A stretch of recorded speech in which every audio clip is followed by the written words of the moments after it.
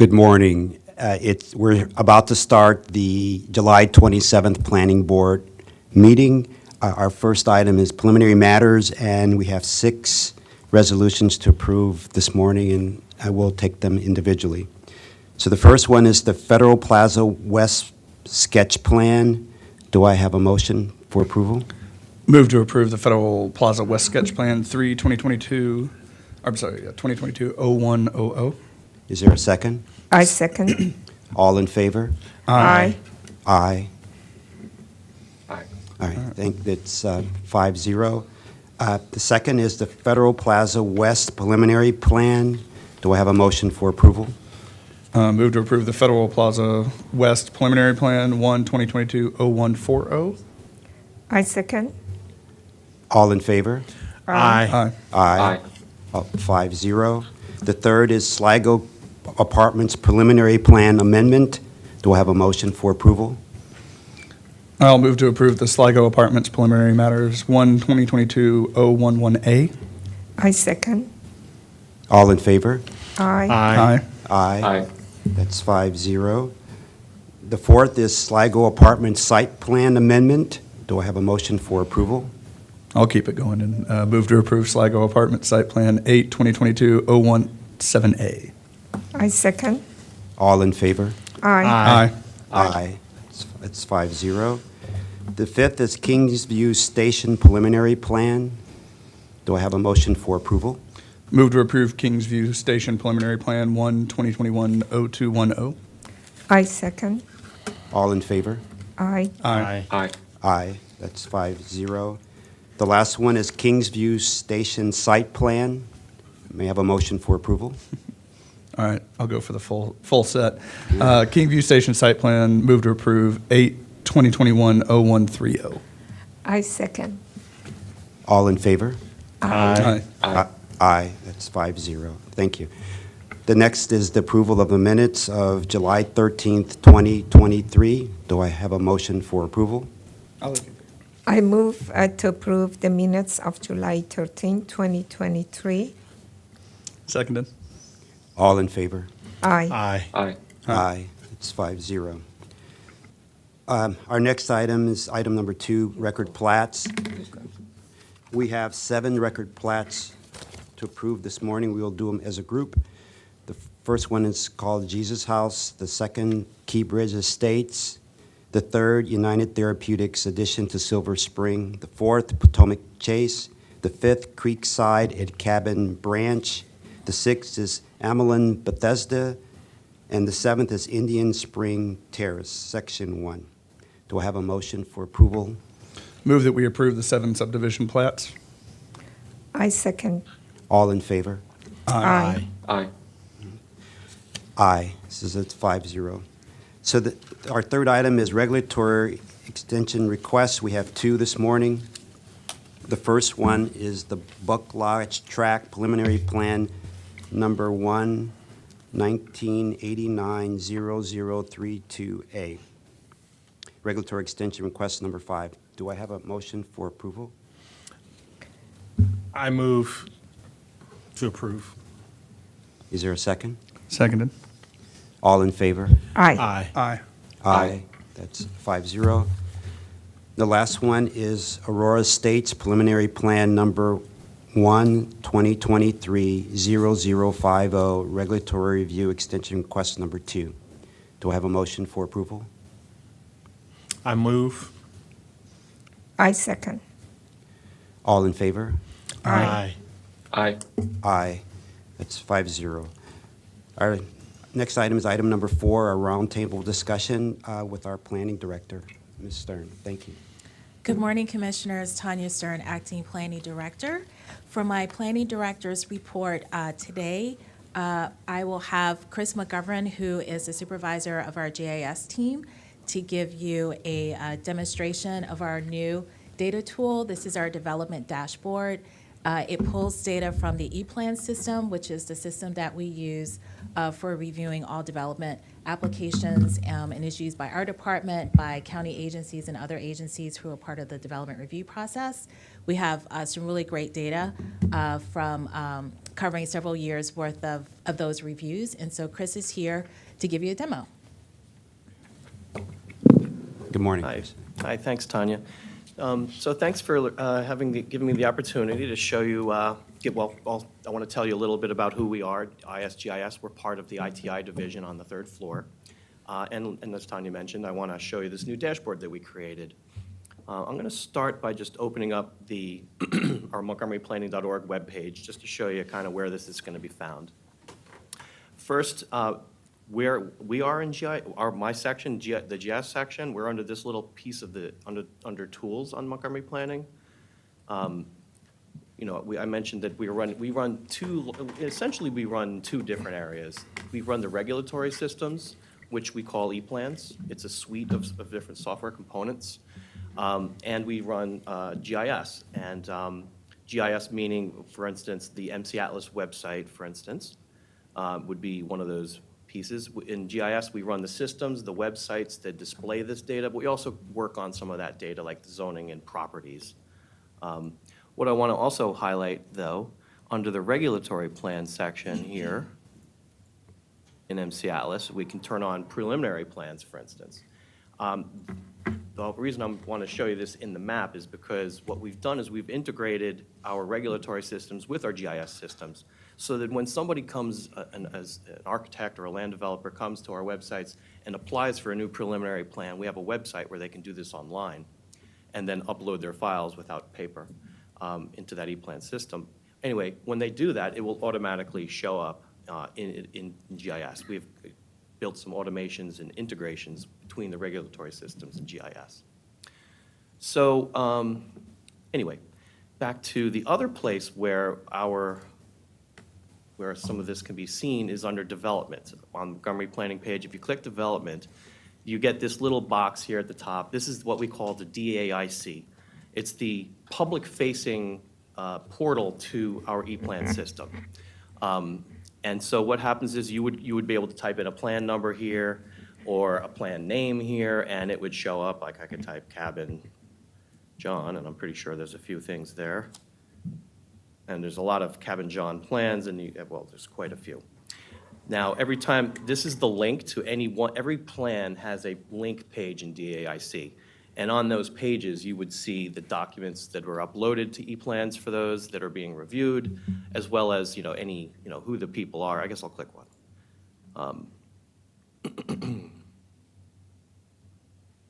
And so you can see it has like who it was, what was proposed, what the decision was. And every plan has a page like this, and including this link at the top, which, this plan, I clicked on a plan that's old. By the way, we don't have digital plans going back before around 95. Before that, everything's on microfiche, and that happens to be the plan that I clicked on. But anyway, DAIC. So so we have a page for every single project. ePlans is administering it, and it's been made, the point of it has been for, 15 years now, it's been out there to keep all of these files transparently available to everybody. When we put a sign out in front of a property that there's going to be a development, we mail the letters. They're mailing it with a link to that DAIC project page, and that's where they go in, they see what's being proposed in time before for a board hearing. So, but what I didn't have until now is a dashboard that kind of coalesced all of that data into one view, and so that's what I'm mainly here to show you now, of course. Actually, I already opened this tab over here. So this page that I linked, again, from this development dashboard link on montgomeryplanning.org, goes to this page that has actually 3 dashboards contained within it. And just going to go through them at a high level, and then we'll delve into each one. The first one is showing what has been approved, and starting from 2010. Now, we'll go into that more. But the other dashboard is a dashboard that's going over the review times. Now, here in review times, I'll go into that more in a second, but I want to go to the bottom dashboard first. And this is what we used to have, the only thing we used to have for our DAIC dashboard, and really only centers around usage. This little chart here is how many times people have viewed a project page. Now, that's usually people in county agencies, when they go to, when we send DRC notifications, they're opening these pages, they're getting those files, they're looking at things. The public, of course, when we notice them. Our staff also uses this, even though they have internal access to the E-Plan system, so a lot of us are accessing project views through DAIC. Anyway, this is just charting how many, every time you click one of these projects, it iterates this number. Like when I showed you that view a little while ago, this is today. It just made this from 664 to 665. And so you can see the trending of how things are going. This chart here in the bottom left is all of the electronic projects that we have in our E-Plan system. And I mentioned that we don't have the ones that are on microfiche yet, but they are actually in the process of being scanned and will be added here as well. But right now, these are the ones that we have digitally. And so each row here, these are all of the different plan types that we work on. Obviously preliminary plans being one of the main ones. We have 6,300 of those in our Hanson E-Plan system right now. We added 5 of them in the past 7 days and 12 of them in the past month. So you can see this is where we have a lot of our activity. These are going to be coming your way for approval sometime in the next 120 days or something. Forest Conservation Plan is a new project type that we've just added to our thing. It used to be associated with other plan types, but now we've isolated it as a unique item. So anyway, these are how many plans we have. You see the largest one is the record plats, 12,000 of them. And you can see how this little chart in the bottom right just records like the biggest days of project view history, and 8,400 in a particular day. So it was a special March 23rd there, I don't know. But anyway, you can see relative to what we're getting on average is around 22,000 and change. So anyway, this gives you a picture of all the different projects. And so let's go back up to the top and look at the approvals dashboard first. Now, unlike what I was just showing you with all of those plan types, and this review time dashboard that has all of these different plan types here, in the approvals dashboard, we're only counting the plans singularly. We don't want to double count. There could be a prelim plan and then a site plan for a building that has 100 dwelling units, and we need to only count them once. Like the pipeline report that we also produce at ITI, we use this concept of a base plan, and that's really a preliminary plan, or in the case of a special situation, a site plan that is a standalone site plan. So in other words, a sketch plan will possibly come into 2 prelim plans or more and have a unit count number on it, but we're not counting anything until we approve a preliminary plan, not an amendment preliminary plan, or a standalone site plan. So with that said, since 2010, we have approved 495 plans with those base plans, with those units. And of course, there's, as you can see, 1,088 amendments that came along with those since 2010. Now, this 38,800, that's how many units are in the base plan. That's the 495 base plans that have resulted in 38,000 units and 13 million commercial square feet. Now, you can see on the map, of course, this is where they are. It's sort of like what I was showing you on that MC Atlas map. You'll see, though, that there's far fewer of them on this map than what I was showing you here, because this one is showing you all the amendments also. So these are approved, not built. So 38,800 is approved units, but we don't know Some how of them are much built. Yeah. Okay. But a lot of them are not yet. There is some filters along the top, and one of them is filter out constructed. First, let me just try this filter out the planning area. So if we wanted to just see, well, what has Down County approved since 2010? Well, 156 base plans for 13,000 units. Let me get rid of that.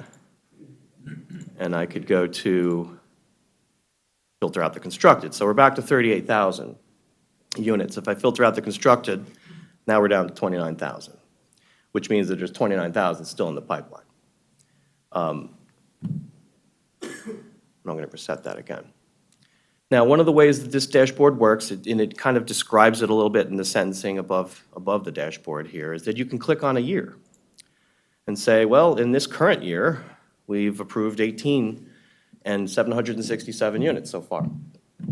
And you can see where they are on this little map, and you could click them on the map and whatnot there.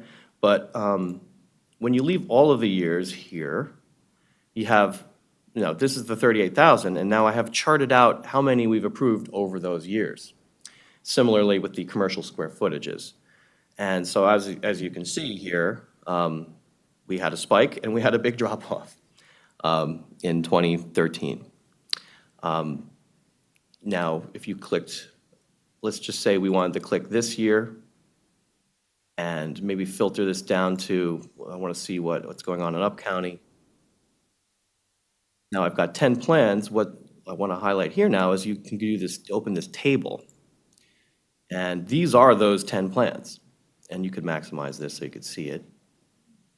And so you can see that there's some admin subs here with 1 unit. That's to be expected, right? And then a preliminary plan here with 63, 44 single family and 19 multifamilies. Sometimes, and I didn't happen to hit on a good example here, but sometimes if you redevelop something, you might see where it says approved square foot total could be a negative number. We might take a Burger King and build a high-rise apartment on it. And so we would lose 5,000 square foot of retail and gain some dwelling units. And so sometimes you see that on these tables depending on what I've filtered to. So what we're showing here is the net number of increases. So that's what's going on with the approvals dashboard. Get out of Up County here. Okay, so now I'm going to go into the review times dashboard. Now, when we're a review time dashboard, we're talking about all of the different things that we approve, not just these base plans anymore. And so we've kind of put a blue hue on some of the kind of precursor plans. So again, we start with pre-applications. We have FCP exemptions, NRIs, natural resource inventories, mandatory referrals. I don't have to read them all, but the duration of this length here represents the average time for all of the, this is sketch plans here.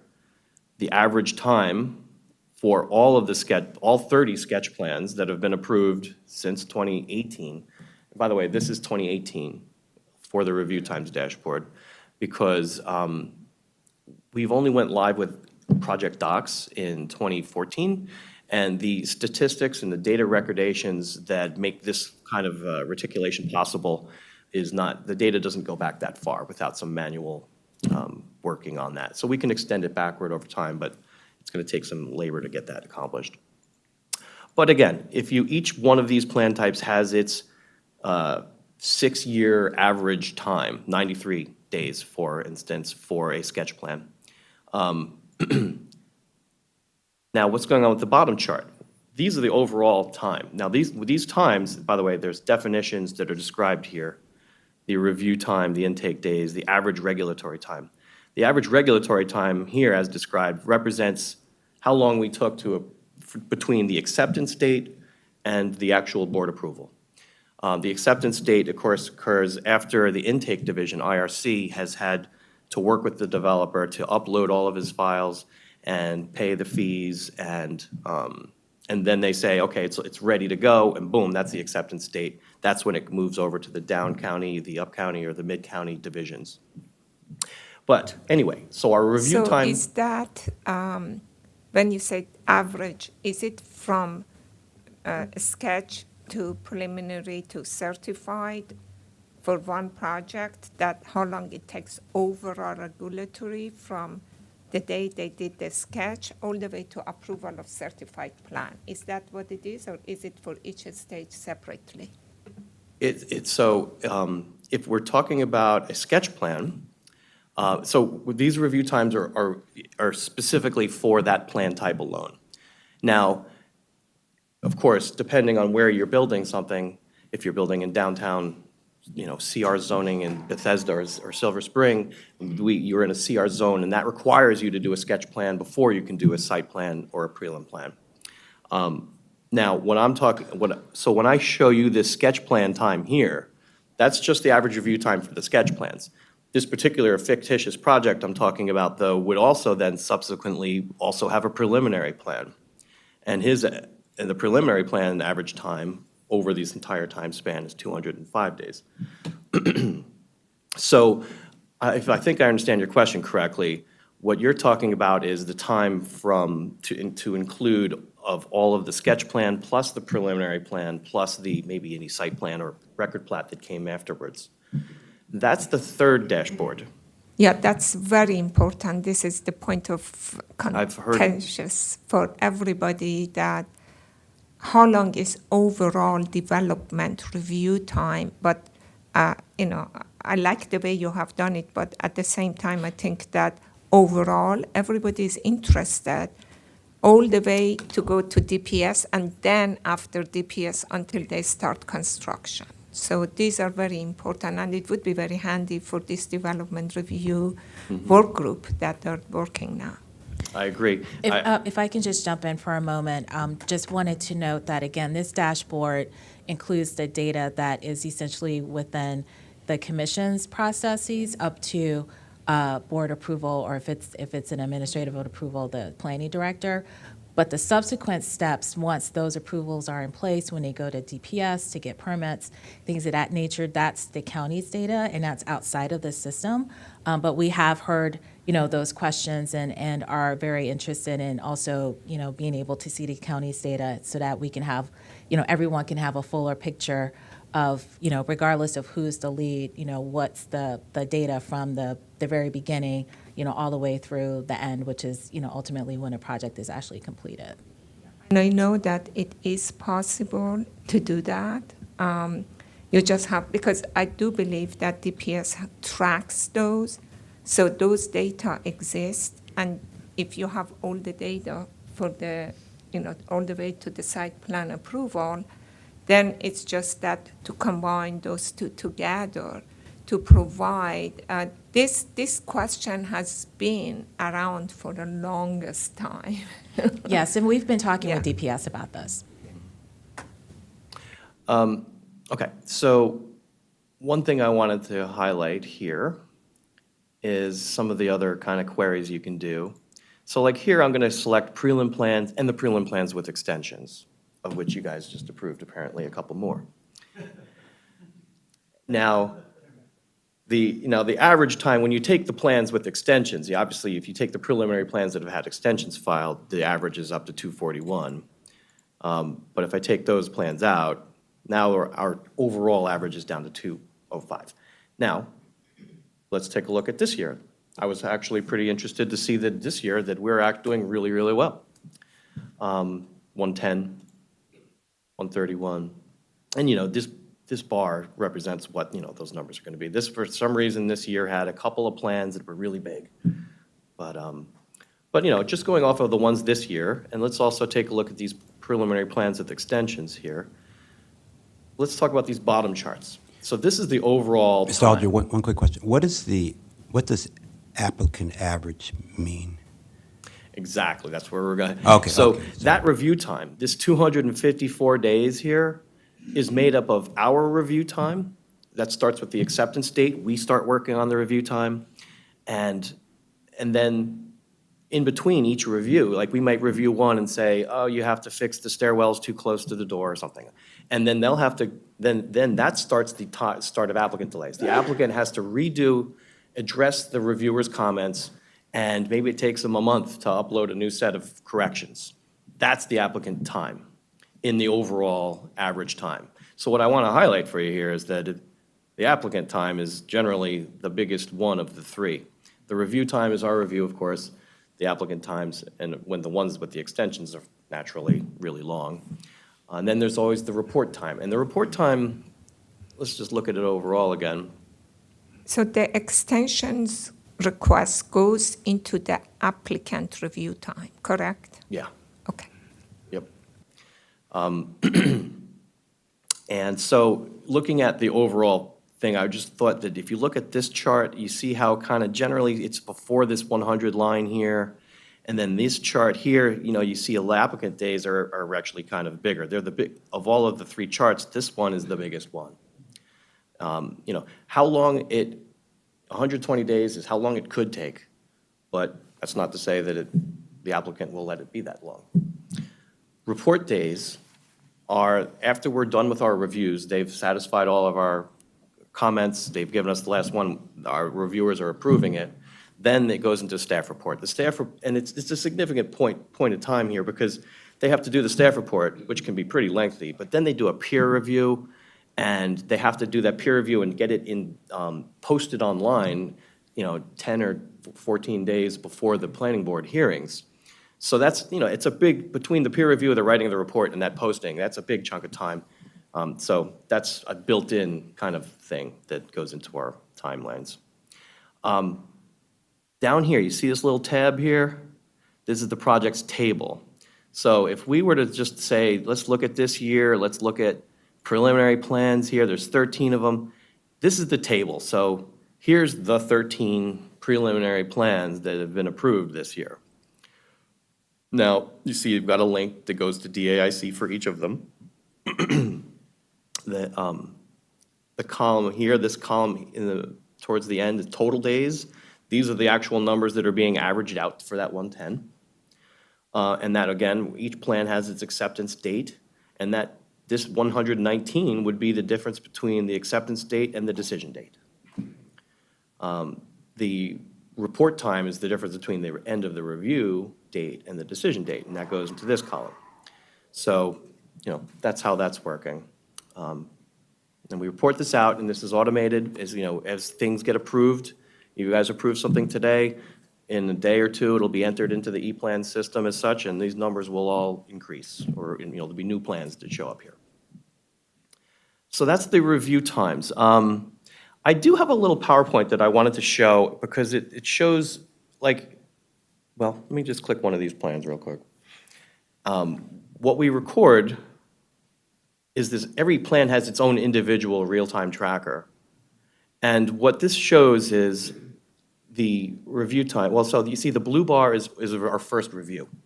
And then the blue bar is how big it should take. It turns out that in this first review, we finished, is the black line on each row shows how long it actually took. So we finished this first review early, and then that's kicked off this first applicant time. And they finished pretty early too. And then apparently we were done.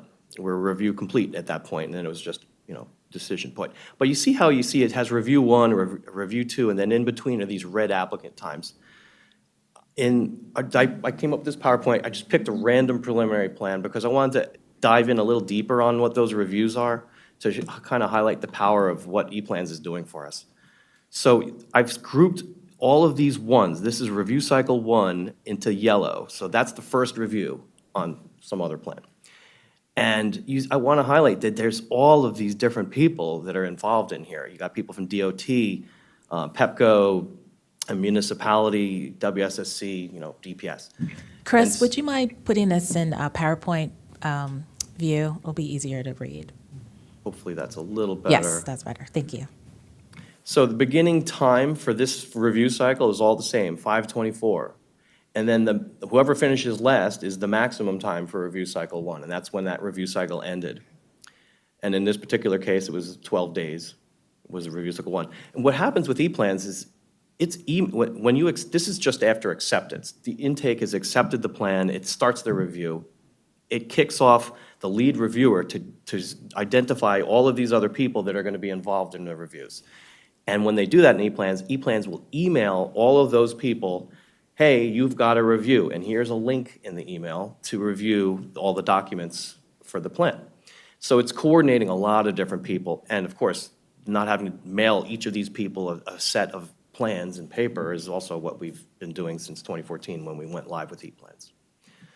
Anyway, it's coordinating that, it's recording all of this data for us automatically. Obviously, the applicant, but we finished here around 6/4, and then apparently the applicant came back and gave us something to start up again on 6/28. So the applicant came back 25 days later. And these are those applicant times that are being shown in the dashboard. So if you keep it here, maybe I have to ask from Director Stern. When the project is accepted, the 90-day or 120 days starting, correct? Is that correct? That's the start of that time, yeah. So what is included in that 90 days? So if it is 2 reviews, you have like about 3 reviews here. We expect there to be 3 is the expected So- duration, but it can go more. Yeah, And in some all of- cases, it can go less. All of those 3 reviews are part of that 90-day. What if that the applicant takes 25 days to come back to you guys? How the time clicks then? Good morning. For the record, Robert Cronenberg. They could be 3 reviews, and they could be all part of that. So, I mean, until the final review comes in and the final plan, we use those final plans to generate letters of recommendation from the agencies that go in the reports that you see. But it could be. It could be 1 review that comes in after that to where they've addressed all the comments and we're able to move the process along within that 90 days. If not, and there are 3 reviews, let's just pick 3, that may be one of the reasons you're seeing extensions, because there are things that haven't been resolved during that review process and they need additional time. So how do you incorporate the applicant time in that 90-day? Because you may make some comments and they don't come back until a month later. So you lose already 1/3 of your time. How do you So make up for that? Well, one of the things that we've initiated, that the IRC, Christina Sorrento's group has initiated, is at DRC, we identify any major issues that need to be addressed. And we offer them a time where all the agencies that need to resolve an issue participate a week later in a meeting, so that we Okay. try to resolve that without them having to go to each agency and get information and then come back to us and say, we think we've resolved it. If we have everyone in the same room at the same time a week later to resolve potential issues, whether it's environment, transportation, design, or all the above. So we identify the issues, if there are any, at DRC. And in some cases, it's just plan cleanup, to where they just need to, address Yeah. comments from the various agencies and then resubmit. Yeah. But it's a short turnaround between. It is, considering all the changes that Yes. they have to do. I just wanted to make sure everybody understand what kind of time frame It is a short your turnaround. staff Yeah. working on, because it's something that and that also include preparation of the report, correct? Well, yes, our staff will start working on a report as soon as the application comes in. Yeah. And we start plugging in information as it goes through, but they can't finalize a report until all the changes have been Yes. made and we start getting the letters of recommendation or approval from the agencies. Yeah, it just gives an appreciation of the, deadlines, Right. and it's horrendous. It's tough, that deadline all the time, especially that you don't have control over all the processes. And I think just to note, our staff and the agencies that participate in DRC, they're working on multiple projects at the same time. So they may be working on 5, 6, 7 projects. And so there's a lot to keep track of within this timeline. And they do a really good job of trying to manage that with the other agencies too. Well, I should say kudos to all of you guys.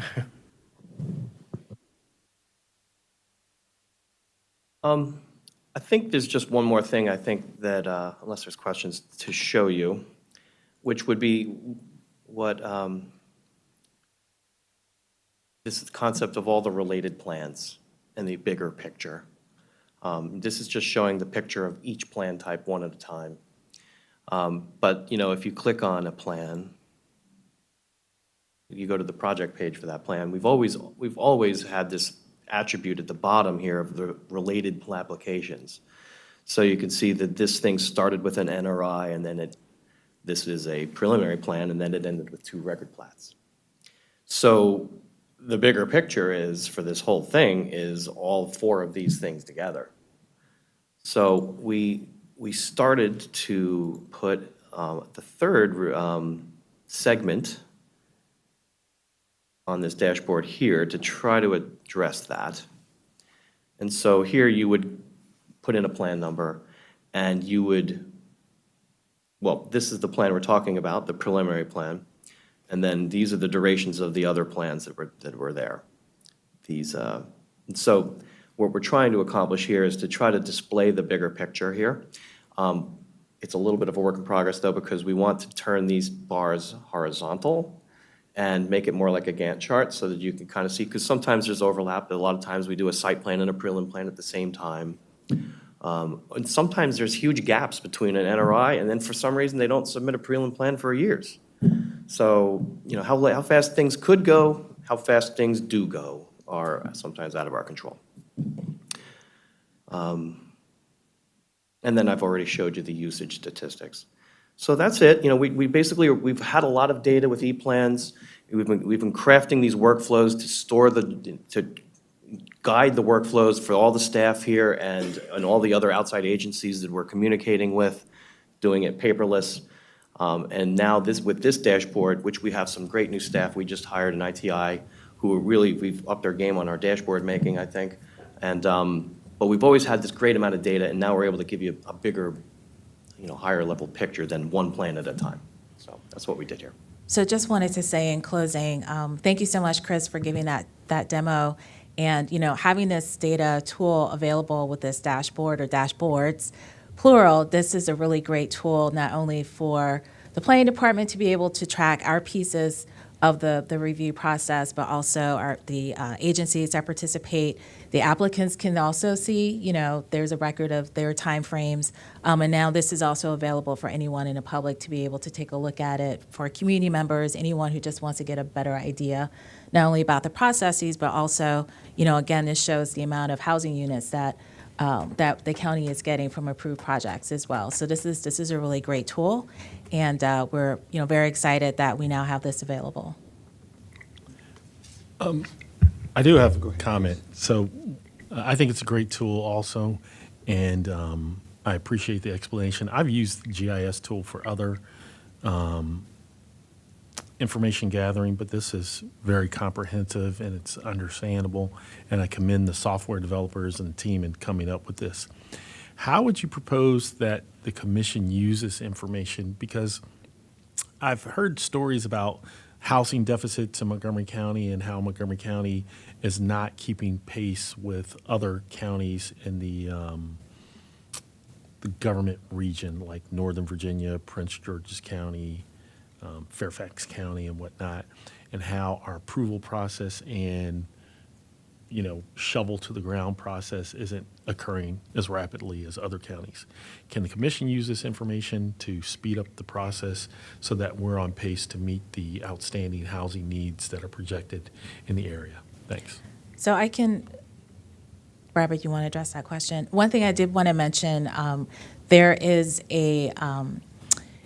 there's an organization called HAND, and I don't remember what the acronym stands for, but there's a separate organization that tracks housing production throughout the region, and every jurisdiction reports data to them annually. Our housing planner, Lisa Gavoni, assists with that. So that is one way in which there is a more regional set of tracking in terms of housing production, but it's separate from this, but I just wanted to let you all know that we participate in that as well. And Commissioner Bartley, thank you for the question. Good question. I think it's one that we discussed quite a bit in the work group that we're doing that I presented to this board last week. That was really one of the questions that came up. How do we look at how to improve the process to streamline it while you're still incorporating the public input into it? Because I think that does create part of the discussion, with this timeline. And how do we look at other jurisdictions? And I think one of the things that our development review work group is doing right now is trying to compare apples to apples, meaning, Northern Virginia and some of the Virginia areas, they have a different process than we do.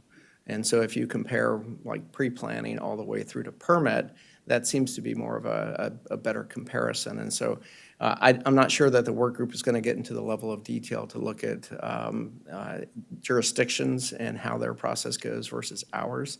But we do have a number of people on the work group that have worked in other jurisdictions to inform us of the information. I think what this shows is that we're trying to create a database so that on the planning level, we can say this is how long it's taking, and somehow that needs to be linked with the county system, or at least their information, and vice versa, where they're linked to ours, so someone can go onto this and address the question that Commissioner Petaway mentioned was, how do you look at an overall process? How do you, what is the time for sketch preliminary site? And even before that, when you are looking at an NRIFSD that has to come in even before the clock starts, so to speak. So there's a lot of elements that go into play with that, and I think the short story is we are looking into that to see how we can improve it, as we always are, and we'll continue to use this information. This has been a wonderful tool that Chris and the GIS team has developed so that we can really start looking at where as it's been called, the pain points are during the process, so that we can address specifically those parts of it as to whether it's the applicant delay, our delay, or is it just, maybe wire extensions being pursued because of the timing. And I think part of it is the timing and the amount of time it takes to respond to comments and put those back in for people to review. So I hope that answers your question.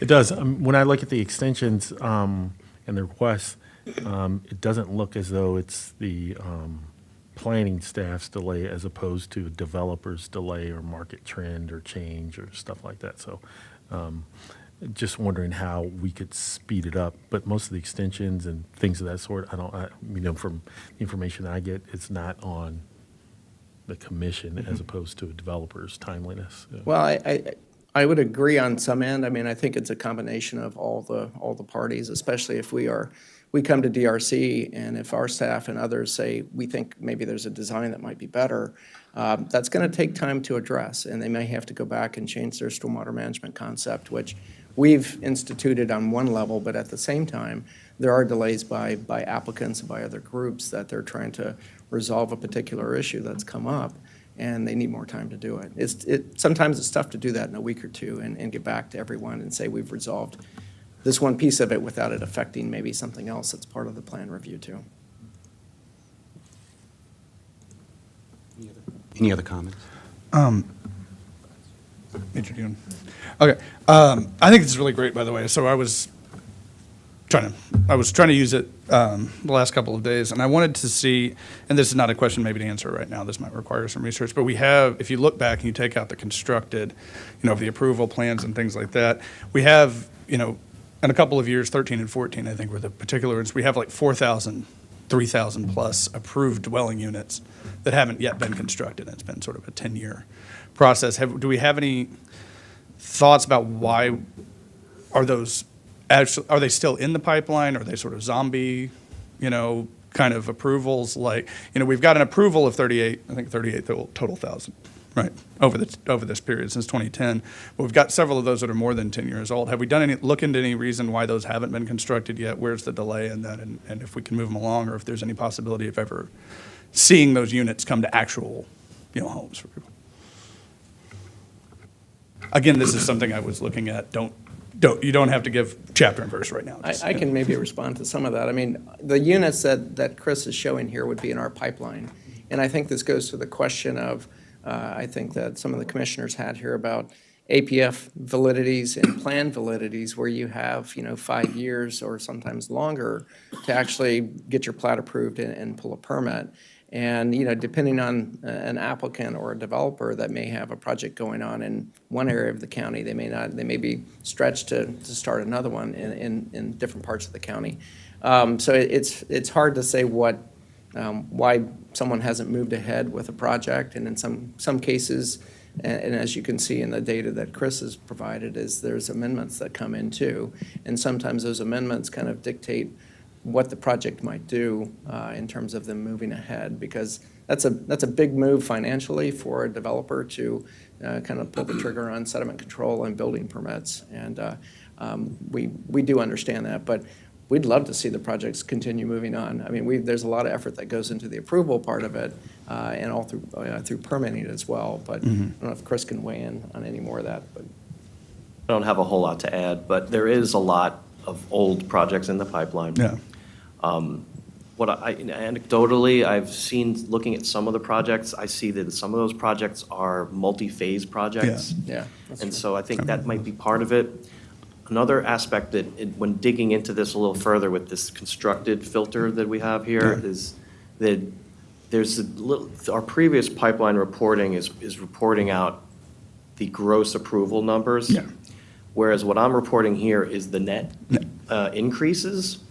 And so I've seen a lot of pipelines that have existing, it'll be a multi-phase thing with a lot of existing on the ground, and then they're only increasing maybe 500 units, but there's already 1,000 units in this particular place. So it looks like 1,500 units in our previous reporting, whereas I'm only going to show you 500 on this one. So there's the phasing thing I've seen that has something to do with some of it, but why other things are in the pipeline, I have no idea.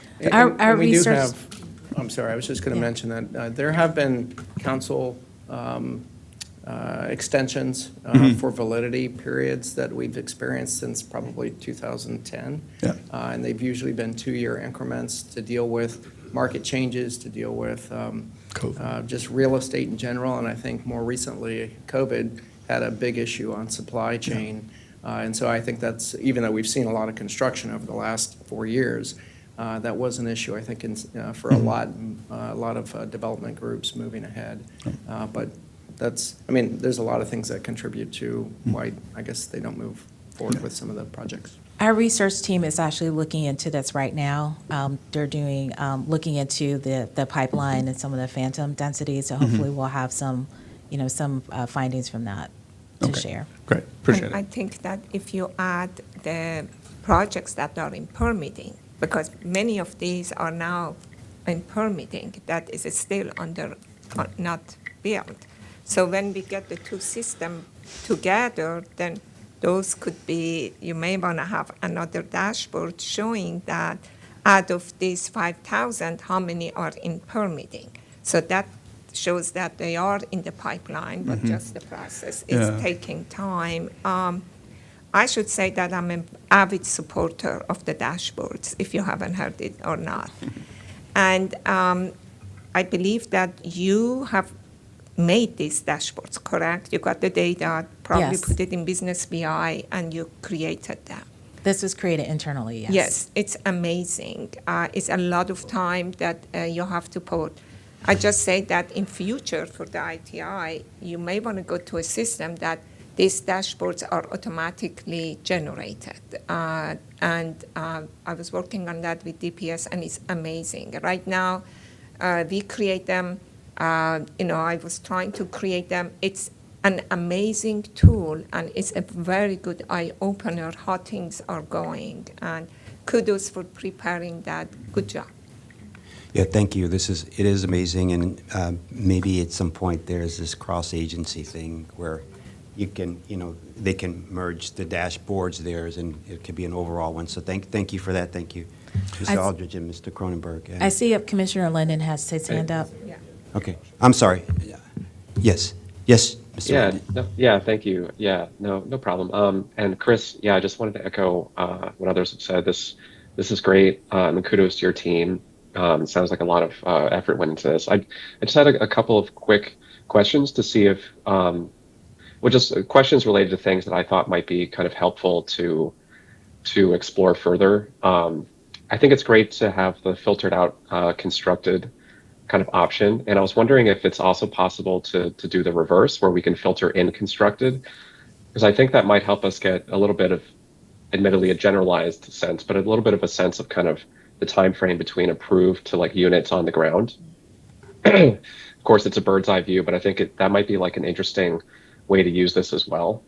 And the other thing kind of on the same dashboard, I love how you're disaggregating the dwelling units, the approved by single family and then multifamily. And I was also wondering, is it possible to get a little bit more nuance there to understand sort of other types as well, kind of within either the multifamily category, things like ADUs, or kind of middle housing kind of scale approved units.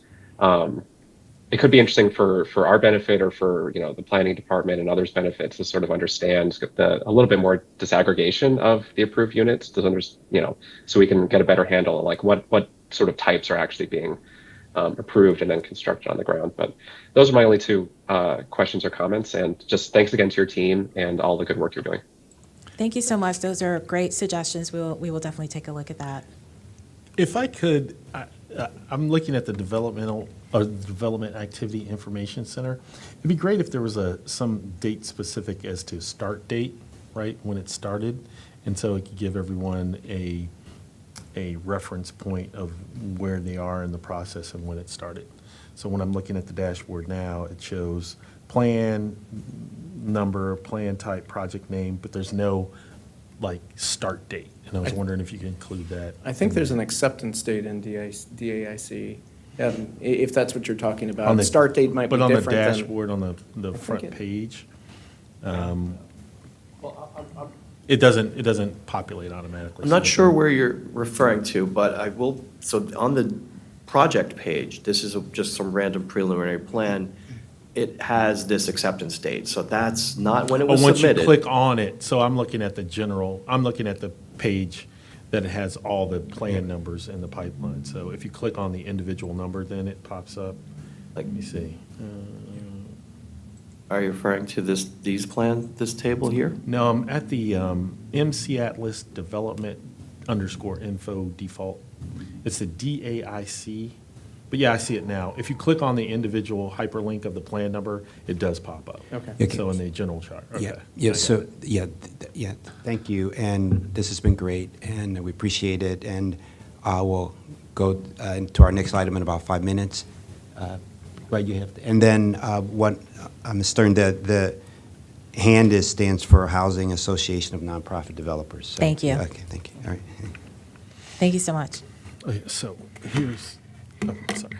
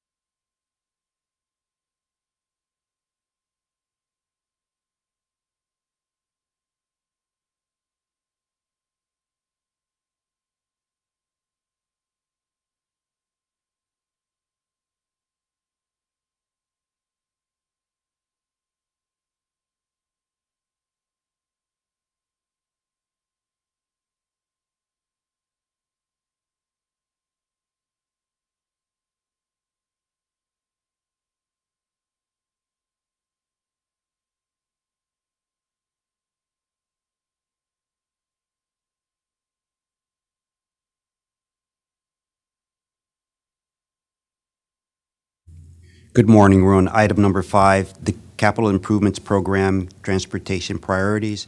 Mr. Aldrich and Mr. Anspacher were presenting this morning, where staff is recommending transmittal of this report to the planning boards, of the planning board's priorities to the county council and the Montgomery County Department of Transportation to help with the development of the fiscal year 2025-2030 capital improvement program. Good morning. Thank you. Good morning. Thank you, Mr. Chair. For the record, Steve Aldrich from the Countywide Planning and Policy Division, and as you mentioned, Dave Anspacher here as well. I also wanted to mention that Dan Sheridan from Montgomery County DOT, he's joining us online today. So I think especially if you have any particular questions about specific projects, Dan will do his best to try to respond. Today, we're here to present essentially what is a biennial process where we, the planning board develops top transportation priorities, and this is to help inform the county executive and the executive agencies, as well as the county council in the development of the capital improvement program for transportation investments. In the past, this has been a top 100 list of all the projects ranked, sort of regardless of category. And what we found is it's exceedingly difficult to rank projects of different size and scope and really depth. So this time around, we decided to rank the priorities by categories such as transit, road improvements, safety, bicycle improvements, et cetera.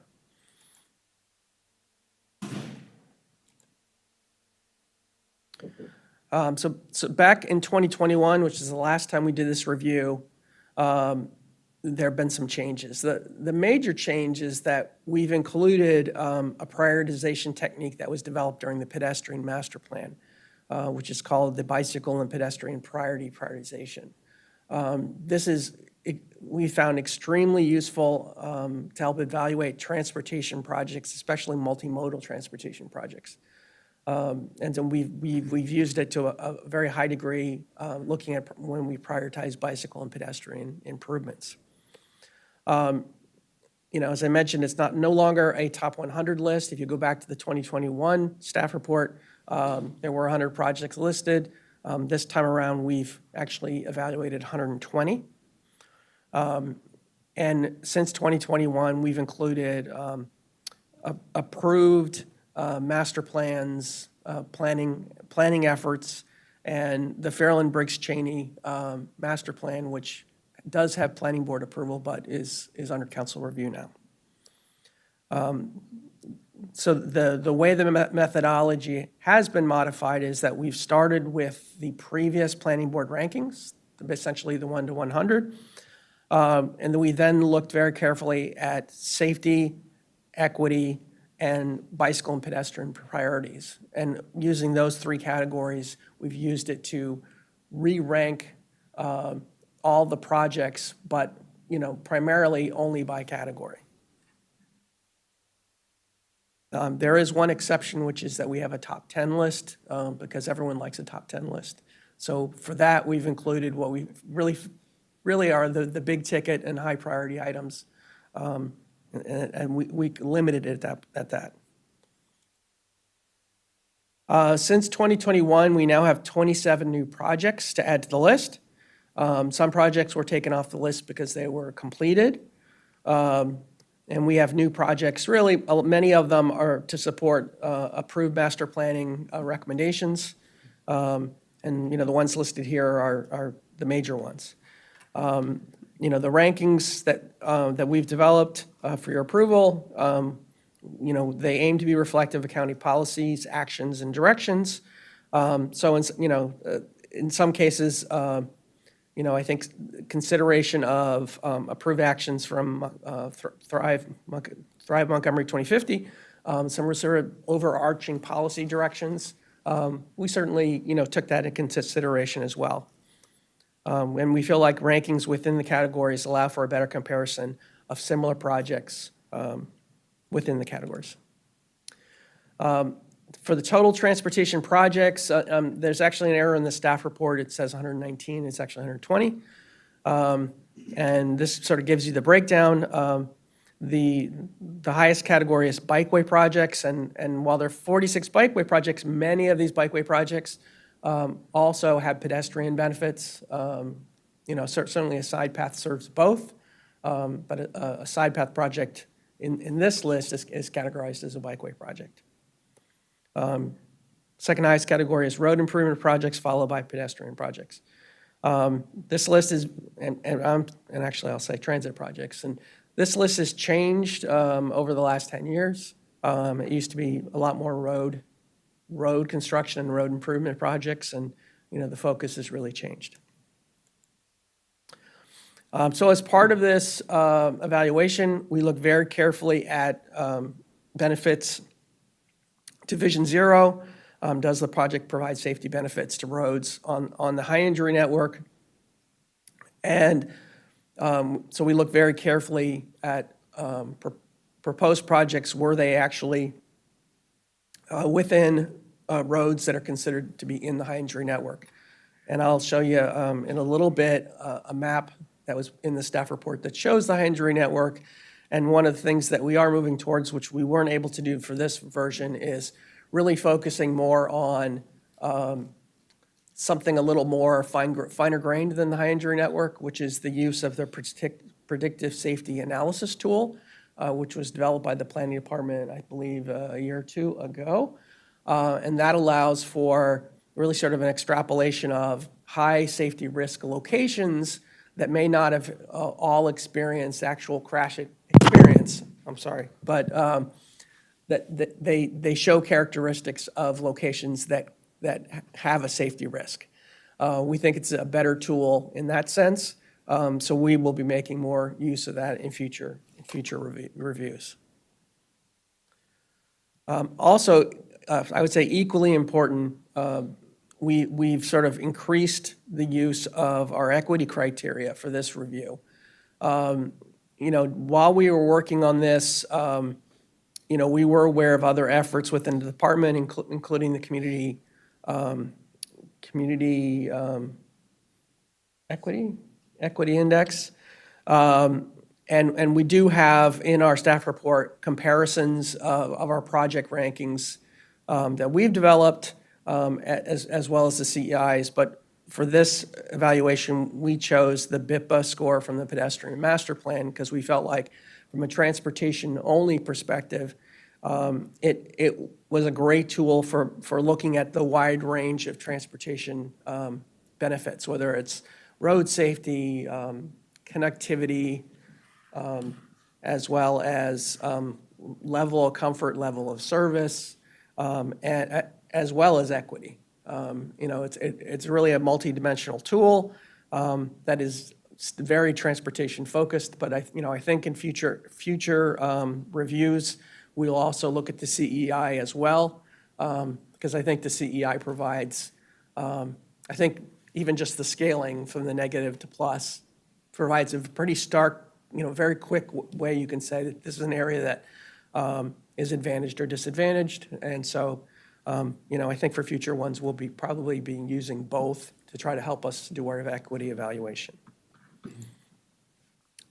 So the bicycle and pedestrian prioritization scoring, these are some of the things I mentioned before. Pedestrian activity, crashes, pathway comfort, which is basically pedestrian and bicycle level of service, equity, access to schools, and access to transit. And then so for mappable projects, a score was provided that really allowed us to get an idea of the comparative equity need and transportation need of those kind of projects.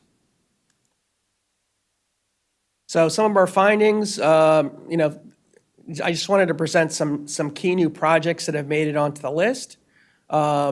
Many of the bikeway projects are actually projects that were recommended through the bicycle monitoring report, which also had its own equity evaluation. And so those Tech Road is certainly one of those. And other projects that are new to this list, One, the US 29 Phase 2 corridor study. That's a relatively new project since 2021 that is proceeding. The Aspen Hill BIPA, Aspen Hill actually has a BIPA. This request is actually for a standalone project PDF and allocated budget. Some of the BIPA projects, and a good example would be the Purple Line. They have their own line item PDF in the capital budget, and it allows for I think more assured funding and prioritization. And the feeling is that Aspen Hill's an area that has just had too many, I'd say, terrible events happening on George Avenue and other roads in that vicinity, and that a really focused look at pedestrian and bicycle improvements is needed. Some other areas include Newell Street, shared streets.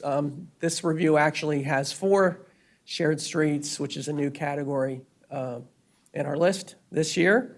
There are other shared streets. All of them came out of master plans. And then a couple more. I'm going to mention the one at the bottom. We did include some of the major recommendations from the Fairland Briggs Cheney plan. And sometimes we have to sort of make a decision whether to put a plan that hasn't been formally approved by the council, some of those recommendations in this list.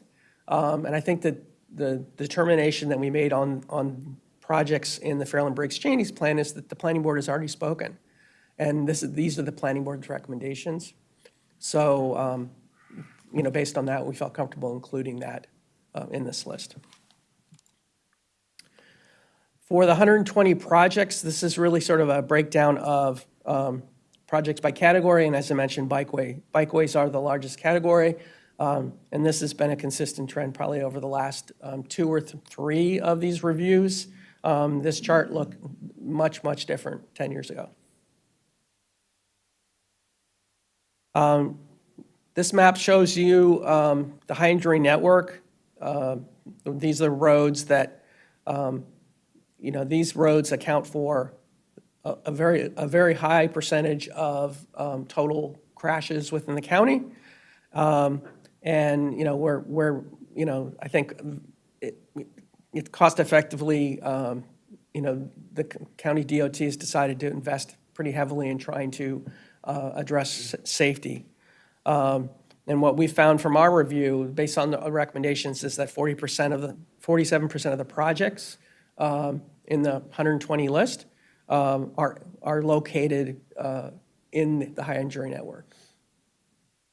Yeah, this is actually an increase from the project recommendation in 2021. From the equity side, again, this map shows you the equity focus areas in orange or yellow. And for this one, and I think this is a pretty big change from 2021, 62% of the recommended projects are estimated to provide positive transportation benefits to equity focus areas. And it shows down there it's an 8% increase from 2021. And our goal is to every year to try to look at this and try to address how we can improve it, certainly from an equity perspective. We're not trying to level the with equity. I think we're really trying to figure a way to sort of address past investment decisions, but it also at the same time we're trying to develop a transportation system that is efficient and effective. So in the staff report, there's some recommendations for top transportation improvements, and as I mentioned, we have a top 10 list, which is all transportation projects, and then we have priority lists by transportation category. And so I'm going to start with the top 10 list. And there's a more detailed chart within the staff report, but many of these projects, likely no surprise, bus rapid transit are some of the major projects. The third project is actually an SHA project, so it's not necessarily a CIP item, but one of the one of the ways that we do this prioritization is that we do include state investments. The BRT projects require state and federal funding, and these represent priorities, sort of regardless of funding. We also have some, I guess, more level of effort kind of recommendations for increased investments in Vision Zero projects, or having even a separate CIP for Vision Zero projects. Improve funding in sidewalk programs. We're just not investing enough in building sidewalks. The Capitol Crescent Trail Tunnel, a long-standing, long-delayed project that needs to get finished. And then we have a couple more projects, on Montgomery Village Avenue. I think this is a great project. This has some equity benefits. It was one of the higher ones on the list during the bicycle monitoring report. But it also is, in an area where there's some redevelopment potential for Lake Forest Mall, and providing that connectivity for bicycles and pedestrians could have a lot of value to that area. And I mentioned improving trail crossings. This was made in 2021 as well.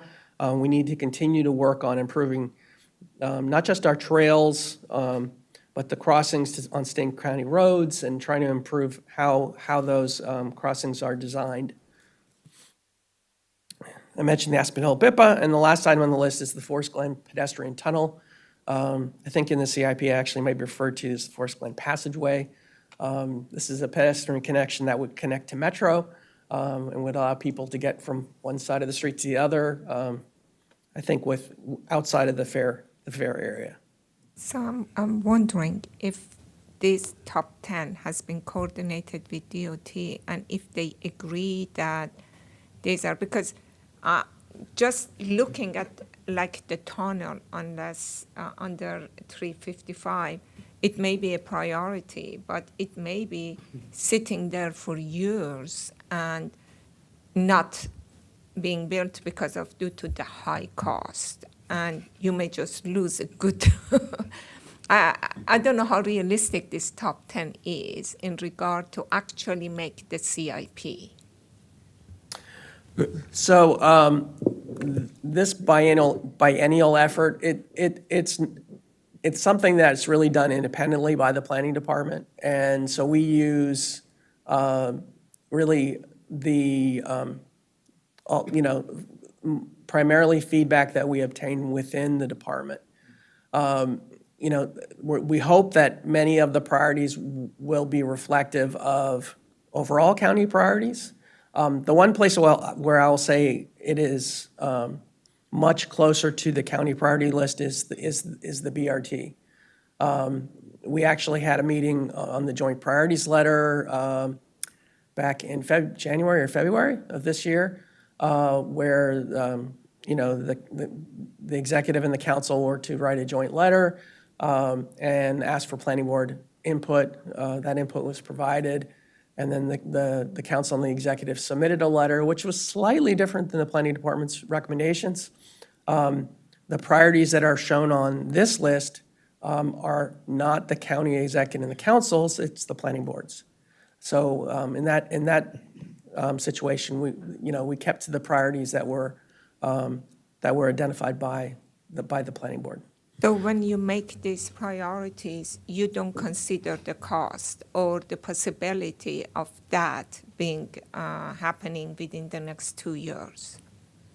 Because I'm wondering that if we know that the possibility of that is way out, okay, because of all the implications, does it take away something else that you could have put in there? That's just a question. I don't know. But Well, I think we try to take all this into account. And, as part of our, not just this review, but even the review that we do every year, we look at promises and commitments that have been made, and then projects that, for instance, have been delayed for various reasons. And Forest Glen is actually one of those. They had problems with finding the appropriate funding source, and then the cost estimate changed. And we follow that, we track that, and we're not involved in that process, but we monitor it. But we also know that commitments were made to the neighborhood, to the area, through the master plan. And so we have a vested interest, at least from the planning staff side and, potentially the planning board side as well, to honoring that commitment and moving a project forward. So this is, admittedly, this is much more, I would say, qualitative, and it is a value statement. And, I think the fact that it's hard to make that value statement and ask the planning board to make a decision on 100 projects, we are hoping that the top 10 list is something that could survive because it's much more, the projects that are on this list, many of them are likely very familiar to most of you folks, and they're very important projects to the county. And, the order, I think the order may not be as important as being in the list. Yeah, thank you. Yeah, Vice Chair Petawim, I had a similar question, and just bringing us up to speed. Is this the start to keep key projects on the map? This is our top 10, and it is the starting point always is when we're going to the CIP process of when they're. Yep, I had also had a question: do we look at costs at this point? But it sounds like this is a process to keep key projects on the list as we go to the next step as the council, and we go to the next step of looking at how much money is there out there and what can we do. So this is a good question you have. Yeah, and I think, this is similar to, I think, what I said last week when we were talking about another item. One of our main jobs as master planners is to help implement the master plan. And so we're very, very focused on, all right, now that we have it approved, how can we get it implemented? And, my job is to basically try to track many of those and to try to advance them and to constantly, sort of be pushing in that direction. The level of engagement that we get during master plans, I think, is a great part of the process. We really get a better understanding of what the community's needs are. And so that, I think, our role is to constantly sort of remind folks that, in some cases, commitments were made. We need to make progress on this. It was made in a master plan 10 years ago. I totally get it. Yeah. Thank you for clarification. I understand, as when it comes, I'm implementer. That's why that I was looking at it, but I totally understand your point now. Thank you. No. So next, I have a series of pages with numbers presented by category. I think I have 9 categories, and I can go through each of these lists, but I think I only want to do that if you have particular questions. But I would like to share some maps that we've developed, and we can show that. And then if you have particular questions about projects, we can go to that. So I'm going to turn it over to Dave Ansbacher, who's going to drive this one. And Steve, I think you wanted me to first highlight just the top 10 list where they are on the map. So I will do that. So the first one is the Maryland 355 BRT Central segment, which is shown here. Unfortunately, our pop-up is now blocking these images, but hopefully that gives you a quick look at where they are. The Veers Mill Road Bus Rapid Transit is right here. I will highlight that. So that's between Maryland 355 and Georgia Avenue. The third project is the Maryland 97 Georgia Avenue, Montgomery Hills road design project. It's just shown here by a dot on the map, but essentially it runs from 16th Street all the way up to Forest Glen Road. Vision Zero projects, that's just a general grouping, as is level of effort sidewalk projects, so there's nothing to show there. The Capitol Crescent Trail underpass from Woodman Avenue to Elm Street Park is right here. It connects the Woodman Avenue and the future Purple Line station and Red Line station entrance to Elm Street Park and the rest of the Capitol Crescent Trail that is under construction currently. Montgomery Avenue, or Montgomery Village Avenue side path is shown to the north, is this yellow line here. As Steve mentioned, this would provide great connectivity to the redevelopment of the Lake Forest Mall site. The eighth is just a general CIP program for improving trails. Aspen Hill is a series of projects, so it's just shown as a dot on the map. And then the Forest Glen pedestrian passageway tunnel is at the Forest Glen Metro Rail station, which is right here.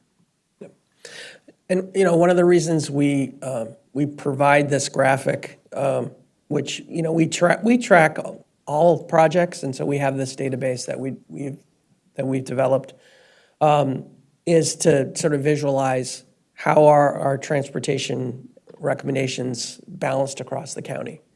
And I don't have it available for today, but you can look at this and pull up the equity focus areas. You could pull up you could pull up the high injury network, and that a lot of that is built into the evaluation that we've presented. But a lot of work goes into this continuously, but every 2 years to develop this list. And the interface that we've developed here, actually, you could drill down and you can show, for instance, here the major sidewalk projects that are included in the list. So if you have any particular questions about projects that are on the list and why they're where they are, we can talk to that. But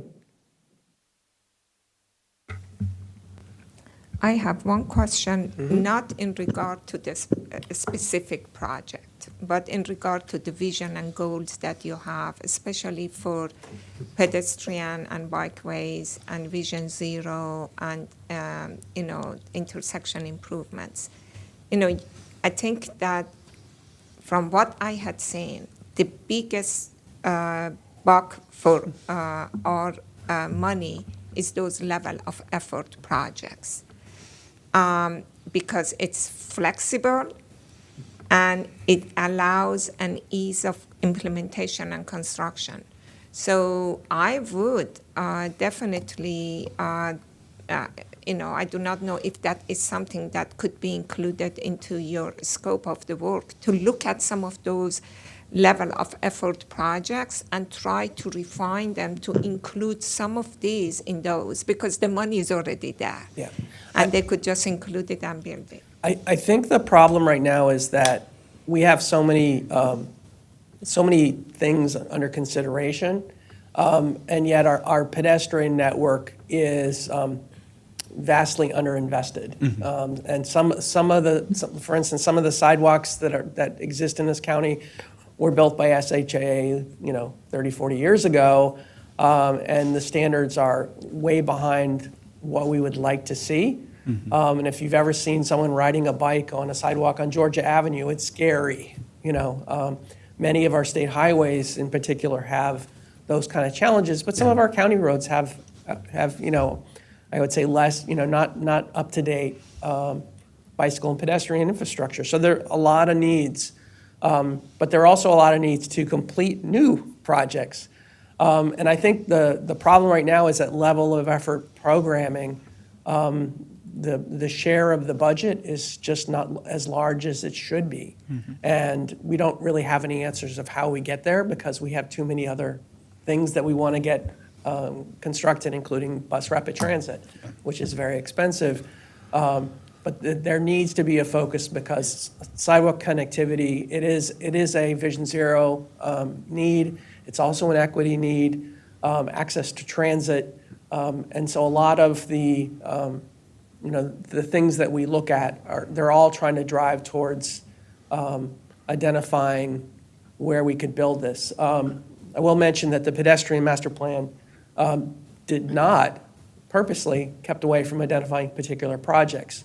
One, because it would have probably doubled the number of recommendations, but also, we really wanted to use the pedestrian master plan more as a policy guidance than anything else. There does need to be more work, I would say from the Montgomery County DOT side, and even the park side, in terms of expanding and improving our pedestrian and bicycle networks and trying to make them as safe as possible. Thank you. Commissioner Linden? Thanks. Yeah, and thanks for this presentation. This is extremely helpful context and information about how the process works. I love seeing these BRT projects ranked so highly. I know it sounds like they've been ranked highly for some time, and it sounds like it's a good approach to kind of keep them elevated for consideration, considering that these are kind of big ticket items.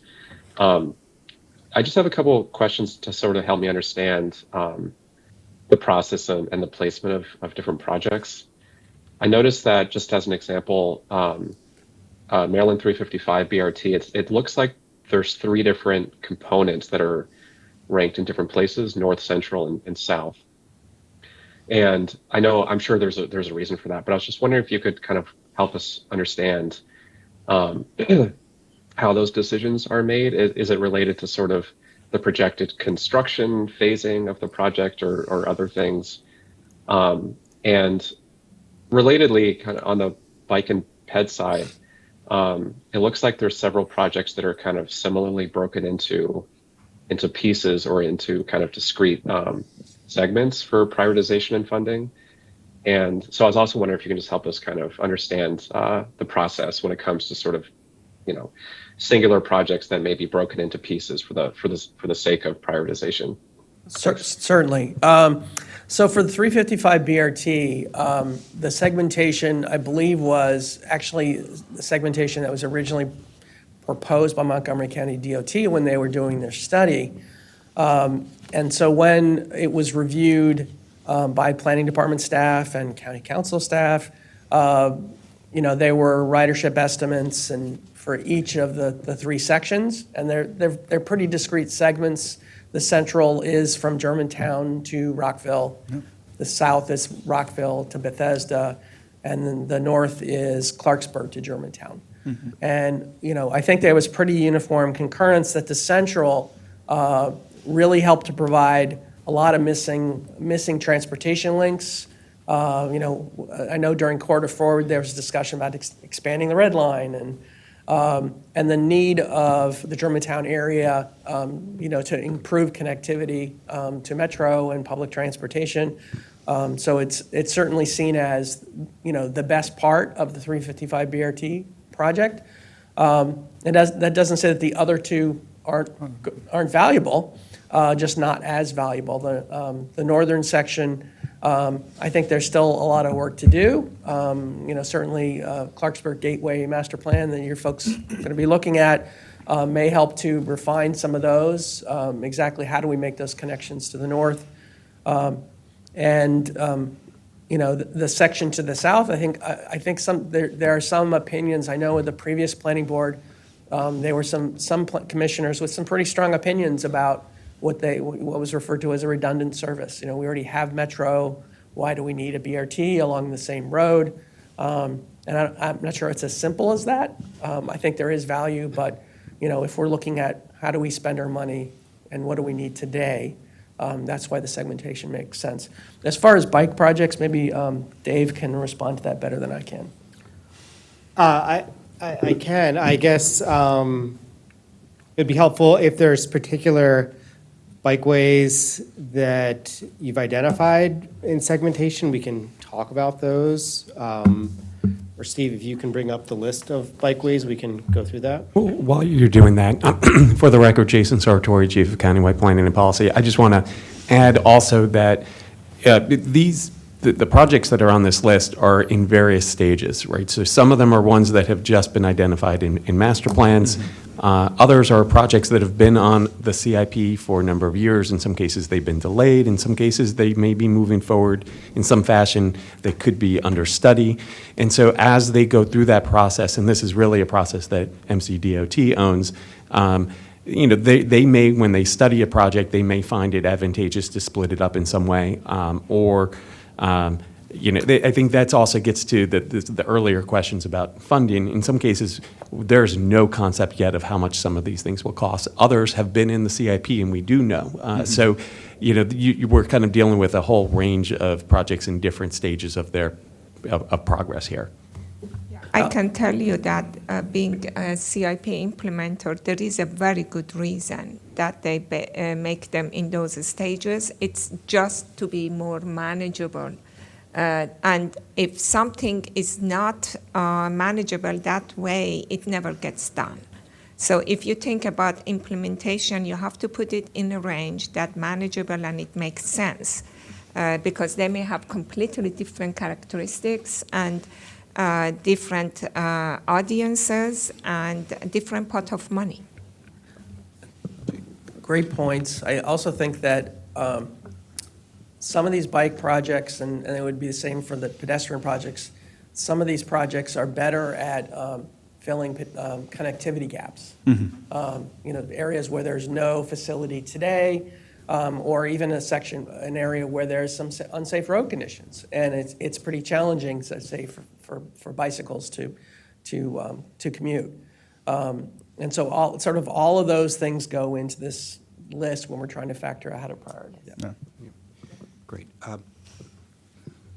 Mr. Bartley, any comments, questions? Okay, great. I thank you for presenting. At some point, it's amazing how you come up with the ranking, but even the criteria for ranking, like the level of comfort.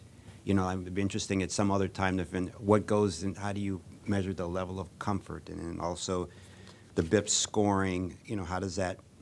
How do you actually do that? So not for today, but just We'd be happy to bring that to you at some point. It's at some point. So, thank you. And if there's no further discussion?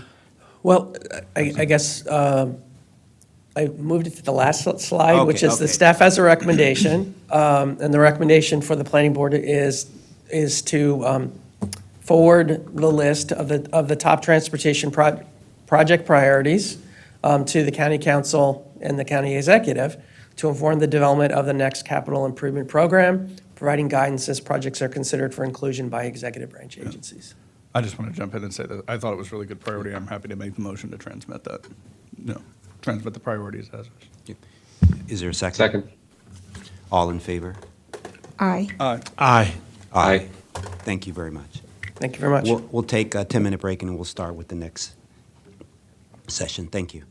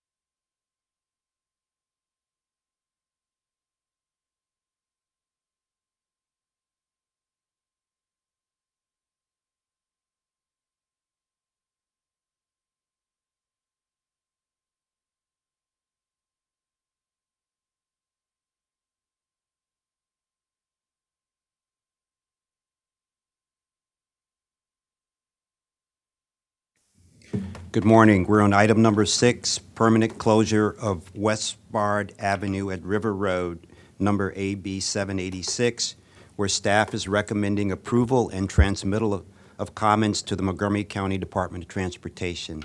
We'll first have staff give their presentation, Ms. Mencarini, and then we'll have the applicant speak.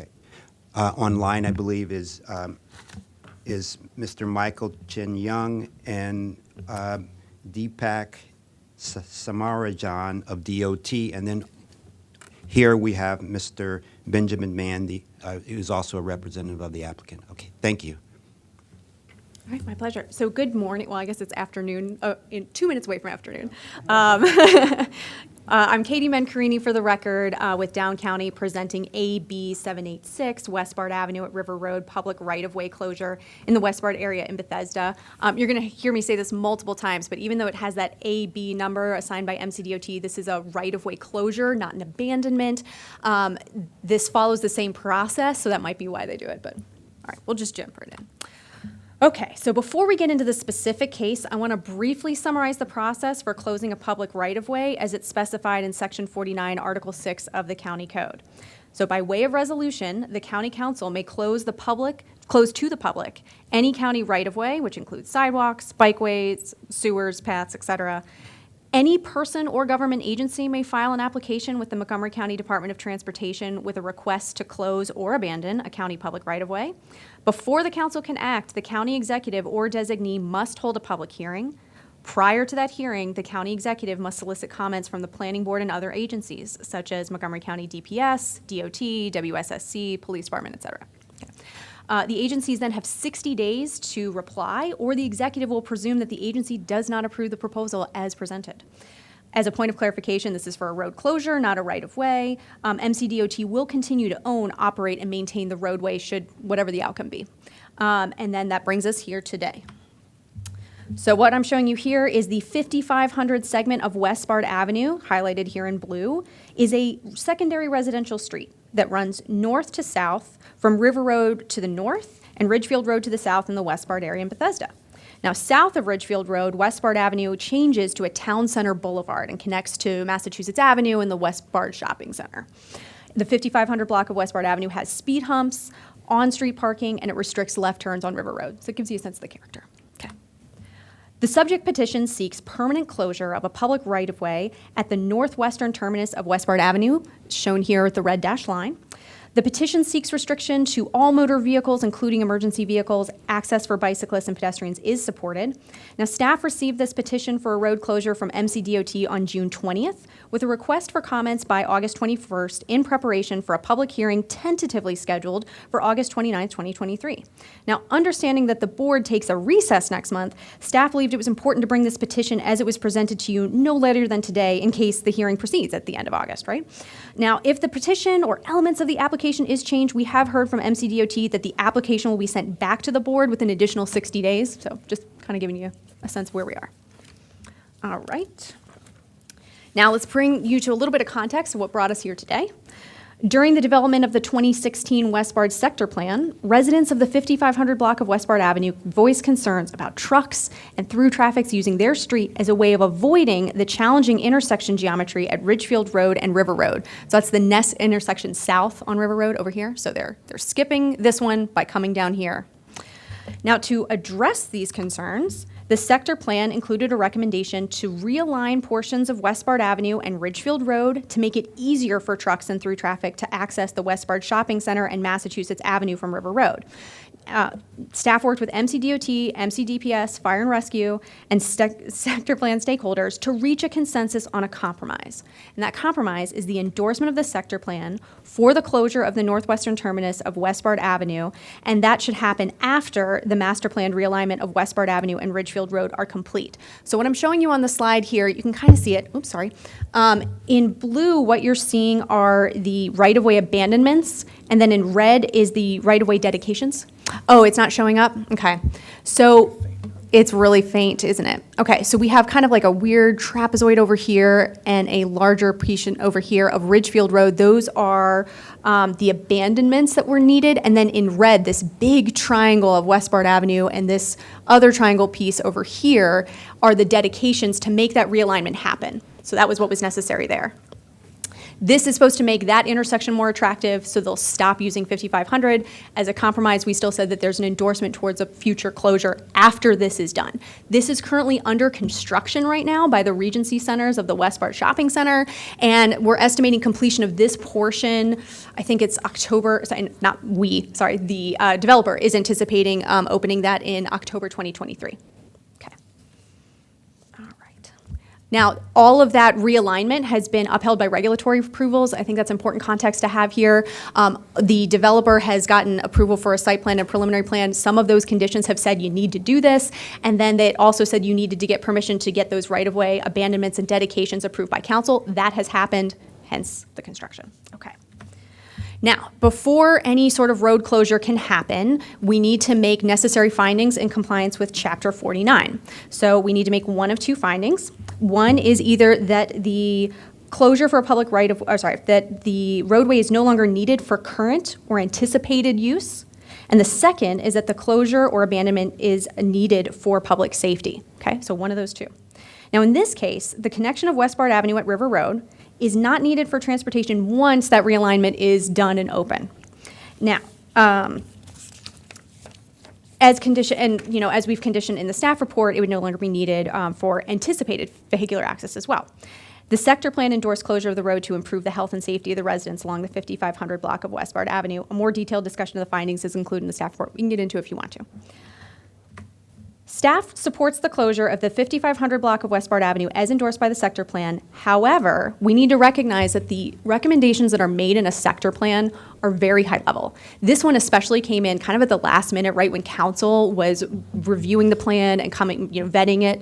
And so there's no analysis that was done. There's no design. So we can't just simply say we support it. We need to make sure that we look and make sure that we are addressing the correct problem and that we have all the things that we need, right? Like an appropriate turnaround, what is the design going to be? Right now, we don't have any of those things in front of us by which to comment on, so that's why we're saying we support it in concept in connection with the sector plan, but that we would need more information to give a more detailed comment. Okay. Let's see, is there anything else I wanted to touch on? We also want to recognize that we want to make sure that the traffic operations are studied. So the recommendation is for further study after that realignment, just like it says in the sector plan. We want to make sure that it reflects accurate traffic conditions as well, that kind of thing. Okay. Want to point out that the application includes letters of support signed by 23 of the 24 residents of the 5500 block of Westbard Avenue. We did receive some written correspondence on this item. We received one piece from the applicant prior to the deadline, and so I can briefly summarize it, but they also are here to share theirs. Our understanding is that their main concern is with the recommended timing of implementation. It suggested that when the realignment is complete, a temporary or interim closure should just be installed until the ultimate design can be finalized.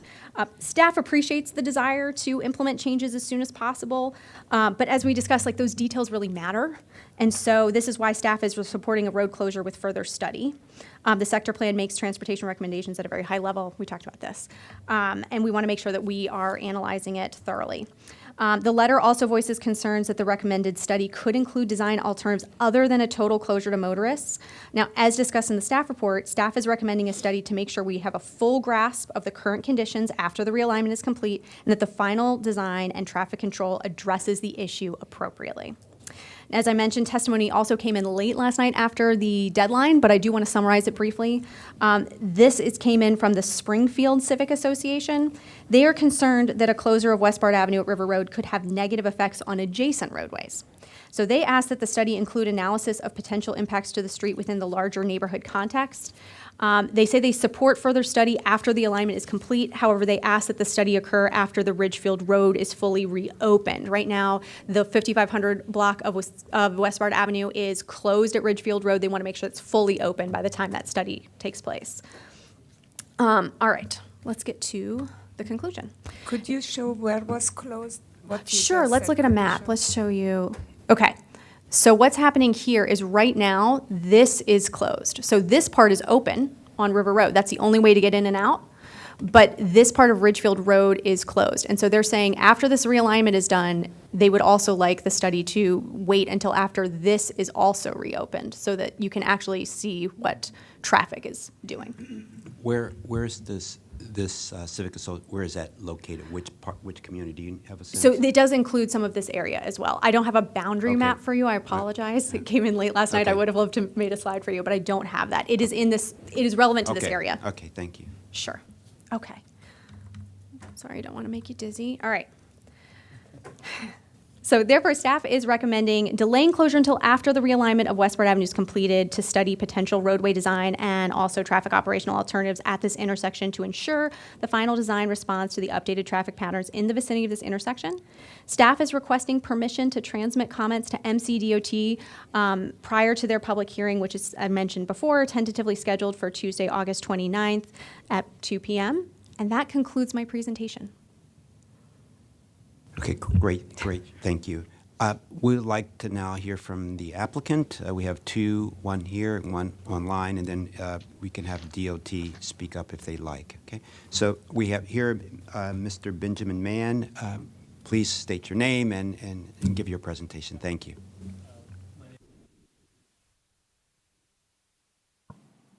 My name is Benjamin Mann, and I'm here representing our Block Civic Association, 5500 West Bard Avenue, Block Civic Association. A couple of things just I wanted to comment on from the presentation. The realignment, the road realignment in West Bard, the great big project that had the prior abandonment case. Staff said that that was done to address traffic coming down our block. We were an afterthought in that realignment. That was done to create a much more attractive gateway to the center of the West Bard area and the shopping center. The entire area's traffic patterns have been severely disrupted by it for over a year and will continue to be for a while. It wasn't just to make our street less attractive as a cut-through. It, I'm sure, would have that effect for some directions of traffic, but it was a much larger project than just us. Staff mentioned October 2023 as the completion date for that. I understand that is the case in their most recent public notice. It is not actually the case. The Regency, the company who's responsible for doing it, their contractor keeps in regular touch with us, and our understanding is March of 2024 at the earliest is when the realignment will be done. So we've got a long ways to go. I have this whole thing written up, but one thing I just wanted to say, because I heard the gentleman in here before me mention in the context of capital improvement projects that a lot of the projects on that list that are sitting there, they would like to get them moving faster because they represent a commitment that the county made to the citizens in the master plan. And that's really all we're here asking for, is for the county to enact the commitment that it made in the West Bard sector plan. The language of the sector plan is extremely clear. This section of the public right-of-way is to be permanently closed, as a quote, and the end of the block reconstructed into a turnaround. You know, that really seemed crystal clear to us. So we were really dismayed to see the staff report, which I didn't see this portion of it in staff's presentation, but as part of the study, it says that the study, which should not commence for at least 6 months after the realignment, should consider alternatives such as closing the median on River Road, which would prohibit left turns on West Bard Avenue. The implication there is all other directions through this right-of-way remain open. Installing a larger directional island that ensures right-in, right-out traffic operations from and towards River Road. Closing northbound access onto River Road from West Bard. All three of these are redesigns of the intersection that modify traffic but leave it very much open. And I appreciate staff's comment, which I know you all are much more knowledgeable than I am about this, that master plans are high level, and maybe the language is flexible, but I respectfully would disagree that it's so flexible that it can be construed to mean the opposite of what it says. This says a permanent closure of the right-of-way, and it shall be reconstructed into a turnaround. The staff reports also states later on, it makes it clear that this language is the result of a compromise, a consensus compromise that was reached and quarterbacked by planning staff during the West Bard sector plan process, a compromise between all of the stakeholders and the public agencies, the residents of the block, Department of Transportation, Fire and Rescue Services. There was thorough public engagement on this. We heard comment that just came in, I guess, after the deadline from the Springfield Civic Association, asking for delay and further study. Go back and look during the West Bard sector plan process. They wrote a forceful endorsement of this aspect of the permanent closure. And I'd also mention that the majority of us on the block are dues-paying members of the Springfield Civic Association, and not one of us ever heard peep about them having something to say about this closure or weighing in at the planning board process. Speaking of notice, I actually don't know if this is considered a mandatory referral or not, but I did read that the planning board has uniform standards for mandatory referral, and they involve things like providing all of the homeowners nearby with 60 days notice. We first heard that the planning board was considering this less than 72 hours ago.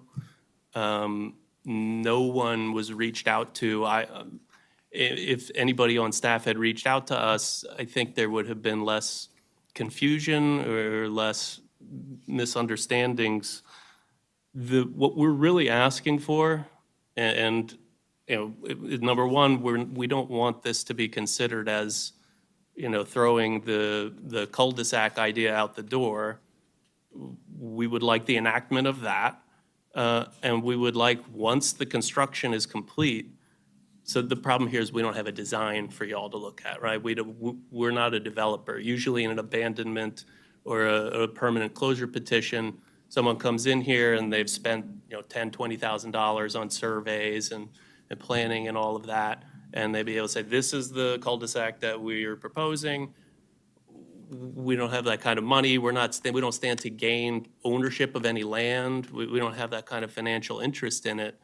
We're reliant on the Department of Transportation to develop those plans for us, and that's not available. But what is available is, as soon as the realignment is complete, temporary barricades can be put up.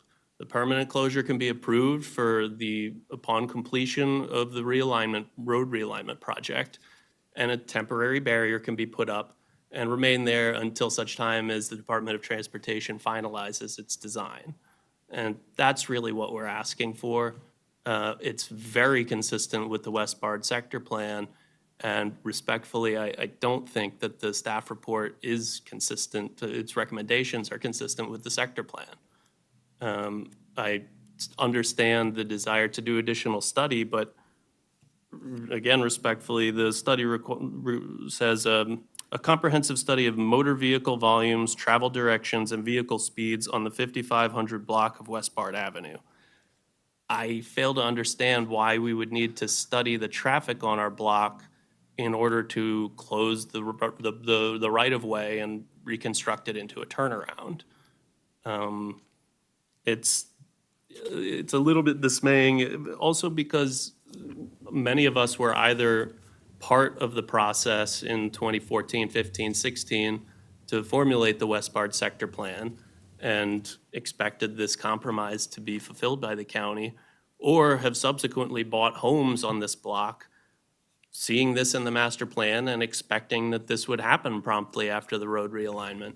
Mr. Mayor, could you take one more minute and just I'm sorry? take one more minute to summarize? And so we can That's get back. really all I have. I just reiterating, as staff mentioned, We're not asking for ownership of land. The county will still control this land completely afterwards. The county can still decide to do whatever it wants with it. We're not asking to close it to pedestrians or bicycles. And I also want to note that I have all the respect in the world for planning staff. I know they have a hard job and have to deal with a lot of upset people sometimes. I just disagree with their conclusions in this case and wish that they would have reached out to us earlier in the process. Okay. Thank you. We appreciate your comments. We have Mr. Michael Chen Young on the line. Please speak up. Thank you. Okay, hopefully you can hear me. Thank you very much, and I apologize for not being there in person. I'm a 25-year resident of Westbard Avenue. My house is actually at the corner of Westbard and River Road. I have raised my children in this area, been active in this area. My wife has testified in front of the board. We were involved in the sector plan that culminated in 2016, and we've always been involved. I was also on the Springfield Civic Association, the traffic committee, in which we wrote the recommendations of what should occur. And, I will say, and I'll try and summarize, and let me try to share screens so you can see my summary. And again, I emailed this because I didn't know the timing of when things need to be submitted. And as Ben mentioned, we didn't have much prior notice of this hearing. So I emailed to the board, number one, that all of this image that you can hopefully see on the screen are the residents of this 5500 Westbard block. We are also dues paying members of Springfield Association. We're the ones most impacted by the decision in terms of reopening or not. We're the ones who are most impacted with the 12 children. I think we have 8 elderly individuals. Many times we go and shovel their driveway, and during snow, many times we get groceries for people. This is a street in which we have seen for 25 plus years speeding traffic coming through, irrespective of what security, what signs, what blockage you put at the end, which I've tried to depict in red, of River Road and Westbard Avenue. We've seen multiple crashes of cars speeding down River Road, trying to turn right on Westbard Avenue. We've seen multiple crashes of cars leaving Westbard Avenue and turning left on River Road. I personally have seen people, the third house from the left, they were held up at gunpoint. We're the ones who are going to see the increase in density on this street, and we're the ones impacted with more through traffic going through the street. The Westbard sector plan and the realignment of Westbard with River Road is going to make that connection the intended secure pathway of people going from Westbard Avenue to River Road.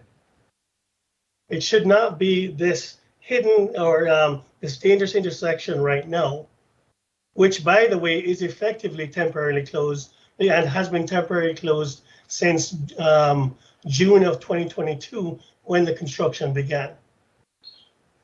What we're asking specifically is to continue the temporary closure.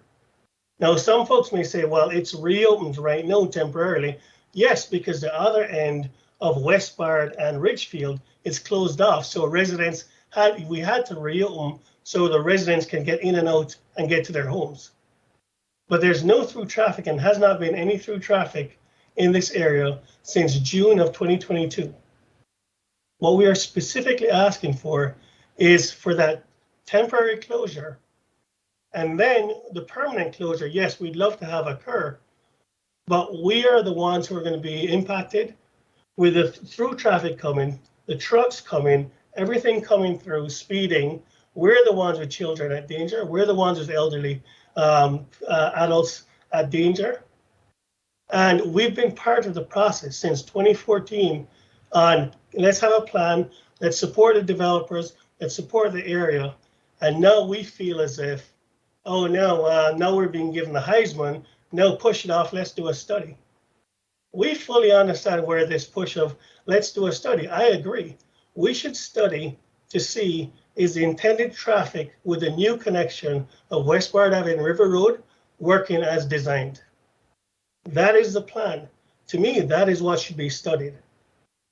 And then if the visualization of that is, oh no, that new connection with River Road isn't working, the solution isn't then, well, let's reopen the old West Barton River Road intersection, which is a residential area.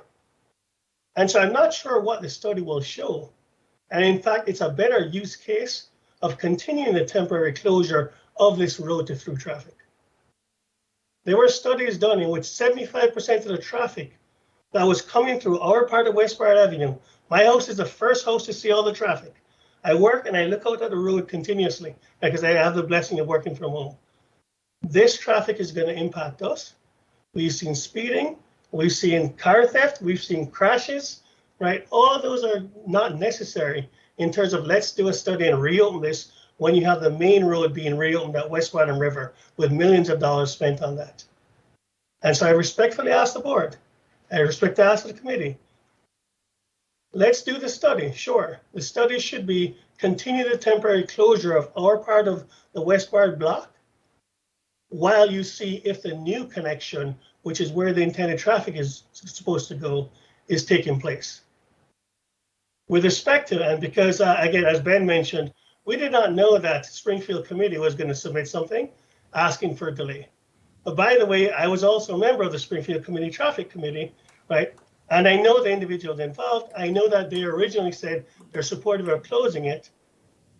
What happened, which was a very unfortunate part, in when the Springfield board commissioned a traffic committee. I was part of that traffic committee, and they came up with multiple recommendations. They had one which said, we want to reopen West Barton Avenue because we don't want any traffic coming through Ridgefield. And that was a decision which was very contentious, which is why we as residents felt we have to have the need to speak up for ourselves, because the other residents of the other areas of Springfield were saying, you guys on West Barton Avenue, your 5500 block, you guys are second-class citizens. We want ours to be protected. We don't care if traffic goes through your side. That is unfair. That is not what the committee should be doing. Yep. And so again, we ask respectfully that we continue the path. We continue to approve, the sector approved it permanently, the sector plan. We're not asking for the permanent right now. Just do not subject us to reopening West Barton Avenue and River Road where we reside and have this increase in traffic, increase in security, jeopardizing our children just because other communities think, oh, we don't want any through traffic on our side. And the primary proponents of that are the individuals who live on Ridgefield Avenue. Yep, Mr. Chen Young, thank you. You have, take 30 seconds to finish up if you like, but. Okay, sure, will do. Thank you very much for your time. I'll close out right now. So I said in the first part, I also attach multiple things which show violations. So if you try and put up, short-term barriers, no left turn, all that stuff at River Road, we have multiple examples of that failing. We have examples of people moving temporary barriers. I submitted the opposition to reopening West Barton Avenue when the Springfield Civic Association tried to push for it to be reopened. I've submitted up myself and my wife. We've been involved in this for many years. In fact, here's a picture of us back in 2016, again active, representing our community. We'd like to keep it safe, and we respectfully ask you guys to continue the temporary closure of it. Thank you so much. Thank you very much. Do we have a representative of DOT on the line? Would you like to provide Yes, any this is comment? Deepak Thumra. Yes. Yeah, this is Deepak Somrajan with DOT for the records. Good afternoon, everybody. I just want to reiterate what Katie Bencarini said. We have received the application. We are still waiting on the county agency and public utility comments, which are due on the August 21st. So we have and also analysis is required for analysis, and all these comments are required to close this roadway. So at present, we are still waiting on those comments and additional analysis and design, which are required to base on those comments. So that's all I have from our end. Yes, so your comments from whom? I'm sorry. From public agents, from other public agencies and utility companies. Yeah, for the application of of closing the road. For the closure. Okay. Yes. Yes. And that is due on August 21st. And those other agencies are, just out of curiosity? It's fire department, DPS, environmental agencies, Okay, traffic operations. okay. Great, great. Thank you so much. Are there any Thank you. question, comments of the board? Yeah, I have a question. Is the road right now closed, correct? So there was confusion in that. Some people said I don't contradictory know, I'm things. really confused. I Yeah. thought that the road right now is closed. So So it'd be not- easier with a diagram. Yeah, so I pulled it up in the presentation, it'll probably be easier. All right, so this end up here at River Road was temporarily closed. Yes, Now that they're making headway on this realignment down here, when I'm circling with my mouse, this end is closed and this end is open. Does that make sense? Right, because they got to be able to get in and out. Yeah. yeah, Right, so, right. so the road is Right, but temporarily very- closed. Sorry. On the south. Any closure that is there today is temporary, yes. Yeah, but no through traffic could go. Correct. Right now. That's correct. So- It's temporarily closed to any through traffic. So That's what correct. is the issue It's been then? that way for more than Well, a year. The issue is, once the road realignment is completed, unless our petition is approved, our block will be reopened on both sides for cut-through traffic to resume, because you can get around the left turn onto River Road by coming through here. So when the road is, realignment is done, then the temporary barriers Yeah, would be removed? These are detour Okay. plans. That's the reason for the temporary closures. Okay. And that's specifically what we're trying to address as residents. But if, when the road is closed, based on this recommendation, if, I guess that I'm understanding that we are still checking with fire safety and DPS and everybody else, what's going to be happening in that closed section? Yeah. It's going to be just for cars to go.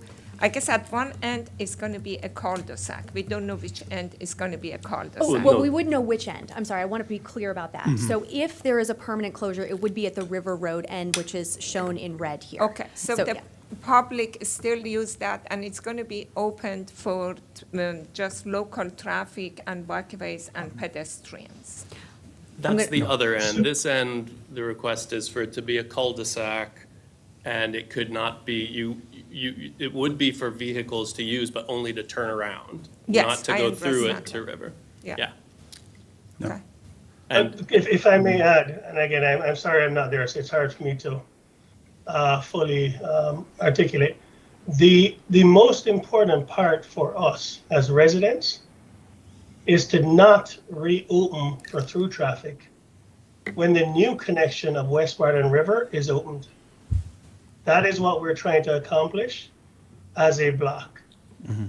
We're the ones who've lived with 25 plus years of the speeding trucks, pulling down wires, loud noises, kids can't cross the road safely, elderly adults. And the design is such that the traffic should be going to the new safe intersection of West Bard Avenue and River Road. So there is no need for through traffic through this unsafe intersection of the current West Bard Avenue and River Road.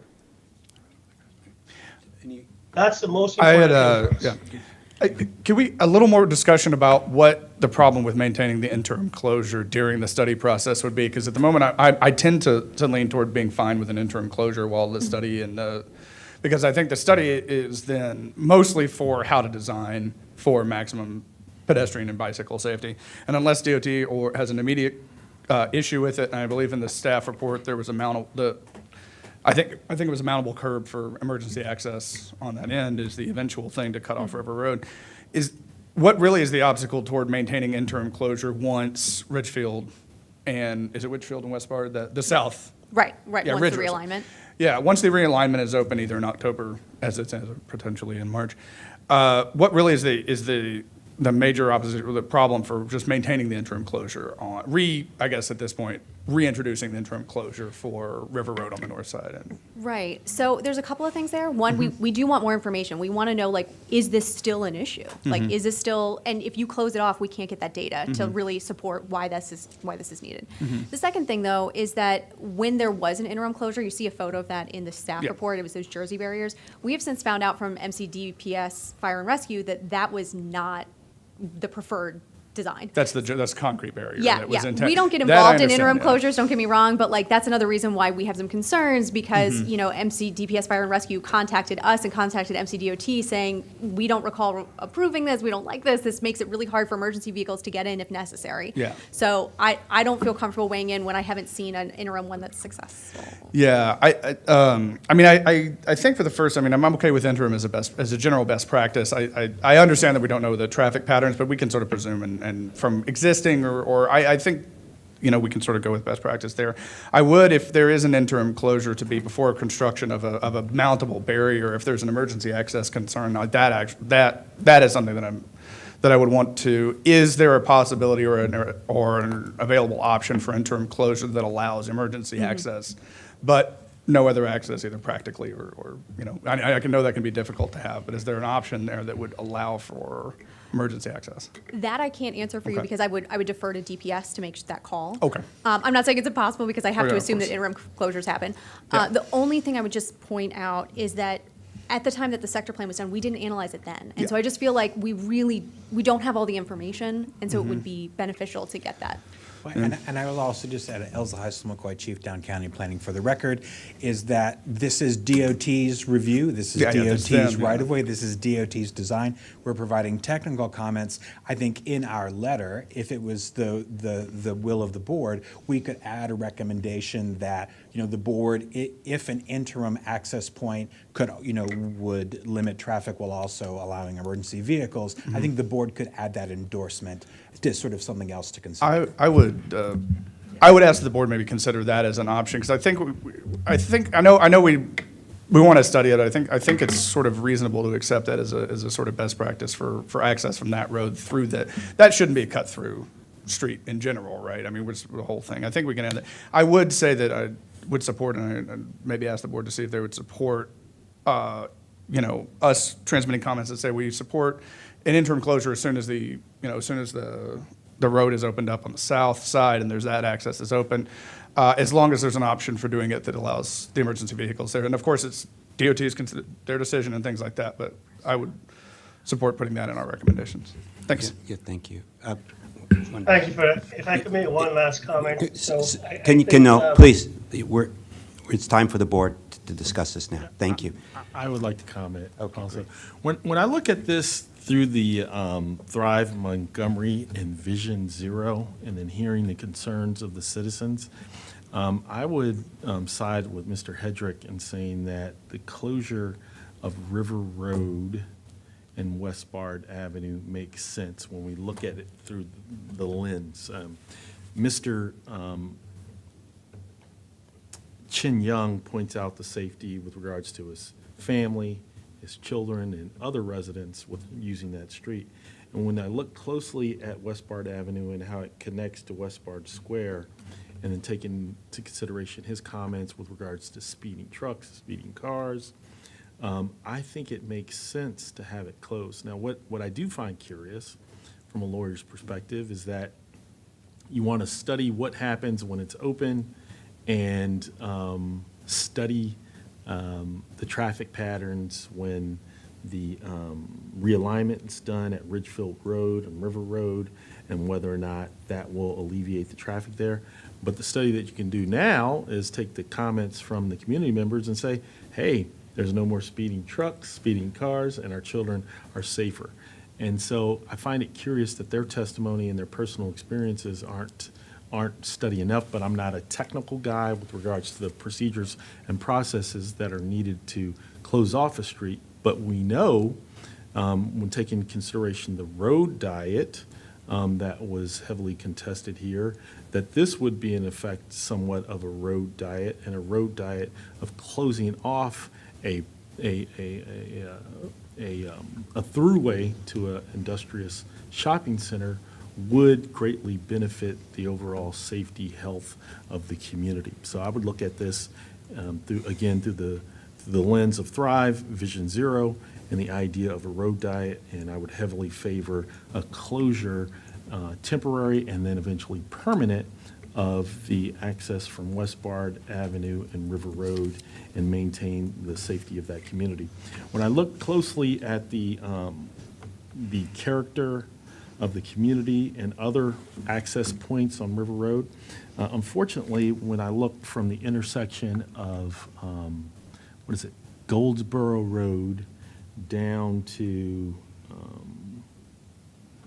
Ridgefield Road and West Bard, it's uncharacteristic that this is the only road that leads to a shopping center. And the rest of the community there is, transportation byway for ingress and egress into neighborhoods and not to shopping centers. And unfortunately, this is an anomalous roadway, and that anomaly exacerbates the safety of that community. So I would favor that there not be a study done and that the permanent closure of that be, there's some kind of expeditious way to do it, and take into consideration what was done with Little Falls Parkway and the road diet. Okay, thank you. I think those are congruent. Thank you. Okay, yeah. As one point of clarification, though, since you mentioned not doing a study at all, a study would include looking at traffic conditions, but also we would need that for the design itself. I So would caution- suggest that, that's what I was Perfect, going okay, to say, sorry. that I'm not saying not to do the study. I think you should do the study. The idea on the table is that we keep it closed, and that would help you for your study, because the future is that section or that segment is supposed to be closed. So that would help the reality of the situation when you do the study. I do support the idea of keeping it closed. Okay. When the new road is open, temporary, Okay. and then you do your study. But meanwhile, before closure, you have to make sure that DPS and fire and rescue is okay with that. If they're okay with that, then we can keep it closed. And then you can do whatever you need to do until the design comes, and then a decision would be made. Okay, give me just one. So, your study, I had thought the point was you wanted to get traffic counts. But what is your study? So for point of clarification, so it's not our study, it would be a study we're recommending MCDOT undertake. And so that study would have to have multi-functions. It would, for sure, it has to look at the different design components and how that works. How is the turnaround going to work? How is the emergency access going to work? That kind of thing, get into detailed civil engineering. We were suggesting as staff that also looking at traffic conditions to see what type of traffic is coming down here, where is it originating from, is it truck traffic, is it car traffic, to see that this is still needed, and if there may be other less intense ways of addressing those issues besides just a permanent closure. So the permanent closure was listed as one alternative to explore, but we also identified other alternatives that might be suitable given the traffic conditions. Okay. So my thoughts are that I'm in favor of a temporary closure during until this design could be completed and an approval of DOT, provided that subject to DOT saying that a temporary and other agencies saying that they can work for them to have a temporary closure. Okay, so that's what. And then, but because of what the sector plan said and what the residents have asked for, that there be if it's approved by DOT and the other agencies, that there would be a permanent closure. Okay, as the residents have asked for. So that would be, yes, you would then maybe lose those traffic counts, but I think that is what it is. So that's what I would recommend, and I would. Can I ask a quick clarifying question? Ms. Mincarini, are we leaning towards a permanent closure or is that less favorable? And if there's going to be a study done, will the pretext of the study be the benefit to the residents of Westbard as opposed to the difficulty for travelers that are not part of that community? I think what I would say is that this is all just kind of premature, right? That's really where we're coming from, is that we don't have enough information to just simply say, yes, we want more information. And so that's where we're coming from. It's that we approve it, we support it in concept, but we need more information. So it's not saying that this is off the table. Obviously, the sector plan says that this is something that's worth looking into. It's very important. It's very important for them, and it's very important for us. And we're looking at the transportation network as a whole, not just for one segment. We really do want to make sure that this is the right fit for the entire context. Is there a way to do a study and reduce the stress and possibility of harm through heavy traffic in the area? Or do we have to compromise and risk the safety of the residents in order to do that study? So, like the University of Maryland, Mark Elrich, during my conversation with him, points out that they have a great traffic study program and real-life models. Can you do that and use that instead of having a real-life study on that street while the residents eagerly or desperately endure traffic through their neighborhood? So I think, we're getting into a lot of nuance about the study and how it works and how it's going to function and how it's going to be scoped. And I really think that that's more for MCDOT to determine. I think all of these types, the comments that you're making about the interim, putting it in at some point, I think those are great things. We can add them, of course, pending your vote. But what I would say is I wouldn't get too into the minutia of that. I think it's important to say what you're concerned about. So you have concerns about safety, you have concerns about emergency access, you have concerns about not burdening people. I think we can say all of those things so that MCDOT can figure out what they want to do that can address those concerns. That would be just my recommendation. Can I ask one quick May I add? follow-up? Yeah. Let me ask a quick follow-up question. And if you know, great. If you don't, Thank you. we can skip over it. What are the future plans for along River Road? It's not particularly pedestrian. I don't think there's actually sidewalks there. There are no sidewalks. It's not pedestrian safe, it's not bicycle safe. I know there's issue. What are the future plans for along River Road, particularly in that area? And I think when we're talking about, we're going ahead for study. Sure. It's allowing anything that comes through Westbard to allow to connect into that, and for that traffic to be able, I'm still sort of in favor of maintaining the interim as for car traffic, but what is the future plan for River Road, if you know off the top of your head? Great question. Yeah, no problem. And thank you for the question. So this is in the Complete Streets Design Guidelines. It is a town center boulevard. Okay. And so with that, and it's also a growth corridor in Thrive. Yeah. So one of the things that we would be looking into is increased performance and access for transit. Yeah. And definitely bike ped as well. We don't want any roads that don't address bicycle and pedestrian safety. And on a road such as this, we would be looking for designated facilities such as sidewalks. Yeah. And to be fair, everyone I think who has been speaking today appreciates the necessary connectivity for pedestrians and bicyclists in the future, knowing that there isn't actually those facilities today. Those facilities at the moment. Yeah. So that's what I'm primarily concerned with, is that I think as we go along, we're talking about not only sort of the sector plan and the master plan for that area, but also sort of Thrive and a general plan, Sure. is I would assume that at some point that's a situation in which we want to minimize and limit car traffic in that area. To begin with, I understand there's going to be a transit issue if it's blocked and things of that nature. But that's my concern is the study taking into account more the future of River Road as a growth corridor than as anything else where that connects for bike and pedestrians. But yeah, that's my concern. I still think that the comments are all good, except I would say that I would say that maintaining an interim closure at the north of River Road would probably still be what I would support there as the study goes on. Right, so what I hear that maybe a motion is to have a temporary closure I think- of West Bart, provided it's approved by DOT, right? Yeah. Per their study, studies, and what we would want that temporary closure, and then And then also, yes, the temporary closure approved by DOT as they're studying the permanent Yeah, closure. I think Yeah, that, yeah.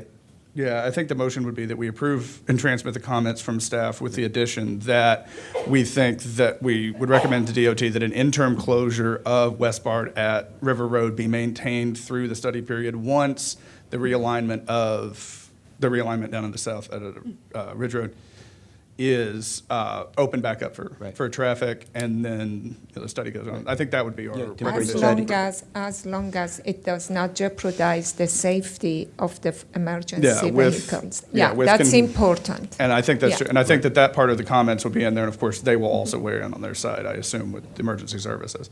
So I think our key factor in here is recommending that maintaining an interim closure, and wanting to maintain an interim closure, provided that there is a way to do it for access for emergency services from the north, if that's something that the emergency services thinks is necessary. Emergency and That motion is whatever. very long. Was that a motion? That was intended to be a motion, and then Okay, we is got it off a onto motion now? discussion. Is there any discussion of the motion? Yes, that is a Yeah. motion to approve and transmit the comments with those additions. Okay, and I second that. So could you repeat the motion again? Is there a promotion? that- My motion is to approve and transmit the comments from staff to the Department of Transportation with the additions discussed here, including supporting an interim closure of West Bard Avenue at River Road once the traffic patterns are reopened in the south, assuming that emergency services also supports. Yeah, emergency and any other, I don't know. And I'm sorry, whoever- staff, sorry. And DOT, I think you said? And Did I DOT, hear you? yeah, Okay, yeah. I mean, they'll make the final decision. These are our recommendations. Our comments, I think, would be the interim and emergency services determination of safety and then accessibility. Right, safety and accessibility. Yeah, that, I like that, versus, okay. So, does legal have that? Is that, we got it? Oh, Katie? yeah, no, don't worry, I got you. Okay, great. May I have okay, so I have a motion and you And second? if it's seconded, All in favor? aye. Aye. Aye. Aye. The ayes have it. Thank you. Thank you. So we're going to break for lunch now? No. Oh, there's one more? Item 7. Oh, item 7. Oh, I'm sorry. I'm sorry. All right, item 7. We're going to, what's the, Let's just go to yeah, why don't you, can they start? Okay. We're going to take a 1 minute while staff sets up for the next, for item number 7.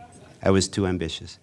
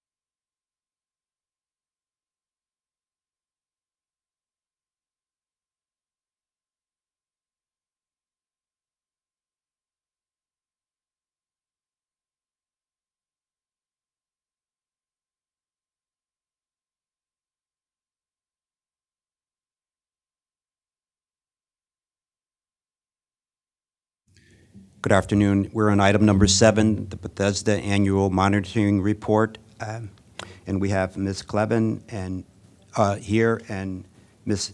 Dickel online. Thank you. Thank you. Thank you, Chair. I'm Larissa Clevin. I'm the Master Plan Supervisor for Down County, and I'm joined virtually by Stephanie Dickel, who is my counterpart on the regulatory side. This afternoon, we will be presenting the Bethesda Annual Monitoring Report. But before we get into the contents of the report itself, I'd like to turn the conversation over to Stephanie so that she can give a little bit of background on the Bethesda Downtown Plan. Good afternoon. Can everyone hear me? Yes, okay.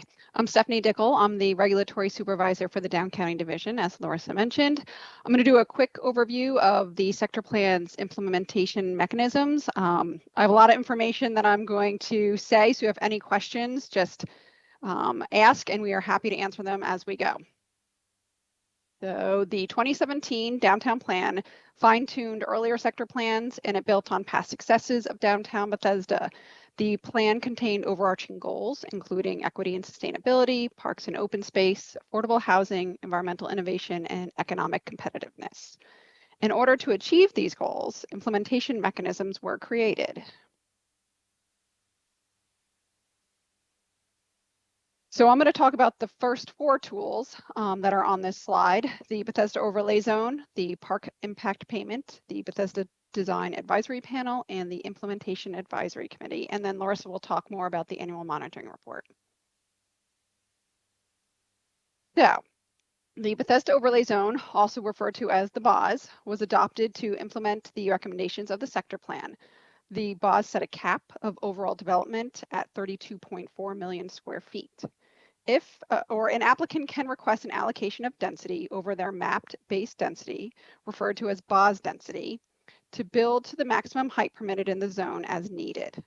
If an applicant requests this BOZ density, they are subject to the park impact payment, which I will talk about in an upcoming slide. The amount of density allocated from the BOZ for a subject application is then deducted from the 32.4 million cap with site plan approval, and planning staff monitors and tracks this. The BOZ also sets time limits for projects utilizing the density, which are set forth in the zoning ordinance. So they just mentioned density is monitored and tracked within this sector plan area. So the monitoring tracking program, it's an online tool that monitors proposed development and tracks the approved square footage in downtown Bethesda against the overall cap. So this is a screenshot of what our monitoring and tracking website looks like, which is on our website. Projects in the monitoring phase are development applications at the sketch plan and the preliminary plan stage. The overall development square footage that a project is requesting is being monitored, but it is not being counted against the overall cap at this point in the monitoring phase. Once applications for development have a site plan approval, then they move into the tracking phase. So these projects and the development square footage associated with them are tracked and reported against the overall cap, which is, again, the 32.4. And planning staff uses this online tool to track development data and to ensure that development cap has not been exceeded.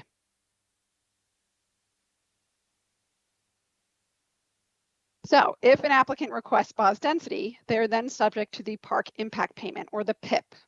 The PIP is a fund to help implement the sector plan's recommendations for new parks in downtown Bethesda. The PIP payment is based on the amount of BOZ density requested by a project. So the payment is at a rate of $12.49 per square foot of approved BOZ density. The PIP amount is determined at the time of site plan approval and paid prior to release of the first above grade building permit. And the funds are controlled by the Parks Department, and they are used to purchase and construct new parkland recommended by the sector plan. Another implementation tool is the Design Advisory Panel, or the DAP. The DAP is an integral part of the Bethesda Overlay Zone, and the primary goal of the panel is to provide advice, recommendations that will heighten design excellence and improve the quality of architecture, urban design, and landscape architecture in Bethesda. The multidisciplinary review panel reviews projects at the sketch plan and the site plan level for conformance to the sector plan, the design guidelines, and design excellence. And the DAP meets monthly. And the last implementation tool that I will briefly talk about is the Implementation Advisory Committee, also referred to as the IAC. The IAC coordinates and monitors the progress of development and addresses implementation of the sector plan's recommendations. The IAC is made up of representatives from the business community and residents of downtown Bethesda. The committee meets monthly, and planning and park staff attends these meetings. Applicants that submit development applications to the planning department are encouraged to meet with the IAC early in the process regarding their project to receive feedback from the committee. So I'm going to turn it over to Larissa to talk about the annual monitoring report, and that is the last implementation tool. So why do we do an annual monitoring report? As Stephanie mentioned, it is one tool from the district plan, that we use to track implementation. The sections that are required by the Bethesda Downtown Plan include schools, parks, and transportation, but there are additional elements that we track as well, including development updates, as well as a new section this year that I'll get into on greening the downtown. And it's important to note that the annual monitoring report, like its name suggests, looks only at the previous year. So we're looking at a time period of May of 2022 to May of 2023. Within that time period, the DAP reviewed 6 new projects and 4 site plan approvals. And those 4 site plan approvals are included below in those images. As Stephanie mentioned, we also track the BOS density within the Bethesda Downtown Plan. At the current existing approved and new, we're at 30.2 million square feet, as well as a remaining density. So what we have between what we have now and the cap of 2.1 million.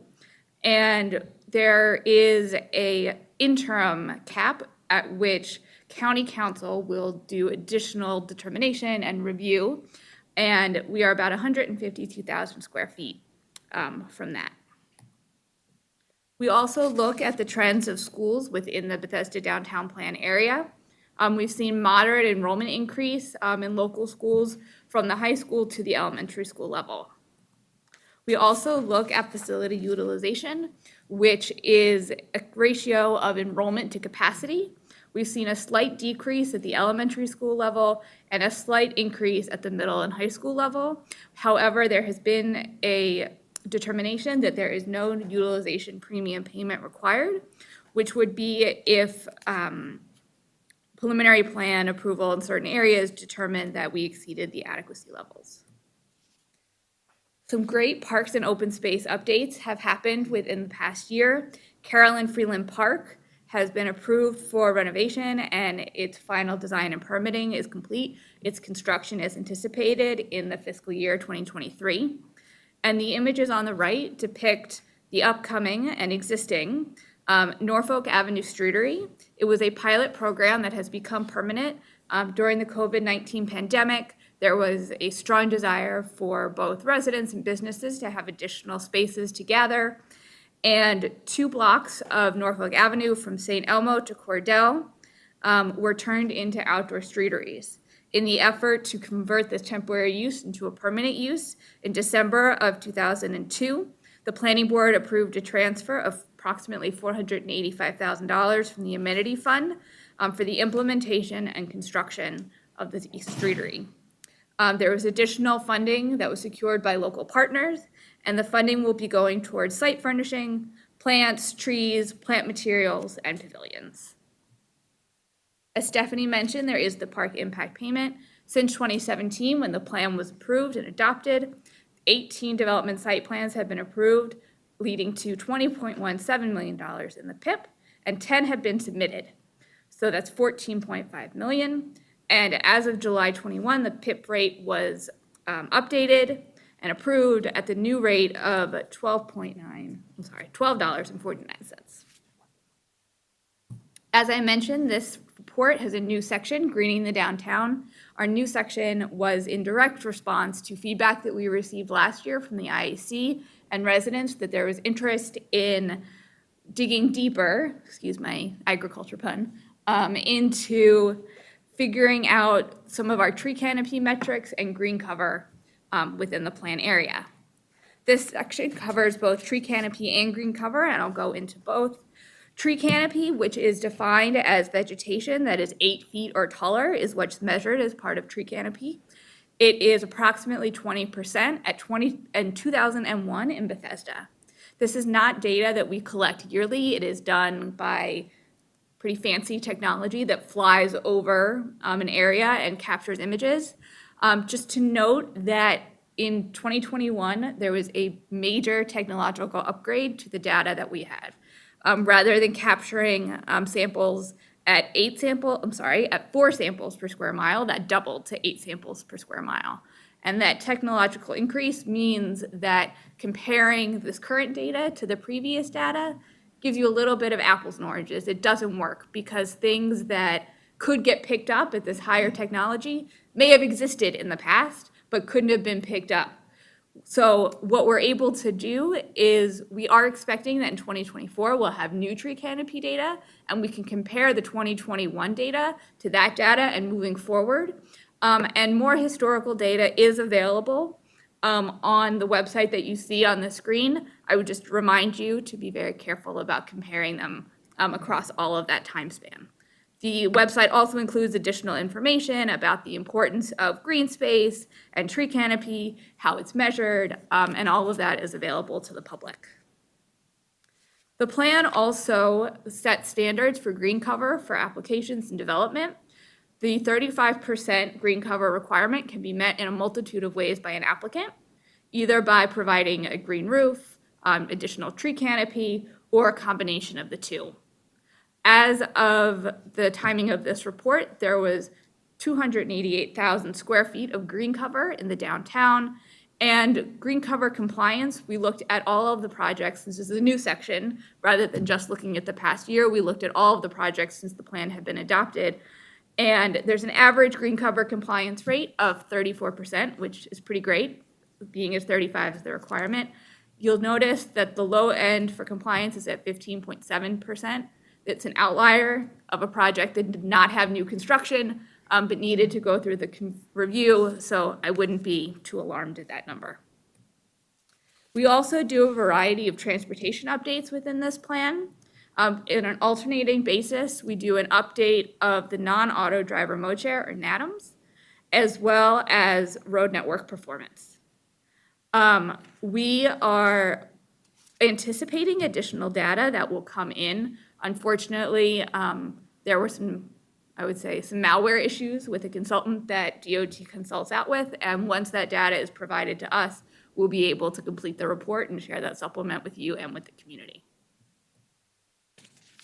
We also cover a variety of bike and pedestrian updates and implementation throughout the plan area.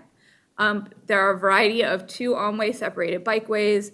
They are both under construction in a variety of phases, as well as others that are in different phases of implementation. Some have been completed, some have improvements that were completed last summer, and some are under construction. All are listed on this slide, and there's additional information in the report. We also look at adequate public facility ordinance approvals. 5 were completed in the past year, and there are also a variety of traffic demand management plans. Additional information is included in the report.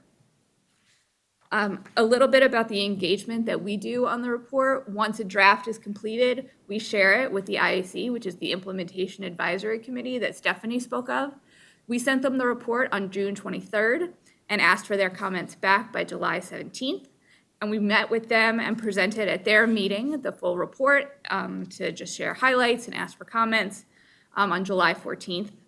We have updated elements of the report to reflect their comments, and their comments in their entirety are included in the appendix of the report.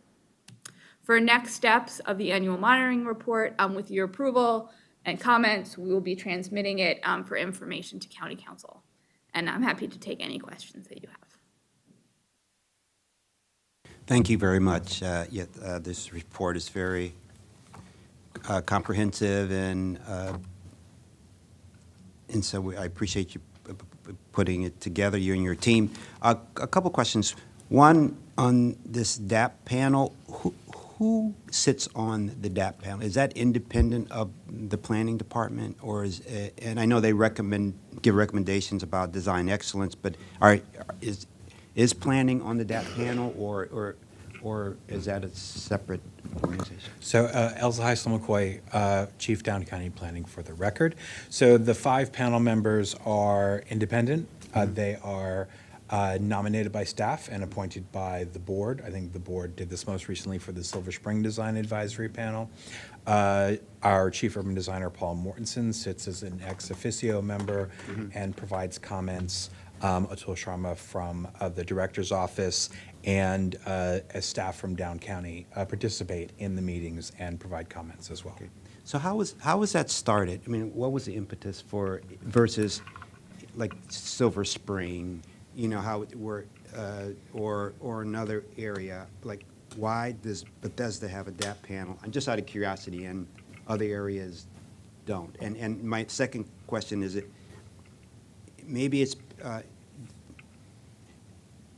is it also because Bethesda is such a higher end area, can command more higher rents, or higher whatever, is that a reason that the buildings may look more interesting, more skin, more stuff, or is it driven by the design, the DAP panel, or just a couple questions there. Sure. The hope, yeah. So I think designers at the department like to believe that you can have excellent design at sort of any price point. Right. I think in terms of how it came to be for Bethesda, I think staff has been providing. I've been here 15 years. Staff has been providing design comments for as long as I've been here, and the Bethesda downtown plan provided an opportunity to give zoning heft.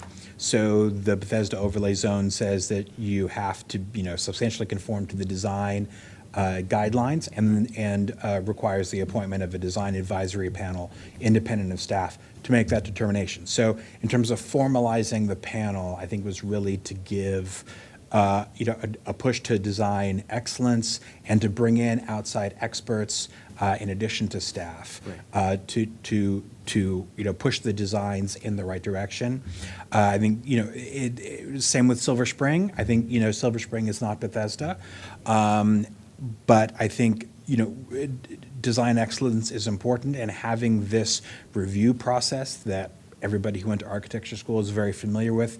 It just makes the design better, and again, formalizing that role, the input that, again, staff brings. So I think even in, the other parts of the county, Paul Mortensen, Atul Sharma, and the designers in the other divisions are certainly providing design comment. Right. It was sort of as the sector plans come forward, and it makes sense, given maybe the type of development. Most of the development that the design advisory panels are reviewing are multifamily apartment buildings and office buildings. So we don't have design advisory panels for, generally for townhouse projects. So we certainly provide, urban design, landscape design, and architecture comments for those. So I think giving it more of a regulatory bite, a regulatory role, I think was a big reason to formalize the panels.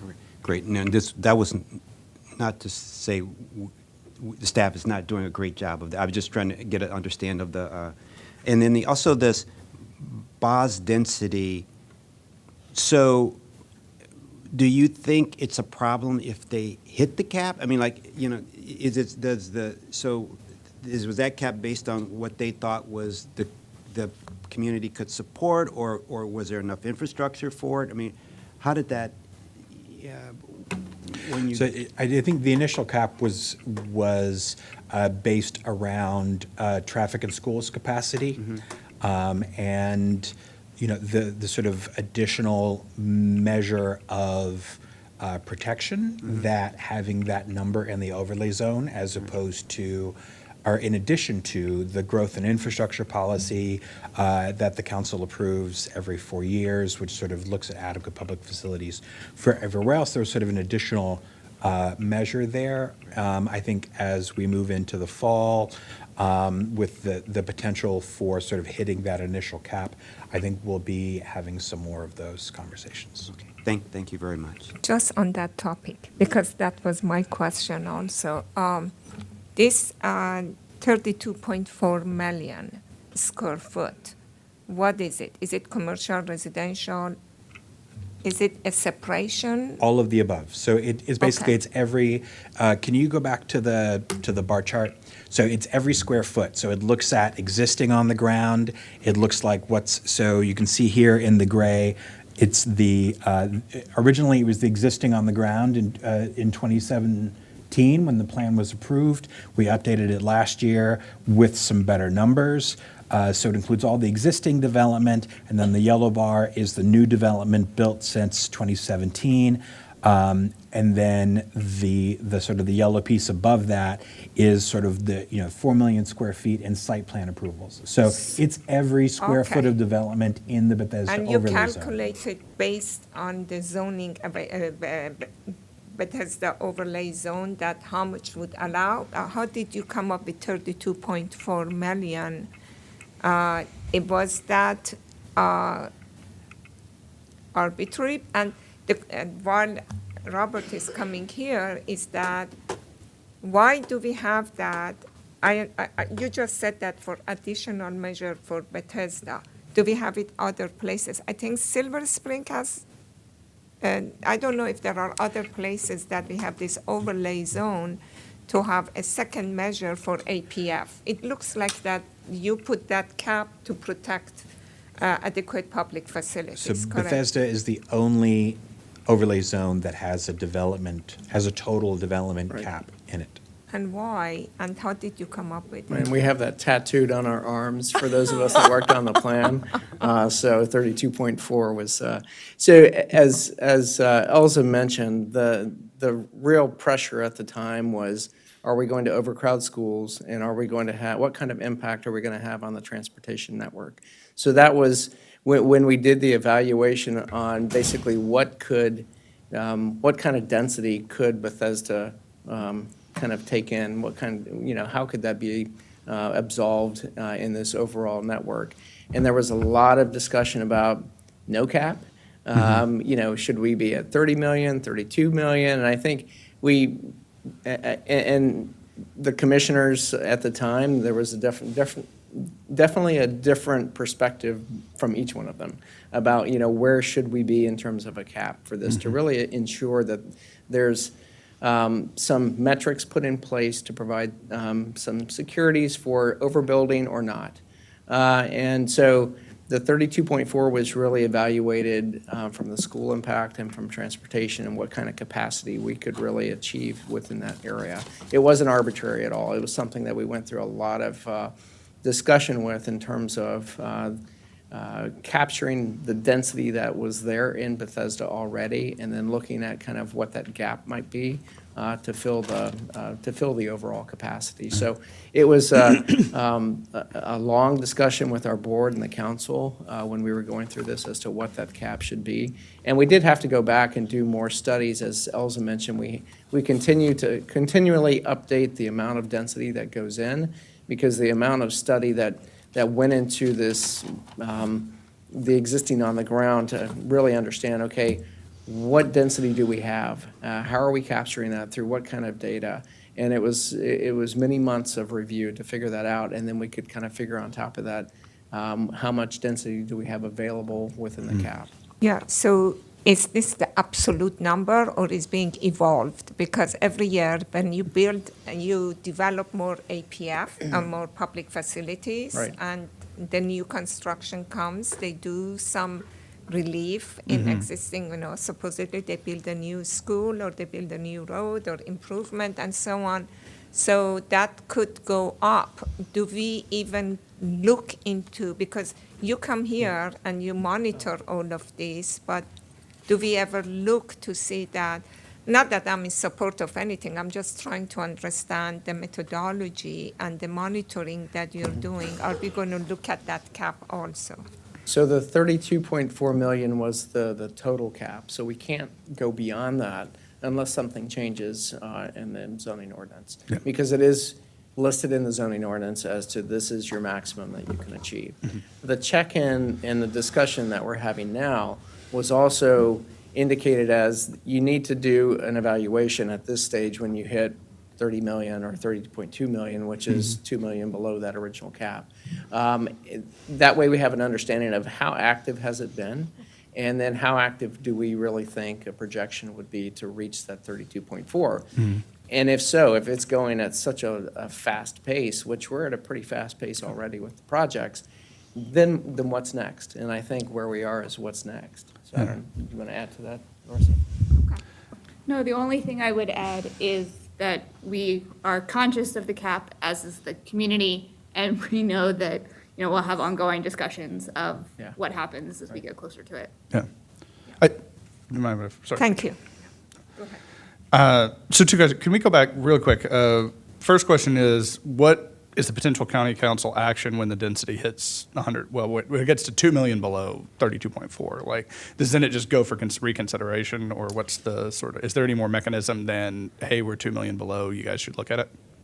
I think it's the latter. It's really, it's a check-in. This is what we've referred to it as the soft cap, because it's kind of the time where we need to say, okay, we're getting closer to it, and here's the data, here's the information we have on the activity, and then what's next. And so I think that's where we are. And that's, okay, that's just what I wanted to confirm there. And then the second question, can we go back to the school increase, the school enrollment information here? I wanted to double check and confirm that 2% increase is since the 2017? Like, when is that, the increase from when to when? It's within the past year, but if there are additional comments, I believe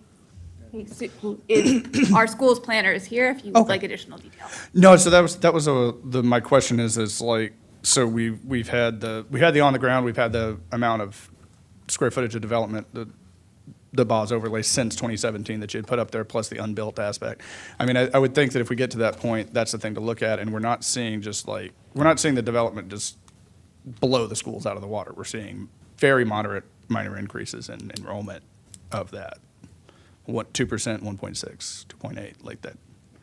I just wanted to confirm for when that was. Thank you. It's going to be cumulative, but it's just. Sean, do you have any comments? Josh, you have your hand up, yeah. Yeah, thanks. So to follow up on what Commissioner Hendrick was asking about, it sounds like we're almost at the stage now where this kind of gets kicked back to council for consideration of the next steps. And I'm sure these reports and other data and evaluation will be part of that process. And I'm wondering, because these are sort of annual monitoring reports, as a board, will we have to sort of wait until kind of a year from now to weigh in again to kind of provide recommendations to council? Are you expecting to sort of, given the pace that we've been seeing, and kind of we're very, very close to the soft cap and the hard cap, will you be looking to us in the interim between now and a year from now to be more proactive about providing recommendations to council about CTAs or other steps that they may consider taking? Yeah, we'll be, I think, as a discussion item, we'll be bringing something back in probably the September timeframe to get board comments. Okay, September. Okay, great, thanks. Yeah. Is it possible when we get that in September for board comments to see a sort of cumulative, a cumulative use of the square footage, the BOS overlay square footage, like year by year? I'm curious about that, because with 153-ish thousand square feet left until the soft cap, and then another 2 for the hard cap, is it possible to see what we've been assigning over the last few years? Is it accelerating? Is it declining? What's our graph looking like that? Is I'm thinking 153,000 square feet. It's not all that much until we reach that soft cap. That's not a whole lot given what we're seeing with the last. I know, but it's just that I do not know how much more development, or maybe it's redevelopment. Is there more, land? There is not that much land available unless that some of the old buildings they redevelop.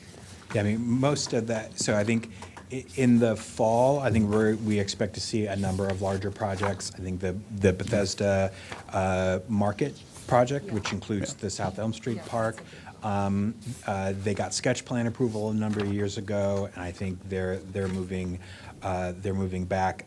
There are projects on the east side of Wisconsin Avenue that will be coming in. So they're all redevelopment projects. So there's a lot of low-rise buildings still in downtown Bethesda. And so we have a number of larger projects coming in. And then, this board has seen all of the Battery Lane projects coming in. And so I think we'll see a steady stream of interested parties. Yeah. Thanks. Thank you. Yeah, it seems like, maybe it could be able to, based on what happened, it's not perfect, but whatever happened over the past 5 years, per year, maybe you can estimate, well, in 3 years, you're going to hit the cap or something. I'm sure council will ask that piece. So We have a variety of information from Yeah. the previous monitoring reports, so we've checked in at that annual stage. I do have a comment. So, what I'm looking at, it looks like the BOS may need to increase or our developers need to build higher and get some kind of exception or exemption to do it. And I'm not familiar with the process to whether or not there's exceptions or exemptions, but if there are, it definitely needs to happen here. Well, I think all of that would be part of any follow-up discussion as to what next steps we need to have with both this board and the county council, so, yeah. Mr. Lynn, you have another comment? Or? Yeah, just a thought came up based on something that was just mentioned. We're expecting a number of applications to come in, and I'm wondering if there's any consideration about how the cumulative result, I guess, of those applications relative to this cap, and are we expecting, given what we are expecting to come in, are we anticipating situations where we may have to, for one or more of them, implement a pause because we're worried about reaching the limit, contingent upon council action, or are we expecting to have to evaluate these applications coming in a cumulative impact, or is it sort of a race? Is it almost like a race to the finish to see which one can kind of get through the process first before we reach the soft and hard cap? It seems like we could be heading into a bit of a precarious situation from a developer's standpoint, where there's a bit of uncertainty. Not only is the cap going to be raised, which of course, it's not only in our purview, we have, council has to weigh in, but also, some degree of competition among themselves to see potentially who can get through first. I guess it's not as much of a question as just just thinking out loud about the implications here. But have you had conversations with developers about that kind of reality they're heading into? Yeah, I've had a number of conversations with developers, I'm sure Robert has too, sort of understanding sort of where we are with the soft cap versus the hard cap. And I think all of these are, as Robert said, these are all excellent points that will be part of the discussion we'll be having, later in the summer. Okay. And just to add to that, I think, the thinking going into this really was almost a pay-and-go type of situation where there was a race when this first started, and I think we are seeing a race to get to the site plan phase of it, because that's really when we start tracking the amount of density that's being kind of removed from that overall BOS, because that's when you get through the process, that's what the BOS indicates, and when you get to site plan approval, you pay and you move on. And if you don't, then in some cases you lose that density and you have to come back. So there is kind of that mindset of a little bit of a race because of the density cap. That was what I was going to actually, I was going to ask something about that. Do we have any thought about where at sketch or prelim plan, what potentially we might end up with it?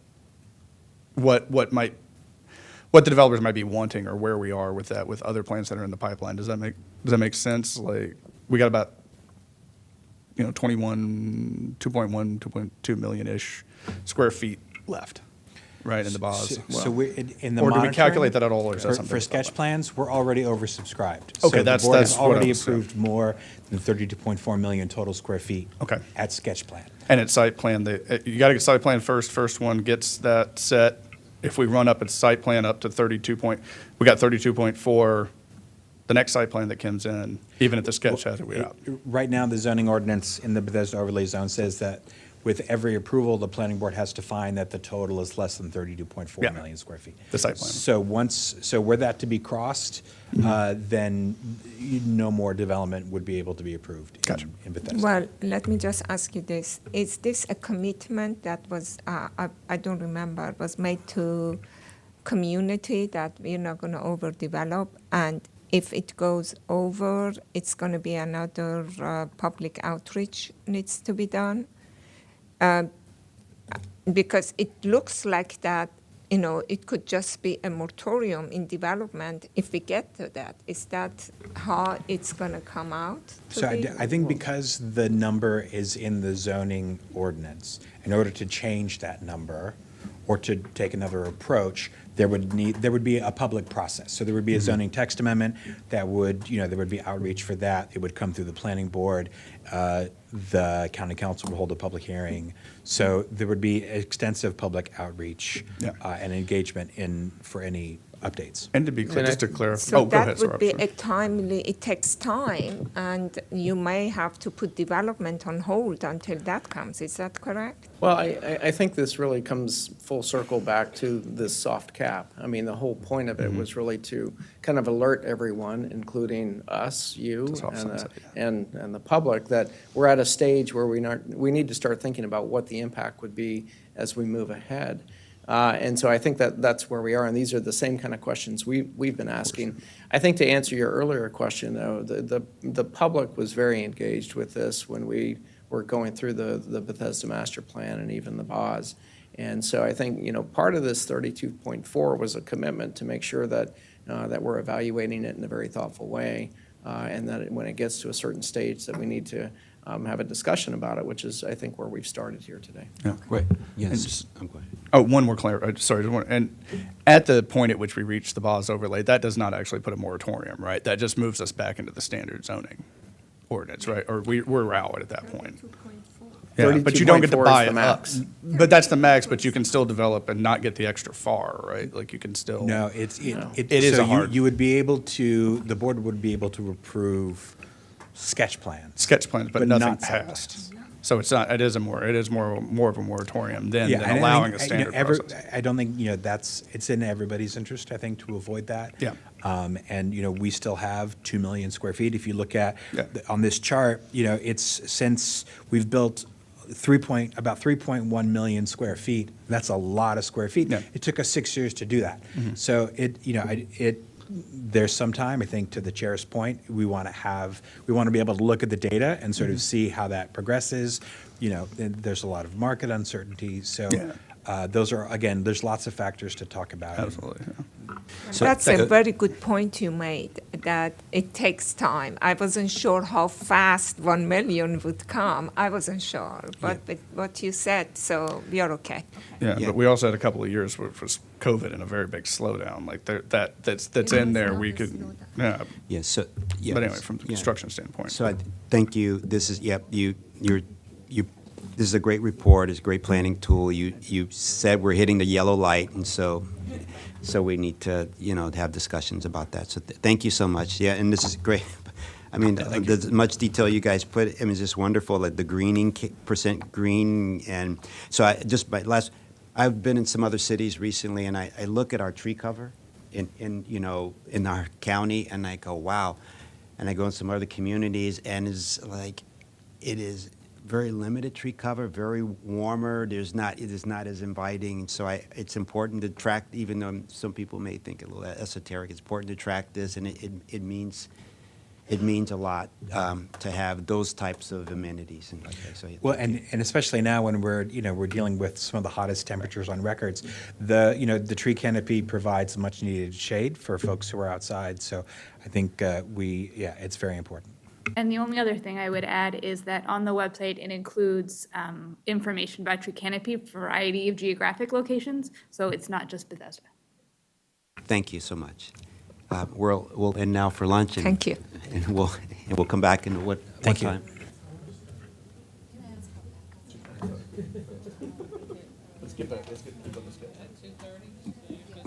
We'll be back at 2:30, and you can start logging in about, 10 minutes before then. Thank you.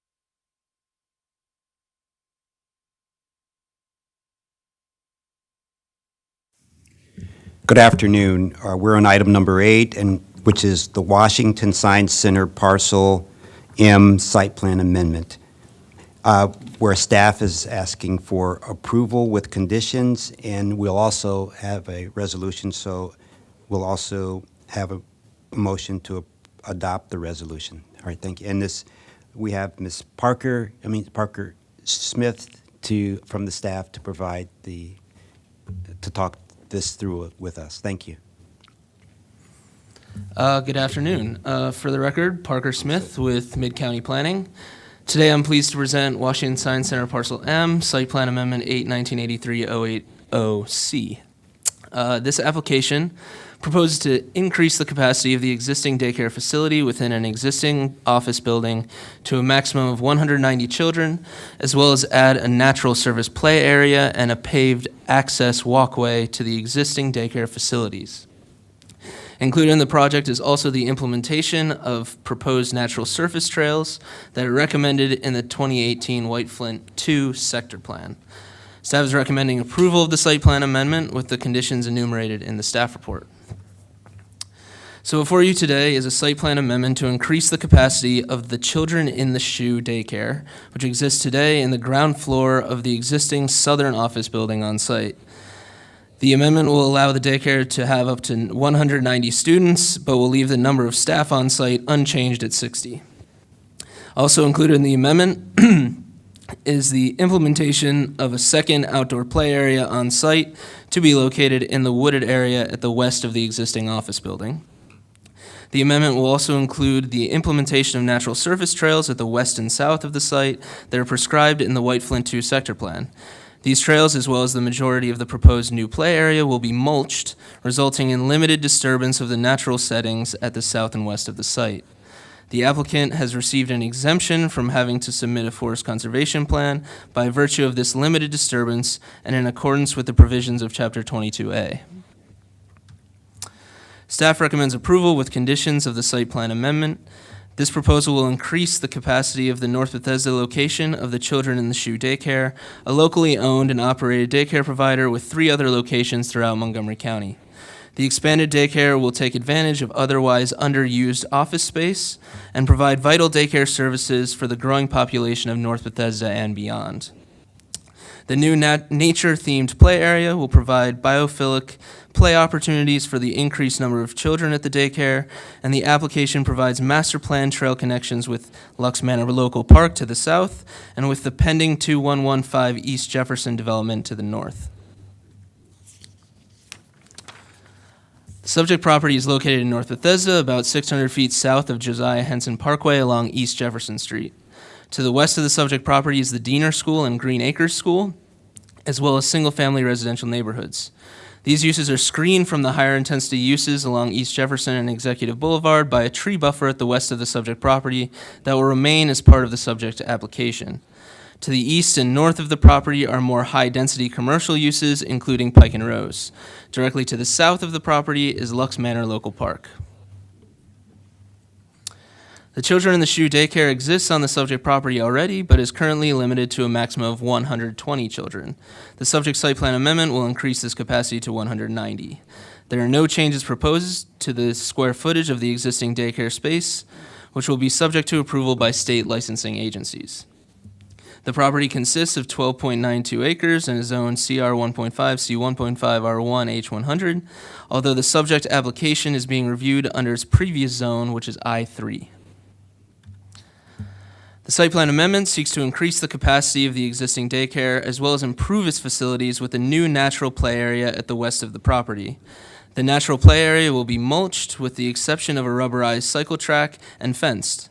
The implementation of the natural play area will respond to its environmental setting and will not result in the loss of any significant or specimen trees. The new play area will be accessed via a new walkway from the building and a crosswalk across the existing drive aisle that is used to access parking at the south of the site. The walkway will be ADA accessible with a lift for wheelchair users. The site plan amendment includes the provision of master planned natural surface trails at the west and south of the property. To the south, the trails will connect with Lux Manor Local Park via a bridge over the stream valley buffer that runs parallel to the southern property line. This bridge, as well as the alignment of the western portion of the trail, has been coordinated with Montgomery Parks. To the north, the trail will connect to a segment of trail included in the 2115 East Jefferson development, which has received sketch plan approval for townhouses.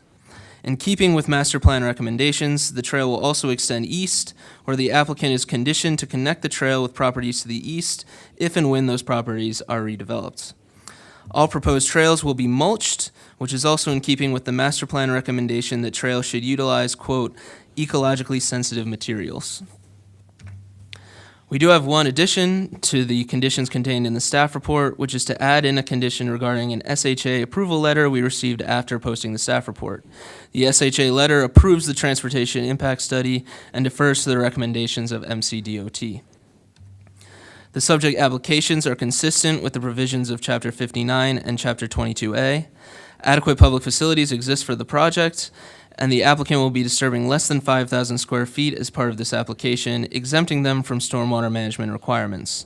Staff believes this application will further the public interest by adding daycare capacity and facilities that will serve the growing population of North Bethesda and beyond. The project will also deliver attractive natural trails that will greatly enhance pedestrian connectivity in the area as envisioned in the White Flint 2 sector plan. The applicant has met all proper signage, noticing, and submittal requirements, and staff has not received any correspondence regarding this project. With that, staff recommends approval with conditions of Site Plan Amendment 8, 1983-080C. At this point, we can take any questions you may have, and on behalf of the applicant, we have Aaron Gerard here to answer any questions for the applicant team. Thank you. Thank you. Attorney Gerard, would you like to make any statement? No, I would just say that on behalf of the applicant, we accept the conditions of approval. I did want to highlight, even though this is a relatively small impact of, of an increase for the daycare, the applicant has agreed to these trails, including a bridge that's quite expensive to connect to Lux Manor Park. So I just wanted to kind of give them credit for, agreeing to those additional improvements as part of a relatively small project. And we're here to answer any questions. We have the team online, the applicant is online, as well as the engineer, should you have any questions. Okay.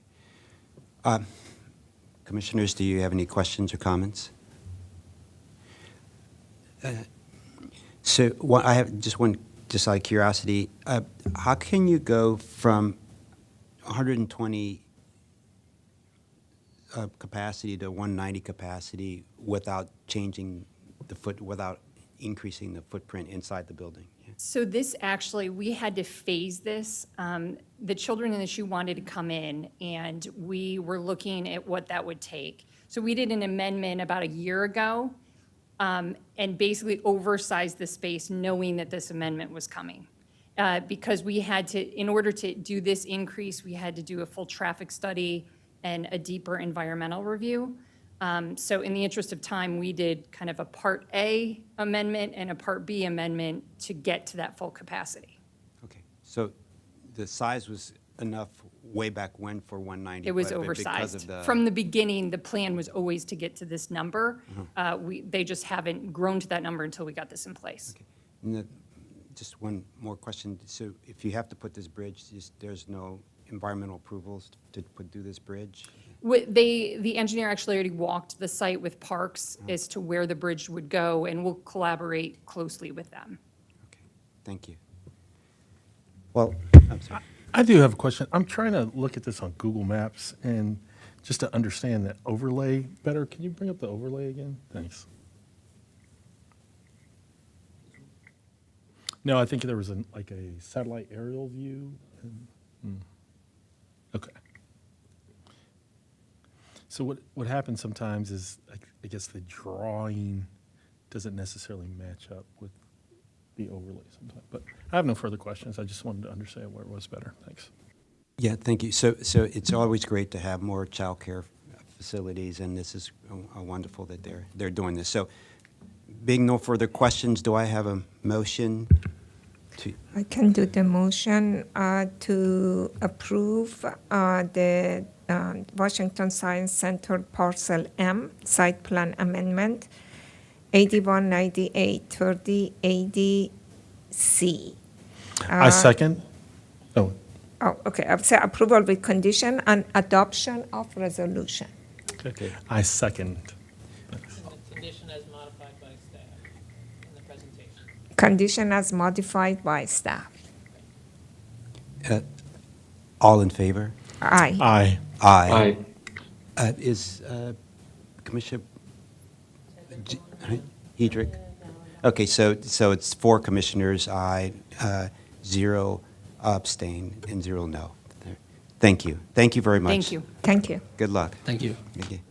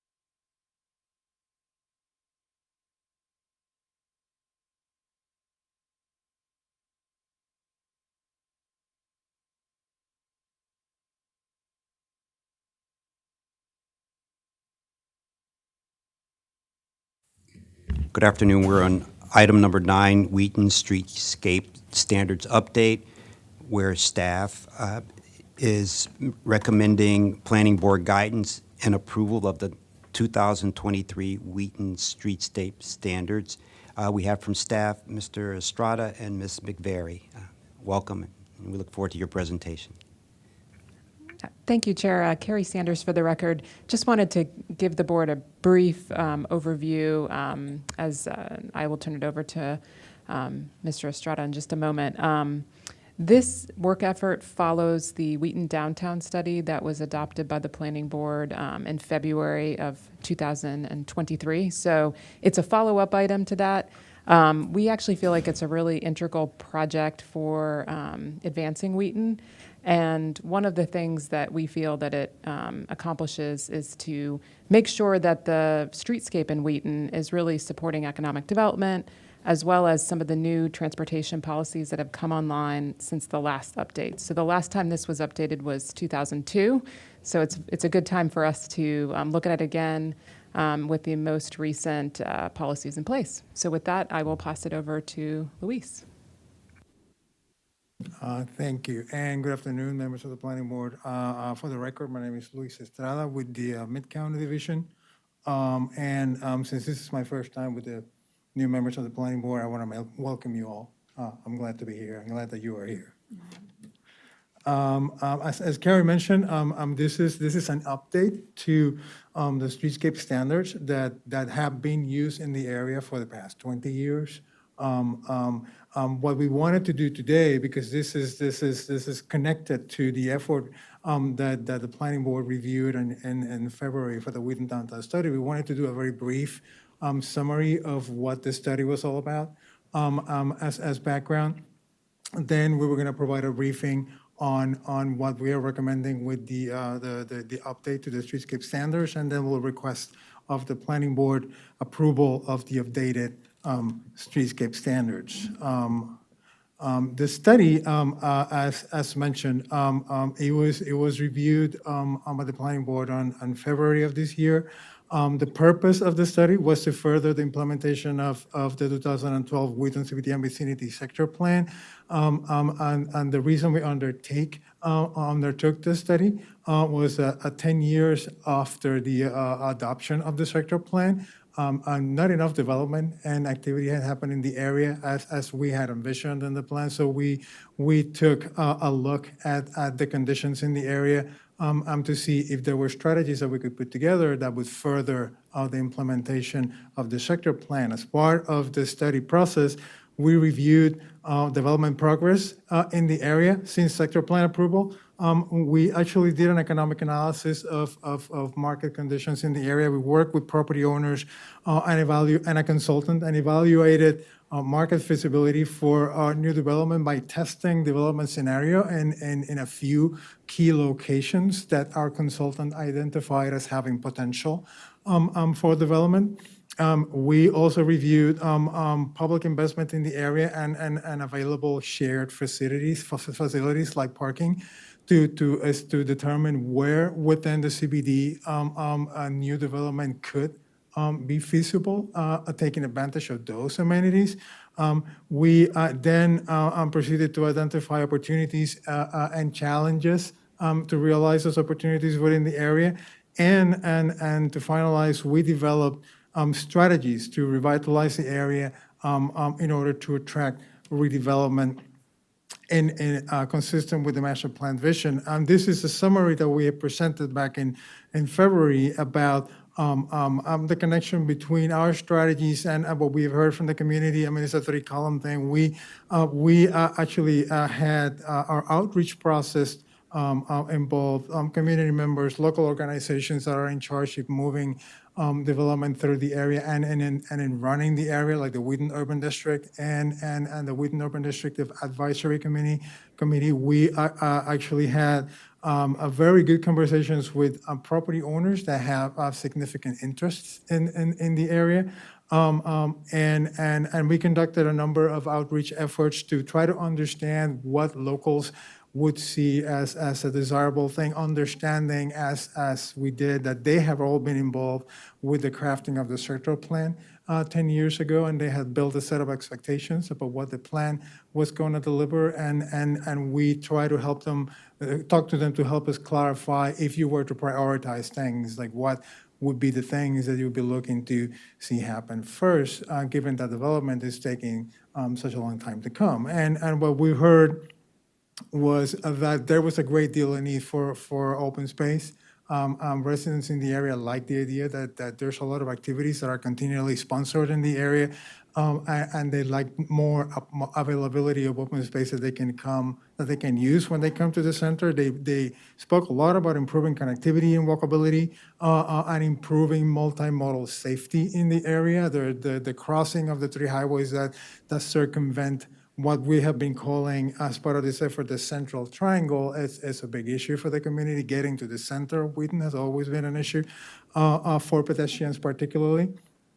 And they also talked about not only connecting to the center of Wheaton, but connecting Wheaton with amenities that are surrounding the area, like Wheaton Regional Park and local schools and the new library and rec center, which are all outside the CBD, but walking and connecting to them, it's a challenge. It's a challenge.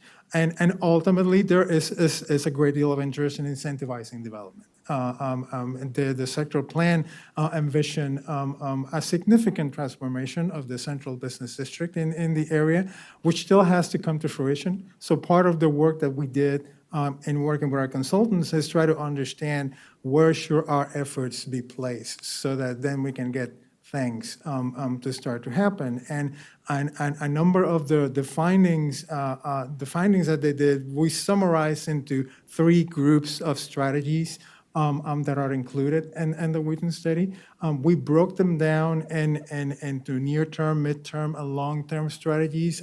The sense from the group as we finished the work with the study was that in order to attract redevelopment, there was a need to continue to revitalize the area to make it attractive enough so development can become interested in the area. So revitalization became the first thing that we felt needed to be done in the area. And there's a number of strategies that are included in the study to support that.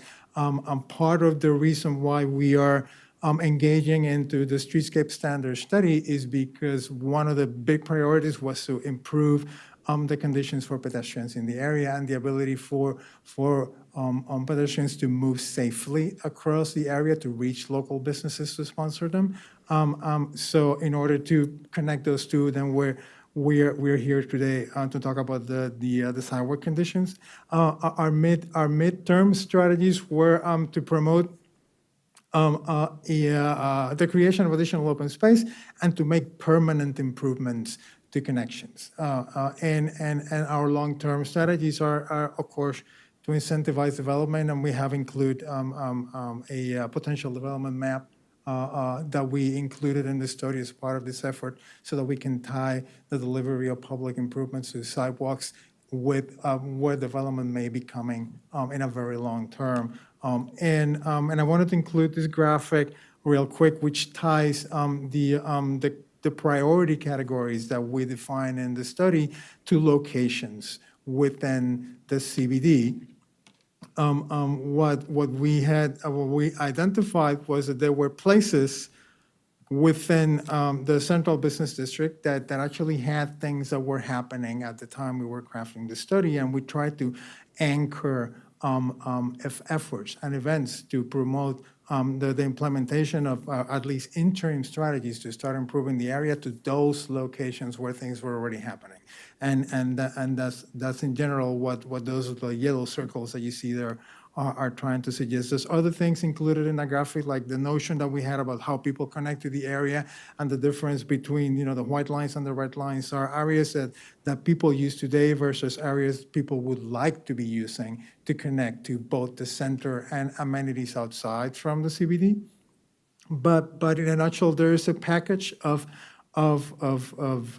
strategies that are included in the study. This is sort of like a very high-level summary of what those goals were.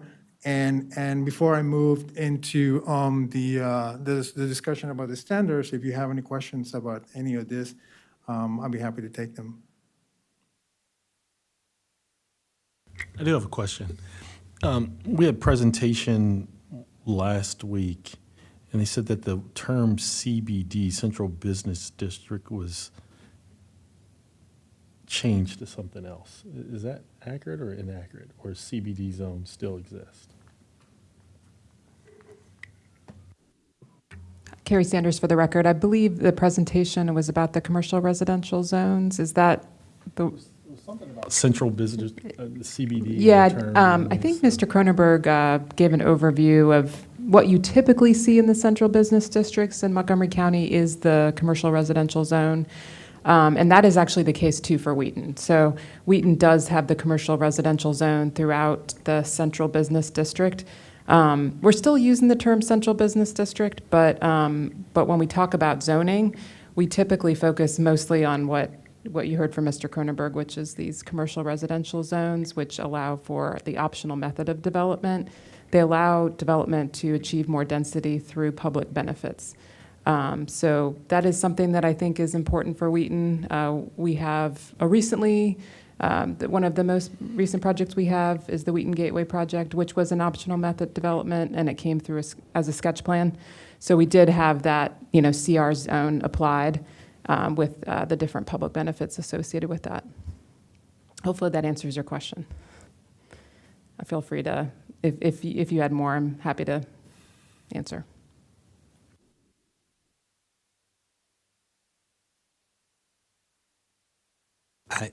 There are no other questions or comments. You can continue, please. Good. So then now we're going to get into the standards themselves, and to tie back to the study. Part of the reason why we decided to embark on this effort, other than the fact that the standards that we've been using in Wheaton have been in place for a very long time, and the last time they were updated was 2002, and they really needed a refreshing, is to support the near-term strategies in the Wheaton Downtown Study for revitalization and expanded access through improvements to the pedestrian environment. So as improvements are identified, the goal is that the recommendations on this update are taken into consideration, and also to provide flexible standards with clear components that can be adjusted to the particulars of individual development efforts, so that moving forward, improvements to the public domain are something that is easier to maneuver into position when a project comes into conversations with our staff that does regulatory review. It will allow them it will be easier for them to sort of navigate into this. The process that we followed to put together the standards started with engaging a consultant. We engaged a firm that helped us put together what you're going to be seeing today. As part of our work with them, we reviewed planning initiatives that were developed since the sector plan was adopted, related to transportation, vehicular and pedestrian safety, complete streets, and climate protection. We then contacted stakeholders and gathered input from local people who actually are involved with either whether developing the standards, implementing it and maintaining it, and also with transportation agencies that also provide input into the particulars of what they prefer to see as part of an effort like this. After we contacted all of them, we organized a stakeholder workshop, which is very informative in getting all the heads together and trying to establish the direction we were going to take once we decided we wanted to simplify the standard. And once a draft version of this was in place, we shared it online via our website and invited comments, and we also included it as part of one of the community open houses that were held for the Wheaton Downtown Studies outreach process. And the result of that, it's a document that consists of basically three components. We included a fair amount of context on the document because, as mentioned, the 2002 Streetscape Standard, which is what's being implemented to today, has been in place for a couple of decades already, and is implemented in a lot of areas in Wheaton.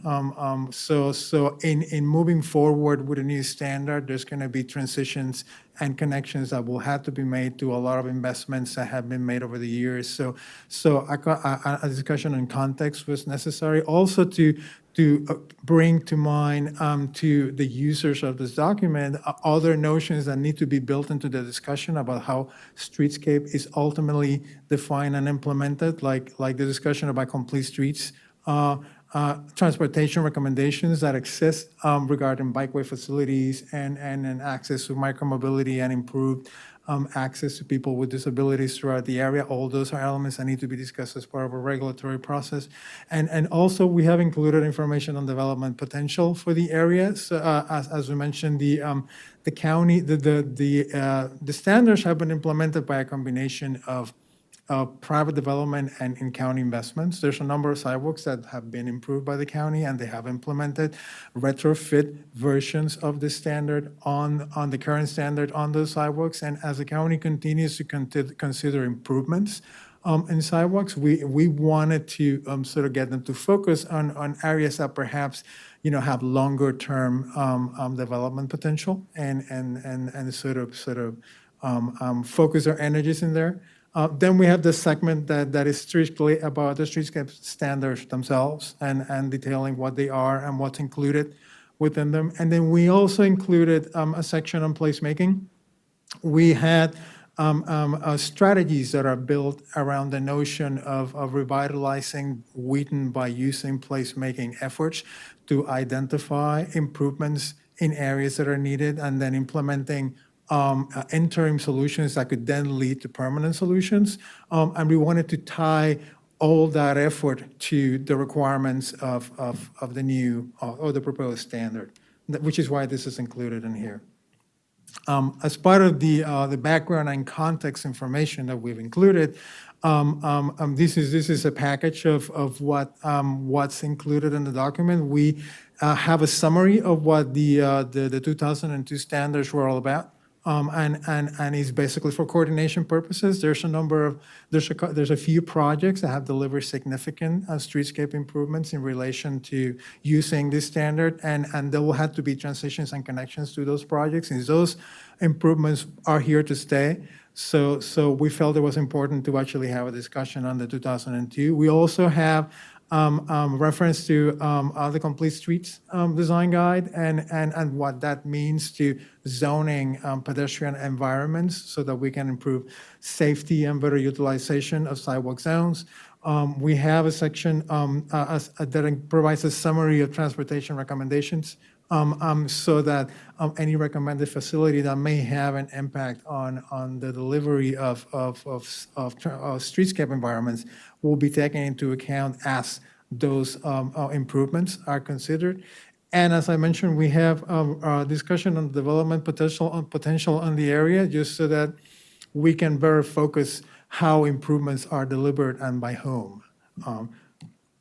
But as mentioned, our point of departure is the 2002 streetscape standards, which originally were not developed by this department. They were developed by the Department of Housing and Community Affairs in the 1990s as part of a revitalization effort for the area. The last time they were updated was in 2002. They included streetscape types for potential development and also specifically to retrofit sidewalks in front of existing uses that were not contemplated to be changed. It has been extensively implemented, as I mentioned, by a combination of private development and county efforts, but they are not consistent with the planning approaches that we are following today that define activity zones for buffering from traffic, safe walking, and designated areas for seating and gathering within the public right-of-way, and we wanted to bring that into the fold. Our point of departure still entertains the use of the materials that are recommended on the 2002 standard because they're so prevalent within the area, but we have introduced modifications so that we can add the new criteria that we've been working with. And this is sort of a comparison between what the 2002 standard does and versus what we are recommending with the new one. The 2002 standard is a boulevard type notion that included a double row of trees that were actually pulled away from the curb. But other than doing that, it doesn't recommend any zoning for uses within the sidewalk. And what the picture you have in here is one of the areas in Wheaton where development has actually implemented the 2002 standard as is recommended. And the issue one of the issues that we have with the standard is that by pulling the trees away from the curb, you create zones along the curbside that are not protected for pedestrians and that are wide enough that people can use. And then we're trying to sort of remedy that and introduce at the same time all the zones that are recommended by the Complete Streets Design Guide, which is the diagram that you see down below. What we're recommending clearly delineates a buffer zone. It recommends integration of any recommended separated bikeway facilities along the downtown boulevards into the construction of the final sidewalk. It continues to use the Wheaton pavers for the majority of the field, but it also includes an alternative to incorporate a recommendation that was included in the Montgomery County pedestrian plan to constructing the sidewalk zone, which is the clear walking zone, which is in the center of the sidewalk, out of a poured-in-place concrete instead of using individual unit pavers, just to improve access for people with mobility challenges. And so we have included that as well. So I have a question here. I'm trying to understand that what was lacking in 2002. Is it that the sidewalks were not wide enough to allow a frontage zone? Is that what was missing? I understand in regard to the pavement marking, but are you saying that the pavement was not wide enough? it is wide enough. So it is wide enough, because I always thought it was really good, because other places we don't have such a, gracious space to walk. And I like, what is wrong with the trees that create a buffer? You don't like that?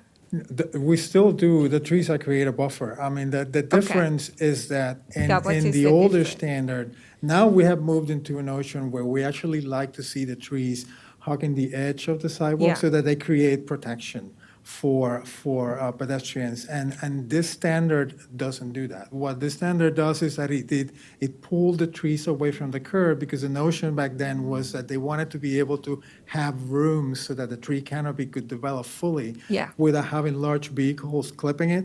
Yeah. But what that does is that it creates an area that is significant along the edge of the curb that is not protected from traffic, which pedestrians can use.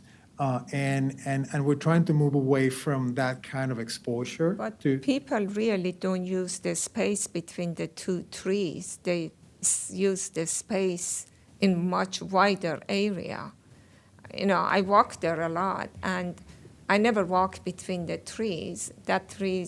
The two rows of the trees always left as a buffer. Hardly people go unless you want to cross. But people walk there all the time. So you're suggesting that the trees to be in one row and more separated to allow for them to grow, but the width stays the same. So The width I stays see- the same. That's correct. That's Okay. correct. That's correct. Okay, And then what that's- we do now is that we're zoning all that space that we have available within the sidewalk for specific uses. Like the buffer that is created and designated along the curb is a place where you specifically have furnishings and lighting I like and trees. all those things. And all those things. Then Create cool, create sun, create greenery. I was hoping to suggest more trees, but I see what you're saying. But, that would reduce the number of the trees, I think.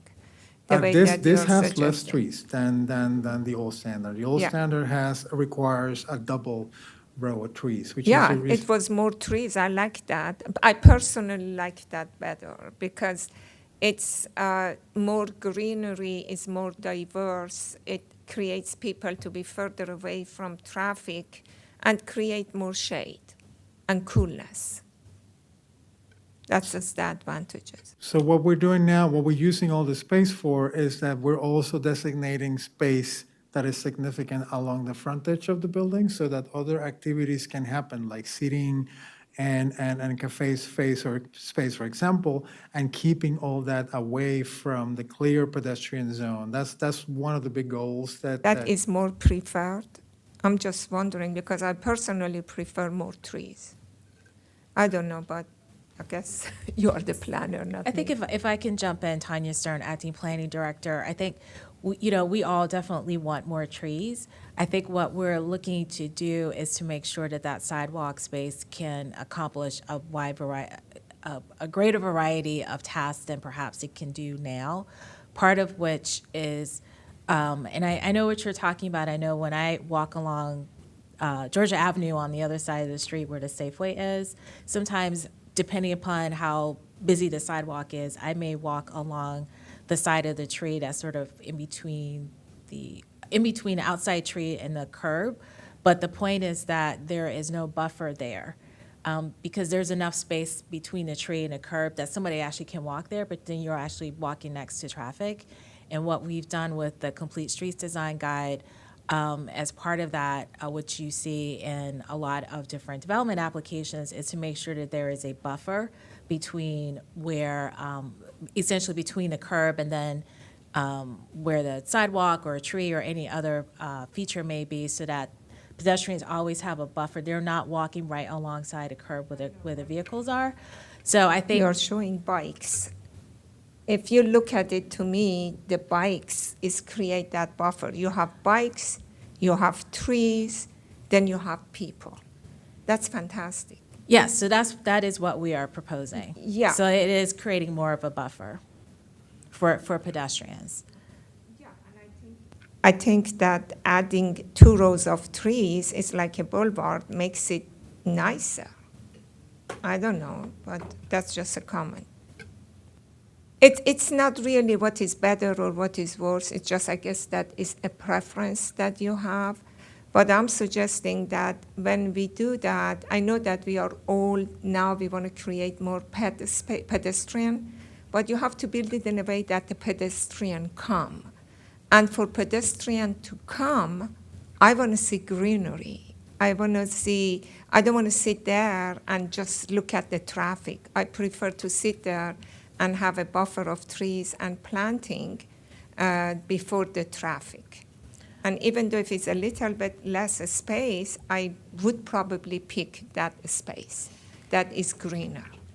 That's my personal preference. I think I- oh, go ahead. Yeah, I was just going to say, I think we're definitely on the same page with that. Our streetscape guidelines, our streetscape standards definitely include greening. Our pedestrian master plan also has recommendations for improving greening along sidewalks and other areas where pedestrians traverse, because we do want it to be comfortable for residents to be able to walk, and that will definitely encourage them to walk more. Again, the staff can talk about this concept more, but it's about creating those spaces that are green and comfortable for pedestrians to walk. There's more of a buffer between where they are and the vehicles, and the greenery in those buffers definitely help with that.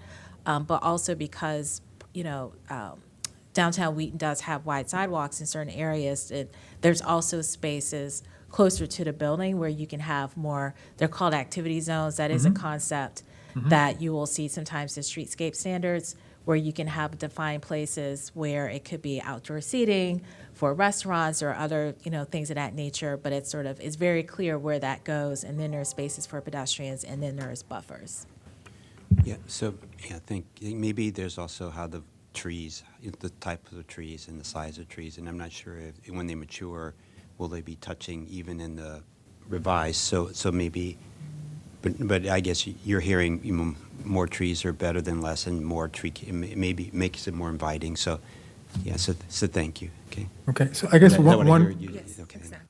one question that I have is that I would like to ask is are you suggesting that wherever possible, if we could regain the second row of trees, that we should be looking for that? Exactly. I'm saying that I understand that you're keeping the width the same. Yeah. Maybe you want to increase the width, but, there is a possibility that I totally understand that we want to create active zone, but sometimes there is no active zone, so let's keep the trees. But if there is active zone, maybe they could increase the width, that you could get the best of the both worlds, at least to be a flexibility if they can do that. If you want to invite people, if you want to have people to walk, you want to make it very pleasing and comfortable that they come. You said you build it, they will come. So you want to build it in a way that they come. So that's just an idea. Yeah, just a suggestion, and also maybe the size of the trees, as they're mature, you can still have one row, but maybe they're just bigger trees. I don't know. So it's a suggestion. Okay. For Right? the record, my name's Okay. Jessica McVeary, a planner supervisor with the master plan team. And as Luis continues, you'll see a little bit more detail on the types of trees, the mixtures of trees, and then the ground cover also, because the ground cover will play a role in creating that buffer. And so we can kind of talk more about that as we continue with the slides. Okay, and moving on, what I wanted to do quickly now is to, what we've done is that we simplified the standard, and we have come up with two significant prototypes, that are adaptable. I mean, they include all the zones that we've been talking about, like the buffer zone and the sidewalk zone and the frontage zone. And we're not prescribing dimensions for them. We're using the maximum we're taking the maximum as being the maximum that was recommended in the previous standard so that we can work within the larger dimension. But the ultimate dimension for each one of those zones will depend on the available space when a project comes in. I mean, we have in the document that's attached, we have some minimums so that we don't, the zones, each one of those zones don't end up being less than a minimum amount, but the ultimate number will be determined by the regulatory process. And we have two significant prototypes as part of the standard. One that is based on the current Wheaton pattern, and that's largely, the magenta color that you see in here. All the areas that for the most part use that pattern today will continue to use it. As redevelopment comes in, then we'll be looking for an implementation that is more in sync with the zoning descriptions that we're talking about. Then we introduced a brick standard that actually follows the same concept and the same dimensions. And the reason why we introduced this is because within what we call the central triangle, which is this area here, there are a few environments that are brick sidewalk patterns, and we felt that it would be appropriate to actually, in an effort to try to combine all the different pavements that we have today in Wheaton, that we would have a standard for a designated area where the context already has introduced this as a material. And we have a third, which is a simpler standard, which is just a concrete sidewalk, which is what we're recommending continues to be used in all the areas that are primarily residential and outside from the limits of the central business district. I'm talking about trees. There is a tree planting approach that was developed that centers, the larger tree species along the main downtown boulevards, oaks in Georgia, elm species in University and Veers Mill, and it recommends that along all the downtown streets, which are all the interior streets to the blocks, that we use a tree species mix from the MCDOT approved list of trees. Along the major boulevards, the notion is that even though one type of tree is recommended, what's recommended is actually a mix of different species of the same type of tree. So where elms are recommended is an elm species mix, and where oaks are recommended is a mixture of oak species, so that we can prevent monocultures. So in case something comes in, some bug comes in, that entire segment of the CBD is not wiped out. And we also have recommendations for underground from ground cover plantings, just to introduce variety and color to the lower section of the planted areas. And the notion of this was to have a mixture of grasses and shrubs. We had conversations with the urban district, who was very interested in introducing some color on the tree pits and Wheaton, so that we can achieve a little bit of the sort of like color and lushness that we get in other CBDs in the county. So hopefully this will get us this. This is comparable to what was recommended as part of the Pike District effort that was completed a number of months ago. So we are hoping that this will get us there. There are other elements that are included in the streetscape conversation, like furnishings and utilities, illumination, and spaces for mobility alternatives within the public right away. Furnishings and illumination, we will continue to use what's currently used in the area today. There are types of furnishings that are installed by the urban district, and we saw no reason to actually come up with something new. We continue to use what they have. The illumination is recommended by DOT and is widely implemented. Individual projects, we're saying could consider alternatives depending on when those lighting fixtures are placed, but they have to be consistent with MCDOT illumination standards. And we expect that there will be a need for locating areas where to house mobility alternatives within the public right-of-way and the streetscape, and those should be located in close connection where near transit stations or bus stop locations are located, and that it should, for the most part, be located within the buffer zone.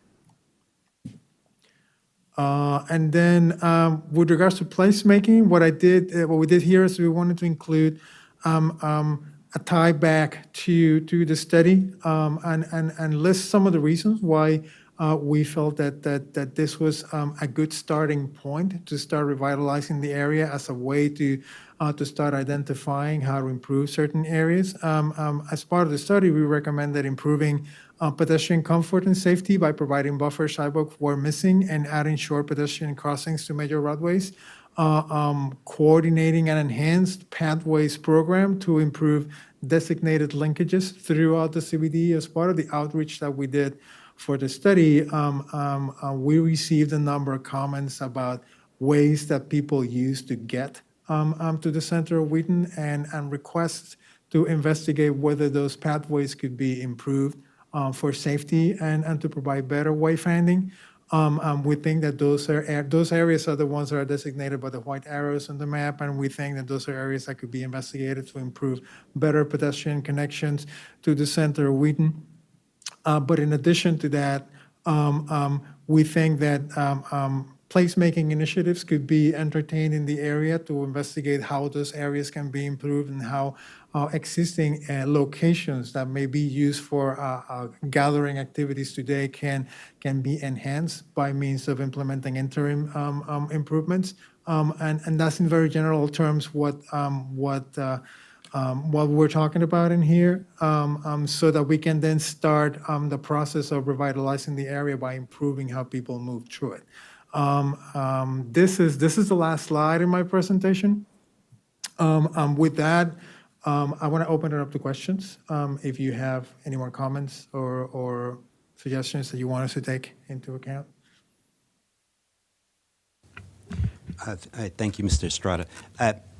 Yeah, no, great to see all the work you're trying to do in making Wheaton, creating this vision, this place that people call home, and with the different, and trying to work with some of the streetscapes you have now, but make them more attractive and to create the places for the bikes and the safe places for the residents. Because as I think when I first started, there was a big push to, about safety in this area, slowing down traffic, having nice walkways for people, and this is definitely is helpful for that. And is how do you create the CBD is so long, and then you have Georgia Avenue so big. How do you create those linkages and stuff? So this is great. Thank you. Do any of the other commission members have a comment? I have a question, Okay. and I think Josh has. Josh, do you want to go first? No, go ahead, Mitra. I'll go after you. I just have one comment. We have the process for excellence in design, for architecture design. For placemaking, in my opinion, we should have excellence in landscaping and greenery. And if we want to make a placemaking for people to come, somehow we have to promote the excellence in landscaping. I'm telling you, sometimes I drive an hour just to go to some of the places just to see their landscaping and their trees and just the beauty of what we had. If we could somehow emphasize, especially in CBD, some kind of, excellence in landscaping, it would bring people there. You have included all the elements that we have there, but we usually leave. You have provided some, recommendation for design that is beautiful. But then how they put this landscaping, it's something that is at the discretion of the developer. I don't know if there is something that we could do to create excellence in landscaping. Maybe we should give some award for greenering or landscaping to bring people for outside of the building. You know, we have it for the outside of the building, but the outside of the open space. Just an idea. Thank you for that comment, and I'm actually going to ask Acting Director Stern. I believe that last year, or the last Design Excellence Award did have a component for site design, and so that's kind of moving into the landscape realm direction, but that's certainly feedback that we could share with our Design Excellence team. But Yes. especially in here, in the downtown Wheaton area, we really Yes. need that. Yes. I mean, I think when we look at development applications, we certainly consider that, because that's very much about creating and inviting an attractive public realm, not just having an attractive, architecturally unique building. But in terms of making it an award category, I'll definitely take that feedback to to Paul Mortensen, who leads our design, our efforts for our Design Excellence Awards, and we can take a look at that. I also think, Mr. Linden, why don't you go ahead? Yeah, I just want to say thanks for the presentation. This looks like just a really excellent kind of forward-looking design, and I think it has a lot of the elements that will create that kind of inviting, comfortable space, especially as the area continues to redevelop and have a lot more amenities that people want to come to see. And it's nice to know that we're kind of really actively creating spaces that are comfortable for people. So just thanks for you and your team for working on that. I just wanted to also I noticed in your presentation, also in the report, a brief mention about like stormwater collectors. I think it was maybe under kind of the groundwater or the ground cover elements that you were talking about. And it caught my attention because I've been a fan of these kinds of like bioretention, or some people call them rain garden facilities, for a while. And I know there's a lot of like innovative uses of them these days. And of course they can also be used for like really impressive, to Commissioner Pedoweem's point, like really impressive landscaping and beautiful landscaping as part of this stormwater collection. So it was interesting to me to see that noted here. And I'm wondering if you could talk a little bit more about how you'd think about these kinds of stormwater management facilities as part of, how do you think about implementing them as part of the streetscape? And clearly, they may not be needed everywhere. But is this like a significant part of how you imagine these streets, or would this be more of kind of a case by case basis based on other needs or other kind of stormwater management challenges, almost like block to block? Yeah, thank you for that question. We do have a section in there about environmental site design, and we're trying to encourage applicants to think more holistically about how sustainability is worked into both the development of their streetscape and the development of the buildings. Even though what this document pertains is exclusively the streetscape component, we do think that is a comprehensive conversation. But this is more of a case by case kind of a situation. So far, development that has come to Wheaton has been very limited. So it's hard to tell where and how much of this type of facilities we're going to be able to get on the ground. We like to include that information in our documents because it's a serious aspiration that we would like to see implemented.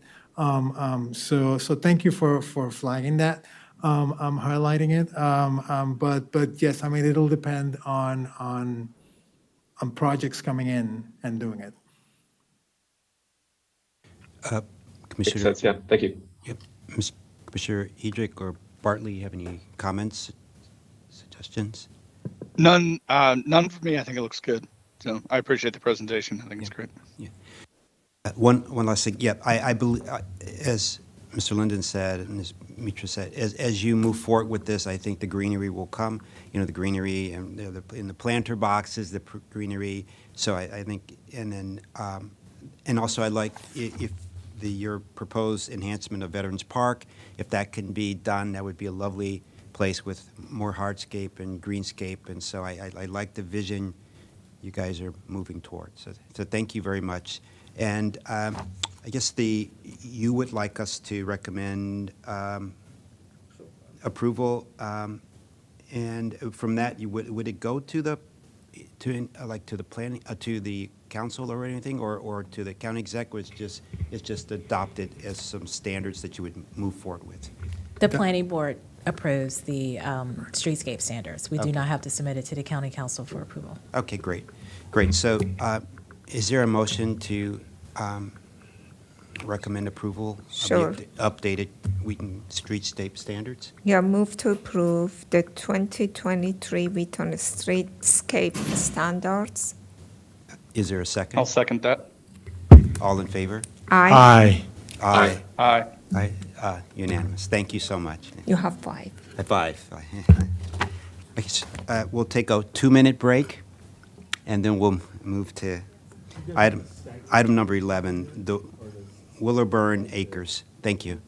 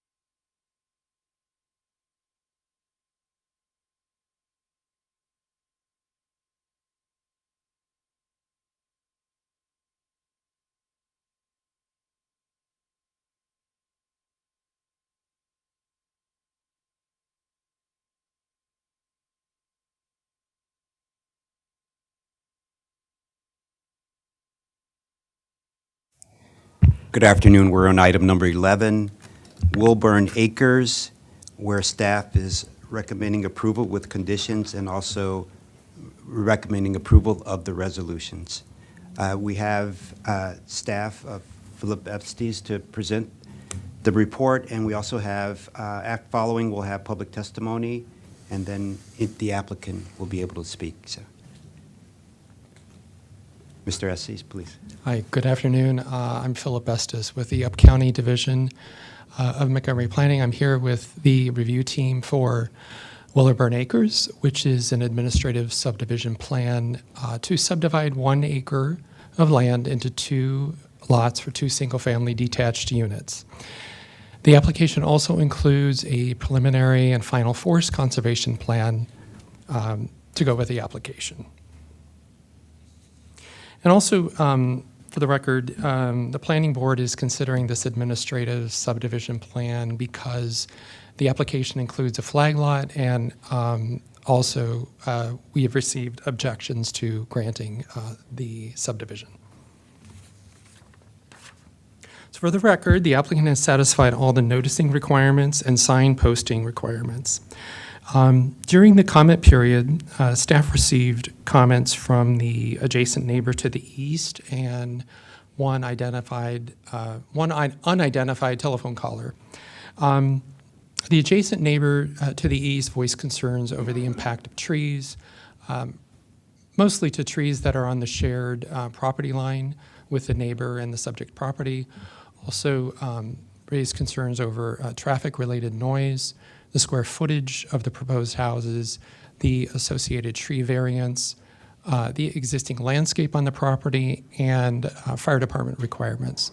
The caller indicated simply just a general opposition to flag lots.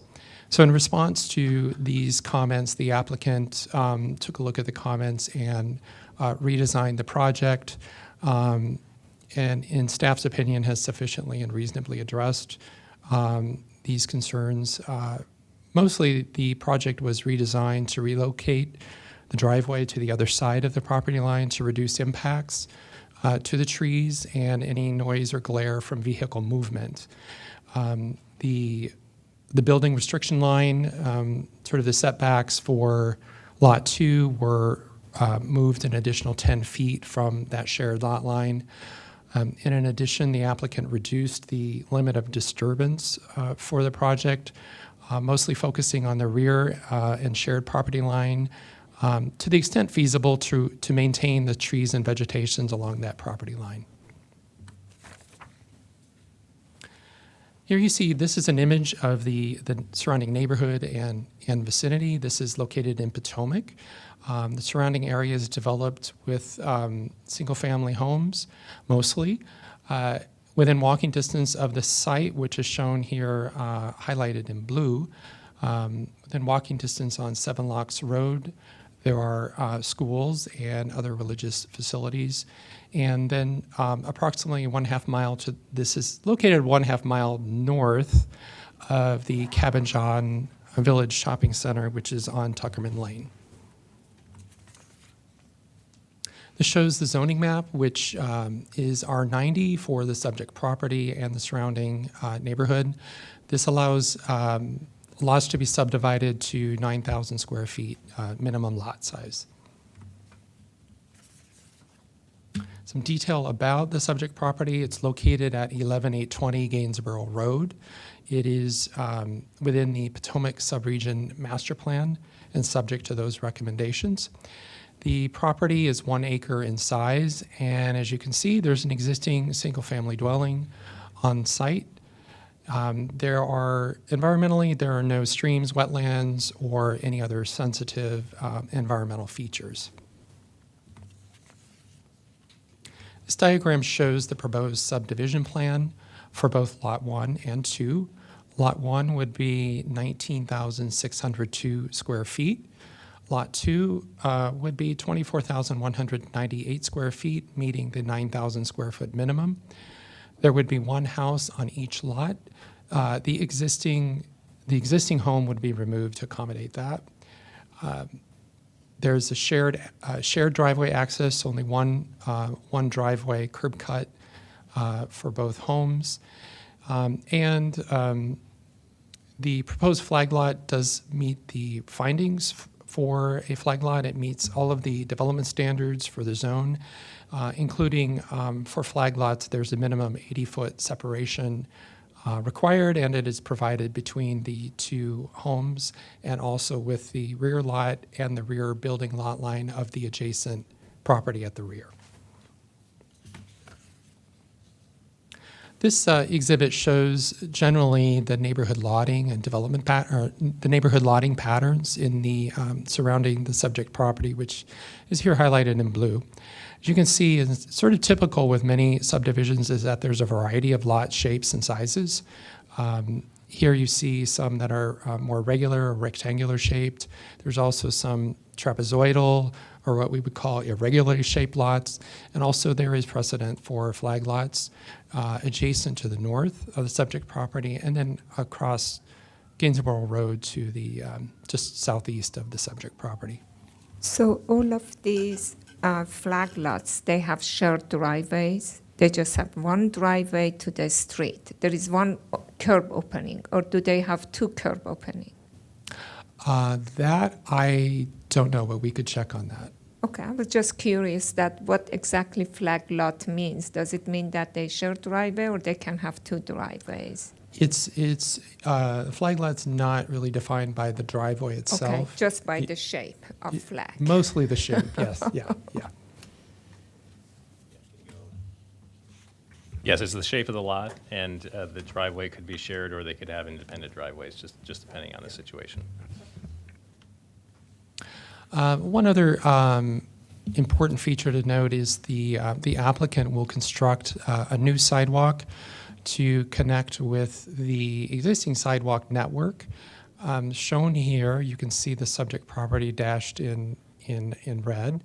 The proposed or the constructed sidewalk is shown here hashed in yellow. The inset here shows where it would be connected to the existing sidewalk, which then goes down to Seven Locks Road and beyond. This is both, as you can see, on-site and then off-site to the neighbor to the southwest. These are all on public right-of-way? The sidewalk is on public right-of-way? Yes, it is, yes. Yeah. So the application also includes a preliminary final forest conservation plan. And as you can see here, although it's heavily vegetated, there's no regulated forest present on the property that would meet the code definition of forest. That said, the application would require 0.17 acres of afforestation, and that will be met by planting offsite or by an in lieu fee payment. Included with the with that preliminary final forest conservation plan is a tree variance. The forest conservation law protects trees that are 30 inches or greater in diameter. So there, with this application, there are 3 variance trees impacted as shown here. 2 off-site trees are identified by the yellow symbols. Those will remain, but the root zone will be impacted. As noted on the forest conservation plan itself, the driveway, mostly this would be due to the driveway removal, the impacts, and the driveway would be removed with light equipment. No excavation into the root zone would occur, and once completed, it would be mulched, and then a tree protection fence would be put in place until construction is completed. Tree number S2 would be identified by the red symbol. That tree would be removed because a significant portion of its root zone would be impacted due to frontage improvements, the utilities, and actually construction of the house as well. It's also been determined to be in poor condition, so that would be removed. But due to those factors, there is sufficient unwarranted hardship to remove that one tree.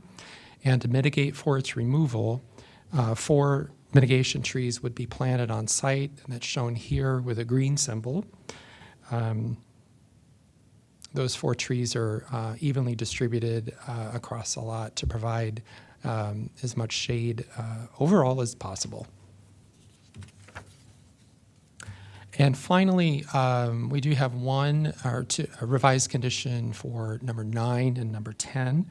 And at the request of the applicant, we're concurring with these revised conditions.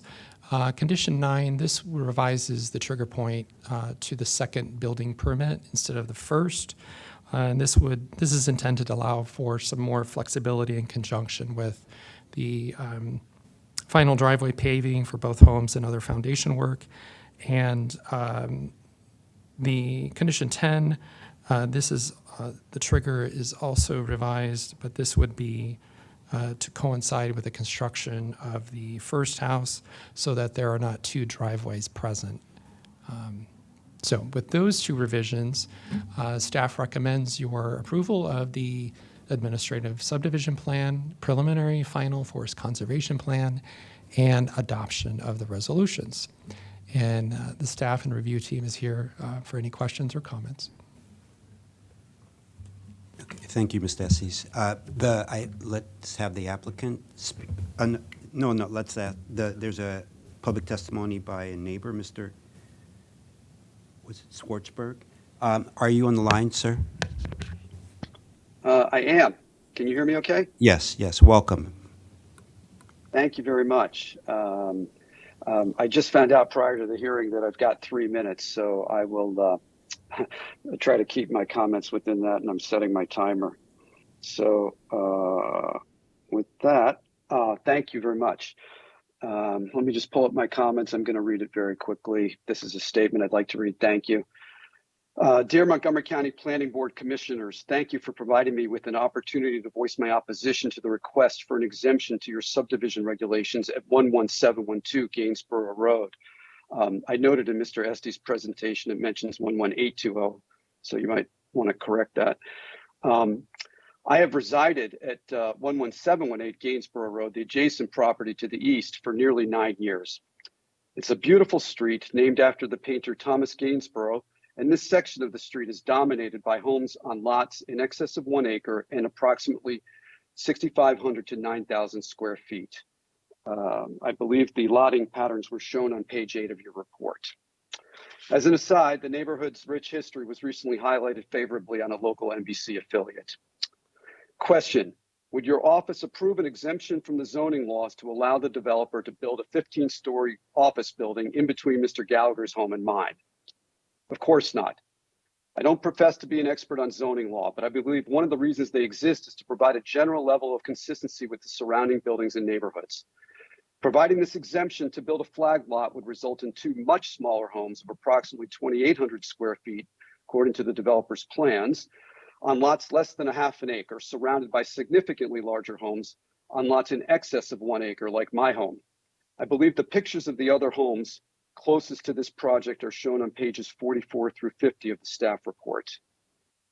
It is my understanding that this is exactly why your office denied a request to subdivide the property where I currently reside in 2004.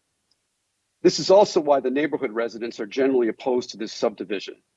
Shoshana Wallach at 11730, 2 houses east, is adamantly opposed, but she didn't receive an invitation to testify because she's not an adjacent homeowner.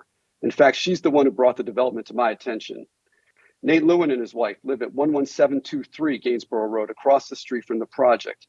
They are adamantly opposed to the project. They vigorously led the fight to oppose the subdivision at 11718 prior to my purchase. They are both now in their 80s and not in any condition to take up this fight again, and they passed the torch to me to oppose the subdivision and preserve the character of the neighborhood. Michael Tranquil and his wife at 7720 Fontaine expressed to me that they were not in favor of the project. James Gallagher at 11706, the home immediately west of the project, is opposed, but I believe he was going to send in comments on his own. On a personal level, I believe that this project calls for the removal of the existing driveway and that this removal would potentially damage the root system of 2 mature trees on my properties. These are ST1 and ST2 on page 11 of your report. While I oppose the subdivision, should it be allowed, at a minimum, I request that this removal be done in a way which doesn't damage my property. Lastly, the storm drain the storm drain west of the project, which was shown on page 9 of your report, I'm almost done, shown on page 9 of your report, consistently backs up with debris and the water gets as high as 2 feet. It's a driving hazard. What you showed on your report was that you will be feeding additional water back into that same drain. So I would like to understand how that will be remediated. When homes generally in this neighborhood have been purchased and torn down, they've been replaced by homes consistent in the neighborhood, such as 11748 Gainsborough, and it was a beautiful improvement to the neighborhood. The developer, who already lives on this street, has the same option under the existing rules without the need for your office to provide an exemption. I sincerely believe that the interests and existing property rights of the vast majority of homeowners on this street should outweigh the marginal benefit You have, to a single developer. can you wrap it up, Mr. Schwartzberg? Thank you. My last two, I formally request that you deny the request for an exemption from the subdivision regulations for the property located at 11712 Gainsborough Road. Thank you, Robert Schwartzberg. Thank you very much. So maybe we'll have our attorney speak, or the attorney speak, and then we can address some of the comments he had. Some of his questions were how his trees will be protected, about the size of the house relative to the others, and stormwater. I mean, can you respond to those 3 items?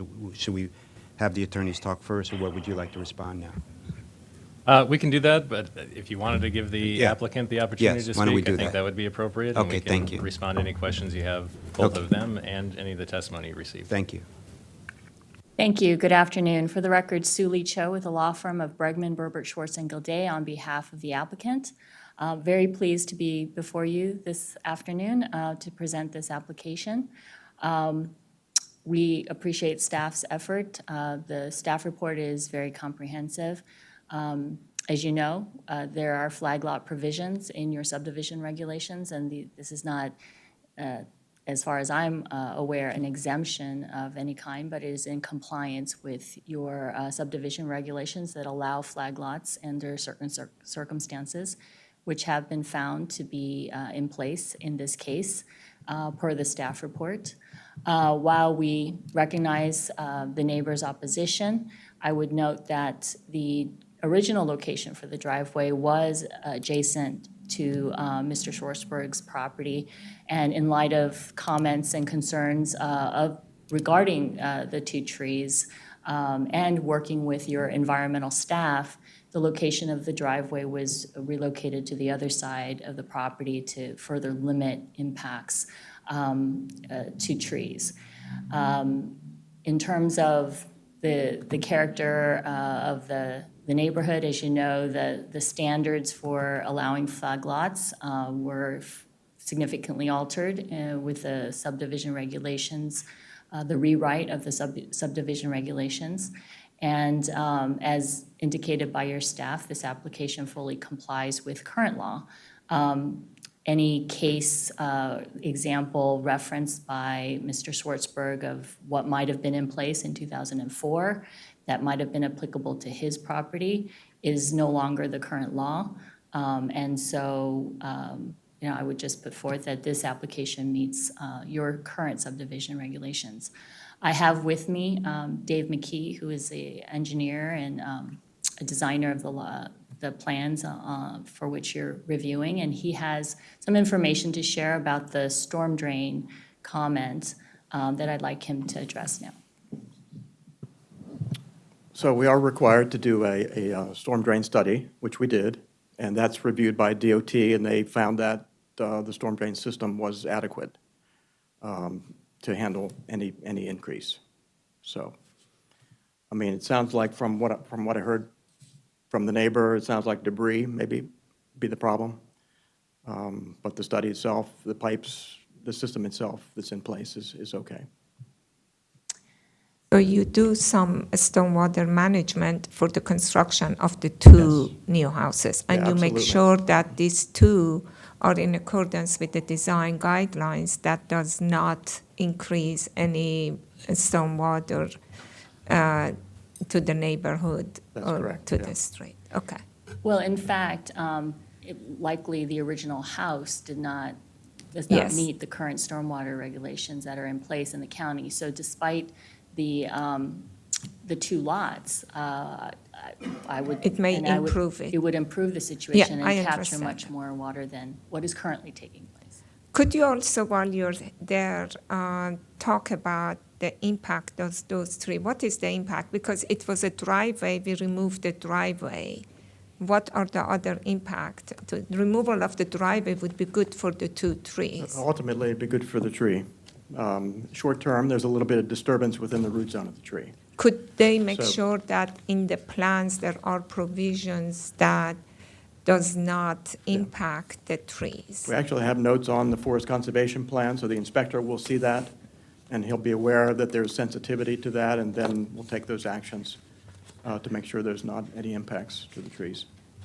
So the Okay. trees aren't being Thank removed. you. One of the trees is a right-of-way tree, actually in front of the neighbor's property, and one is on his property. But the impacts have been minimized to as much as Thank you. possible. I would also note that there were a number of other individuals mentioned in the testimony that are not before you today, and I would just caution the board in terms of representations as to opposition. There is only Mr. Robert Schwartzberg's correspondence that we received, and we are not aware of any other individuals in opposition. And then finally, the conditions that staff identified as condition 9 and 10 with revisions are acceptable to the applicant, and we appreciate staff's consideration of our concerns on the timing of when the building permits are, the triggers related to those conditions. We appreciate their consideration. And the other conditions are also all acceptable to the applicant. Okay, thank you. Any comments or questions from the board members? The, I think his name's Mr. Mr. Schwartzberg. You mentioned something about exceptions, and I don't see any exceptions, but I do see a variance request. And so, do you think he was referencing the variance request or some exception? Because I don't see any exceptions in the report, so. Philip Estes. For the record, right, there's no exemption requested or recommended. I might ask if he's referring to another exemption, but right, the tree variance is the only, if you might call that an exemption, requested. Okay, so Right, he yeah. was using the wrong term of art. So when we look at the variance requests, specifically, our report is different than the slide, so it's figure number 6, the tree variance exhibit. And so ST4 and ST1, are those impacted trees? And are they on the applicant's property or someone else's property? ST1 is located in the right-of-way, technically, and then ST4 is located on the neighbor's property. And has that is the adjacent neighbor fine with the impact on those? That's Mr. Schwartzberg. But- trees? That's Mr. Schwartzberg. He wants to know how that they will be protected. What kind Yeah, of how are protection? they being protected? Is the roots being impacted? The roots. Mhm. The- How will they be impacted? And is there a threat that those trees will no longer exist? Well, if you can see the diagram on your screen, the circles are a little light, but those circles indicate, you can see. ST4 and ST1. So ST4, this circle here represents the critical root zone. ST1, the critical root zone here. So, about a third, almost a half of the critical root zone goes on to the subject property. So almost any activity that would occur on the subject property is going to impact the critical root zone of both of these trees. The forest conservation plan indicates how it indicates what the methods will be for impacting those trees in the construction, and also our forest conservation inspector will be there to ensure that those conditions are followed. So what happens if the trees don't survive the construction?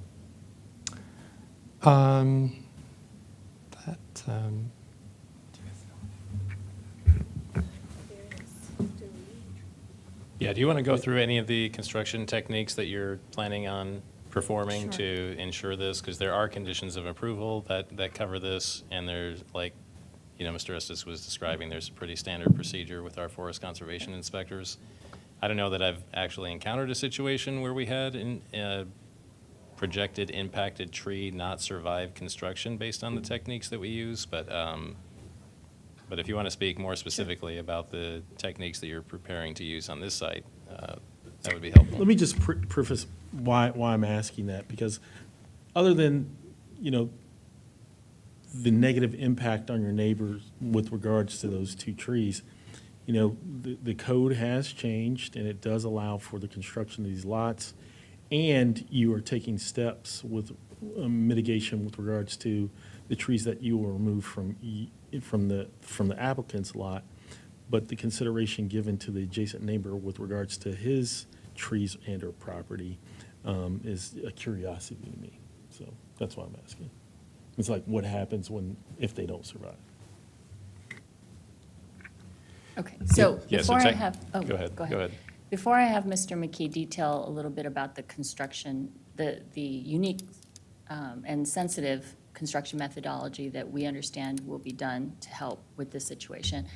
In terms of when environmental staff and the applicant work together to assess proposed tree impacts and a tree variance requirement is identified, it is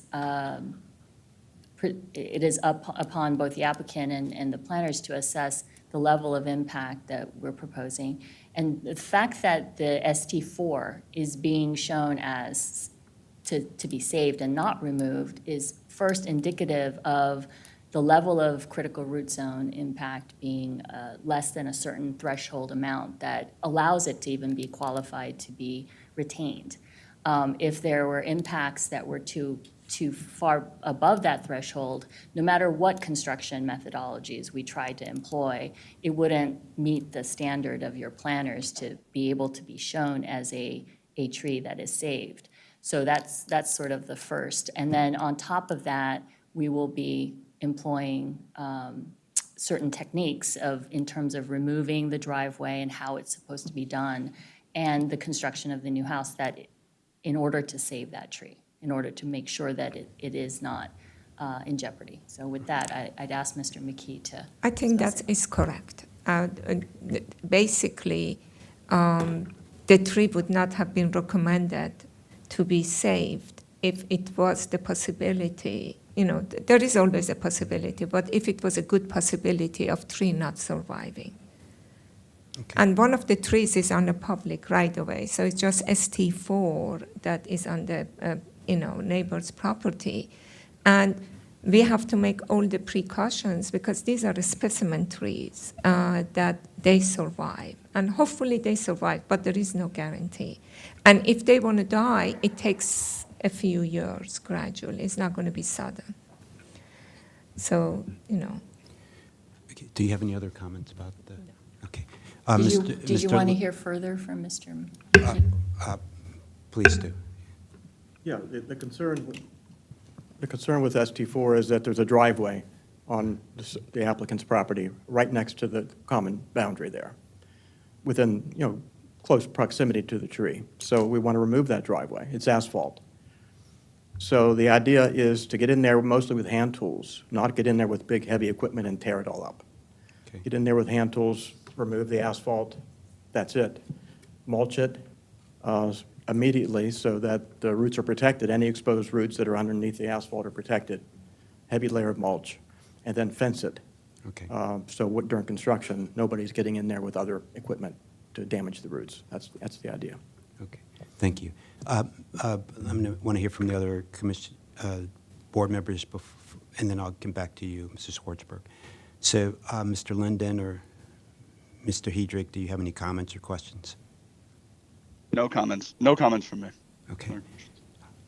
Yeah, no comments from me. It appears that this meets the requirements, and yeah, I think I would support this moving forward if if a motion's made.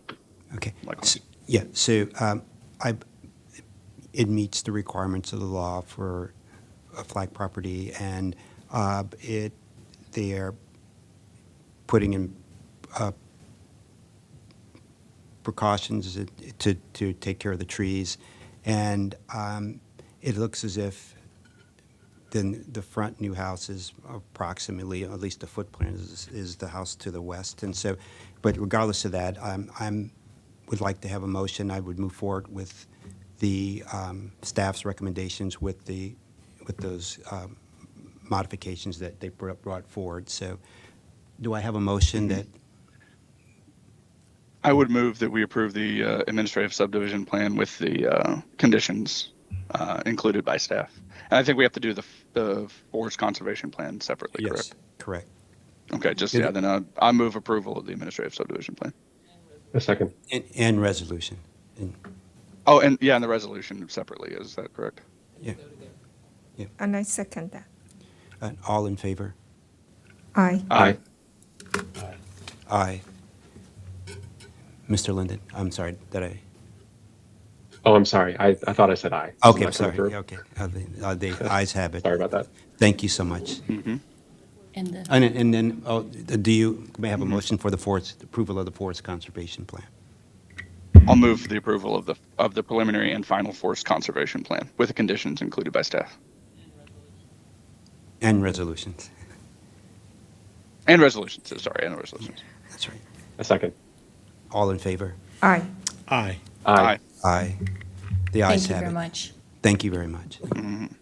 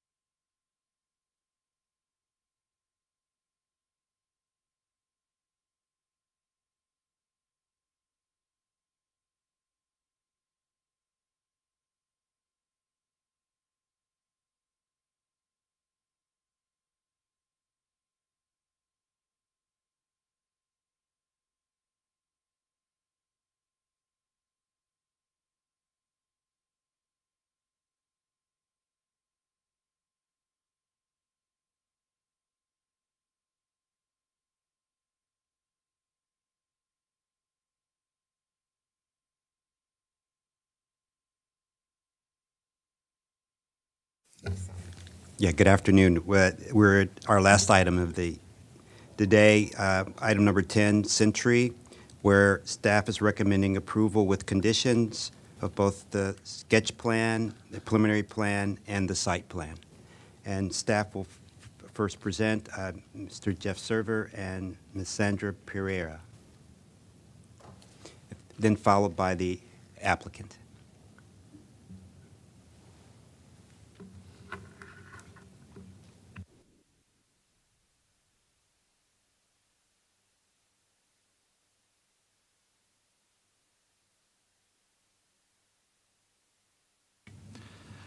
Good afternoon, members of the board. For the record, my name is Jeff Server with Up County Planning. Before you today are three amendments: sketch plan amendment number 3/2016-002A, preliminary plan amendment number 1/2002-095C, and site plan amendment number 8/2003-007F. Staff is recommending approval of the three amendments with conditions. These applications are focused on a request to create a phased mixed-use development within what's termed Phase 1C by replacing two previously approved office buildings and one previously approved hotel building with two R&D office buildings, two hotel buildings, and two multifamily residential buildings. In looking at community outreach, the applicant has complied with all application submittal noticing and posting requirements.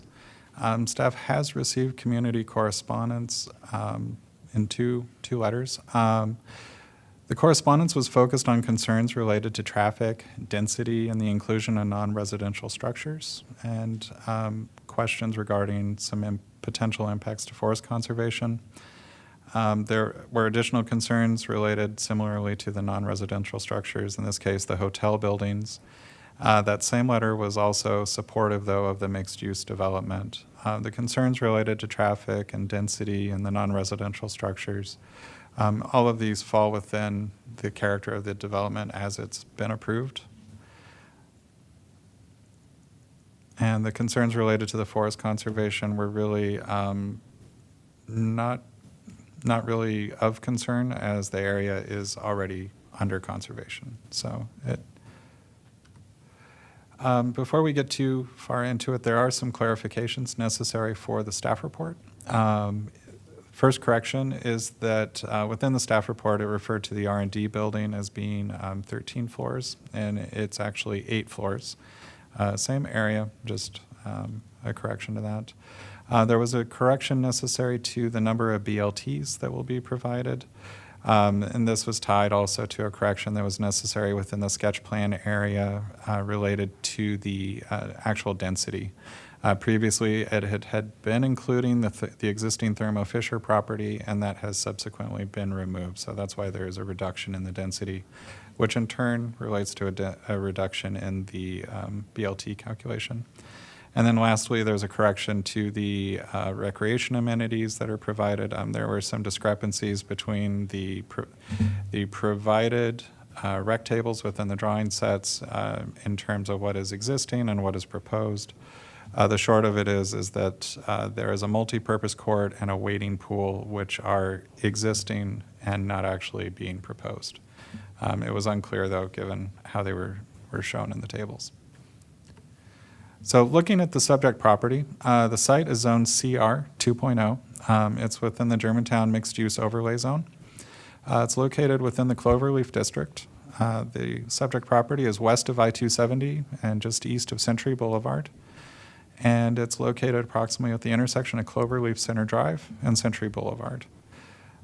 There is CR 2.0 zoned land to the north, south, and west. As I mentioned, I-270 is to the east.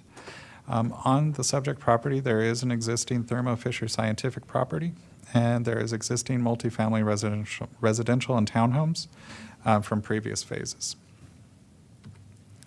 Looking at the subject property, you'll see in the image to the right some different colors for polygons. These are referring to the different areas.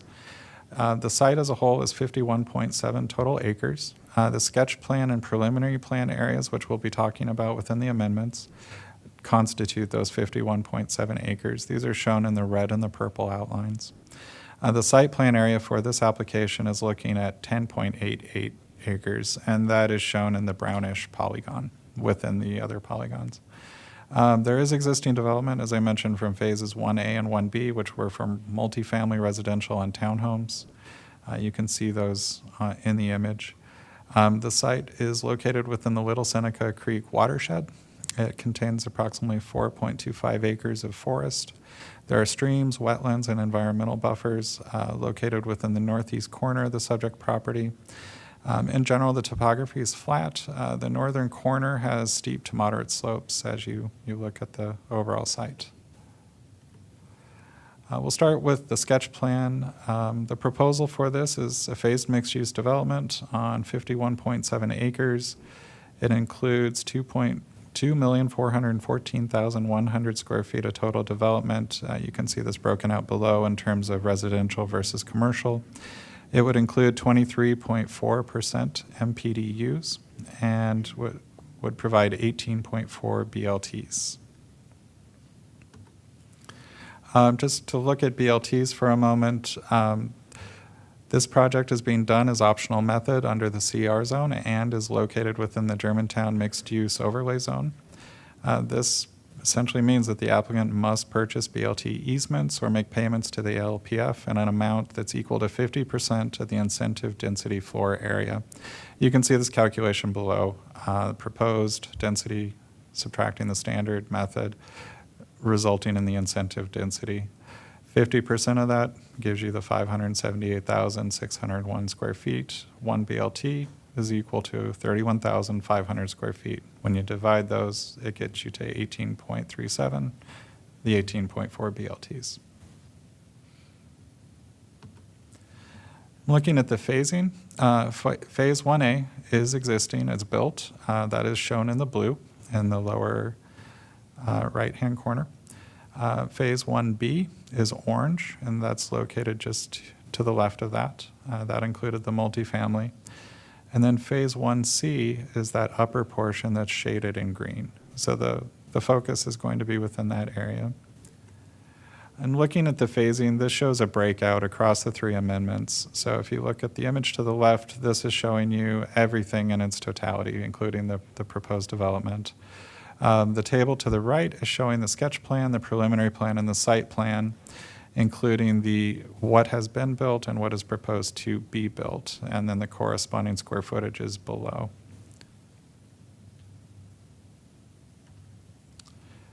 So in looking at the master plan, this is located within the 2009 Germantown Employment Area Sector Plan. Specifically, it's within Area 1 of the Cloverleaf District. This is shown by a red star in the image to the right. This is taken from the master plan. The overall Cloverleaf District is approximately 130 acres. The master plan recommends cluster development at transit stations, providing connecting streets, bikeways, and pedestrian routes for access and walking. The master plan goes on to recommend locating tallest buildings at transit stations within centers and stepping down the heights as they are adjacent to existing residential communities. It goes on to recommend concentrating development near transit stations with highest densities near transit and lower densities near existing residential communities.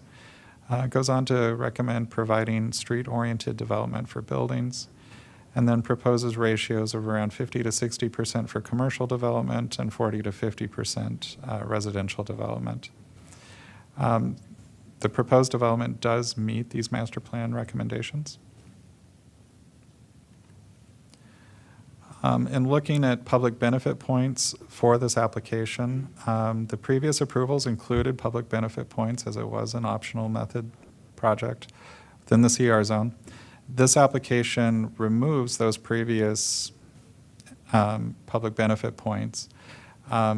Section 59, and I won't read it in its totality, but it's in Chapter 59 in the ordinance, it does state that a project that provides a minimum of 20% MPDUs does not have to satisfy any other benefit categories. So the previous public benefit points are being removed, but they're being replaced with 140 points because the applicant will be providing greater than 20% MPDUs. It's also worth noting that there is a public art component that is to be replaced with an amenity plaza and a centralized water feature. Looking at the some of the proposed architecture and buildings, the first is the research and development / office. These are identified as buildings C1 and C2 in the image to the right. What you see here is the front elevation as you would be looking at it with the connection.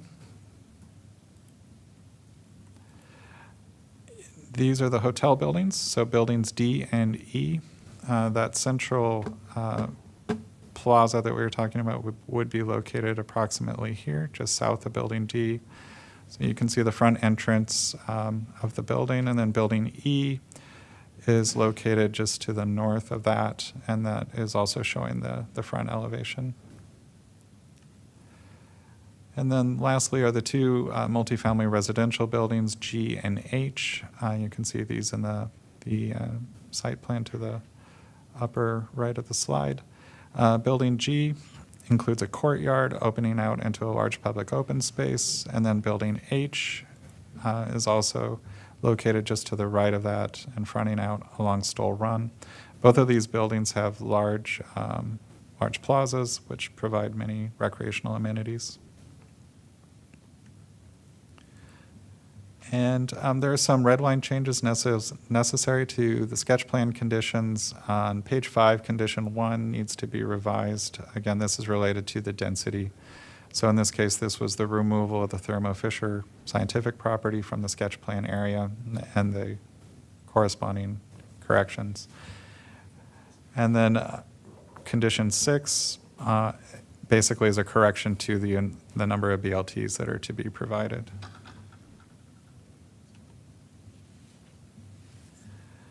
In looking at the preliminary plan is proposing a phased mixed-use development on the same 51.7 acres. In this case, it's looking to create lots for a little over 2 million square feet of total development, and you can see the breakout of the density of residential versus commercial. And as previously mentioned, this looks to replace 2 previously approved office buildings and 1 previously approved hotel with 2 R&D buildings. Those were the C1, C2 buildings that we saw. The 2 8-floor hotels, buildings D and E, and then 2 multifamily residential buildings, which are G and H. And these would provide 23.4% MPDUs. What is the parking situation? Parking, is it a parking structure or surface parking? No, the parking would all be underground structured parking below each of the buildings. And I'm going to turn it over to my colleague, Chris Van Alstyne. He'll be covering transportation. Here we go.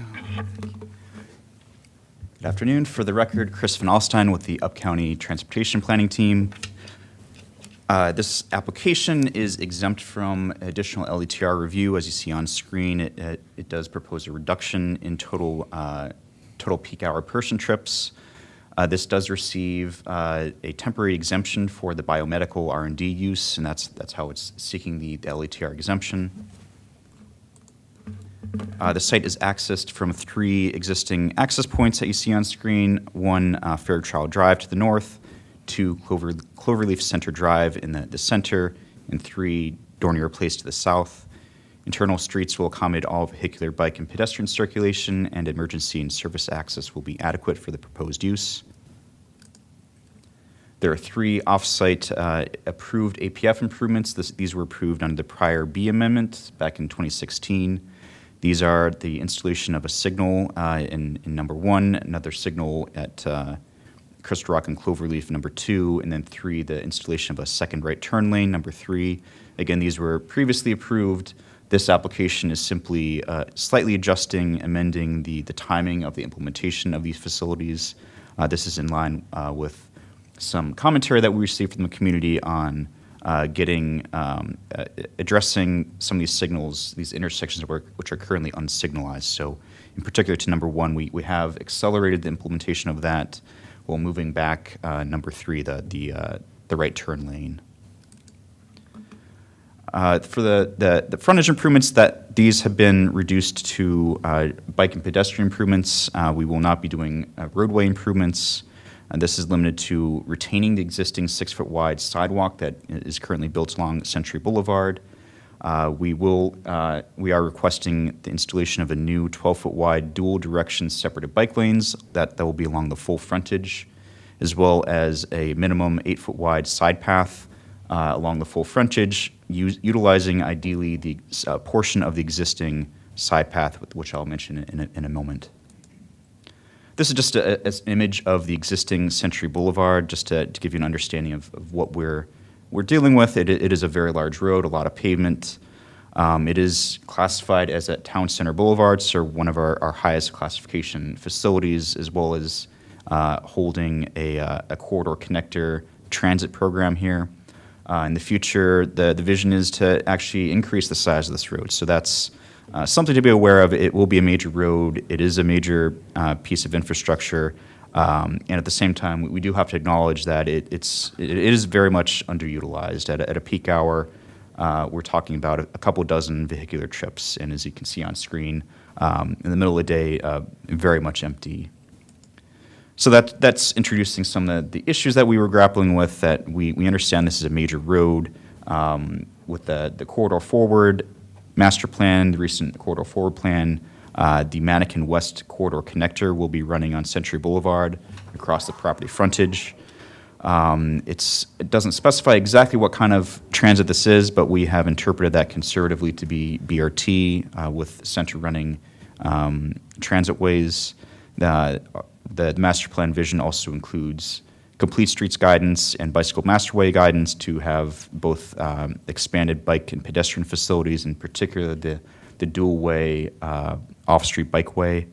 At the same time, staff has been working diligently to try and figure out a way to expand both the bike and pedestrian network, so especially as we look to its location just to the north of Germantown Town Center, seeing how we can expand that network as best we can. And again, addressing some significant community concerns over speeding and general safety.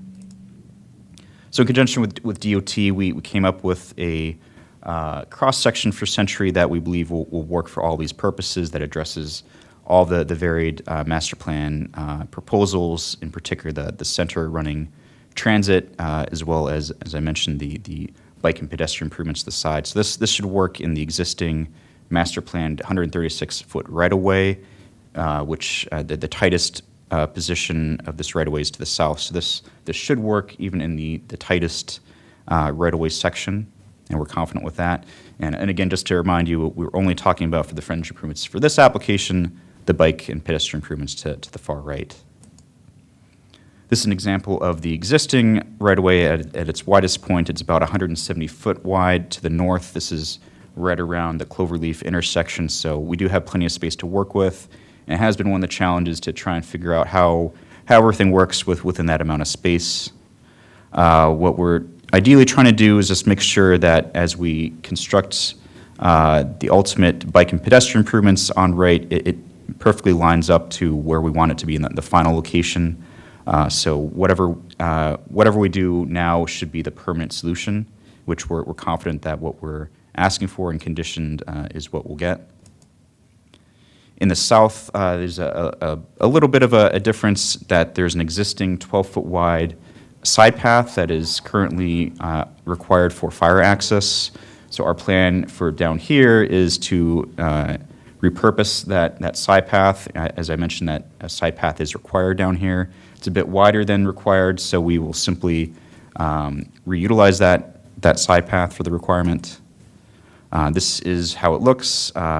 It is, as I mentioned, for fire access, so this would entail placing the future conditioned separated bikeway immediately to the left. So you retain this 12-foot wide existing side path, and then an additional, basically mirror image with paint to the left. It'll be side by side with no constructed buffer, but we will use paint to provide that visual buffer between the two. This is an example. As I mentioned, the only difference is that 4-foot planter will be would still retain that paved area. And again, the important point is that it's an ultimate location to the far right against the property edge to allow all future road improvements to be implemented. Just as another note, we did explore, and this is still a condition of the approval, we did explore the idea of a road diet. This is not at this point moving forward. However, we just want to notify the board that this is something that we explored. It was an option to see if there was an alternative to extend these bike facilities all the way to the town center. There were some issues and an additional study that would need to be required. As a side note, Up County is exploring a technical study of Germantown roadways, which will in greater depth explore this idea of a road diet, both here as well as some of our other major roads that are currently well underutilized, and just see if we can get a better fit. Will that be in time frame for when the applicant is developing their property? I mean, putting in those road improvements and stuff? No, we're about to start that here, either in the fall or the winter. We'll be looking at several issues through that study of Germantown related to the master plan, and one of them being sort of roadway capacity and other items. So to be determined, it will likely not sync up quite right, just timing-wise with their development. It may in the future as part of the other future phases. Okay, thank you. And to clarify, at this point, for this application, we will plan on proceeding with the frontage improvements that we just discussed. The road diet seems to be, at least with the time frame of this application, not feasible at this point. A couple corrections to the preliminary plan conditions. This is very minor, that we received the letter on July 18th and not February. A couple revisions to the transportation conditions. This is a minor revision to change it from the timeline linked to the building permit, and we're instead linking it to the use and occupancy permit. So that's slightly pushed back slightly further from what was in the staff report. And then condition 28B, this is a little bit more clarification on what is required for these frontage improvements. It doesn't fundamentally change what we're saying. It's just to provide greater clarification on the buffers, where the features are supposed to be placed, and just to clarify that we intend to retain that existing sidewalk. So unless there's any questions, I can kick it over to Jeff to finalize the preliminary plan.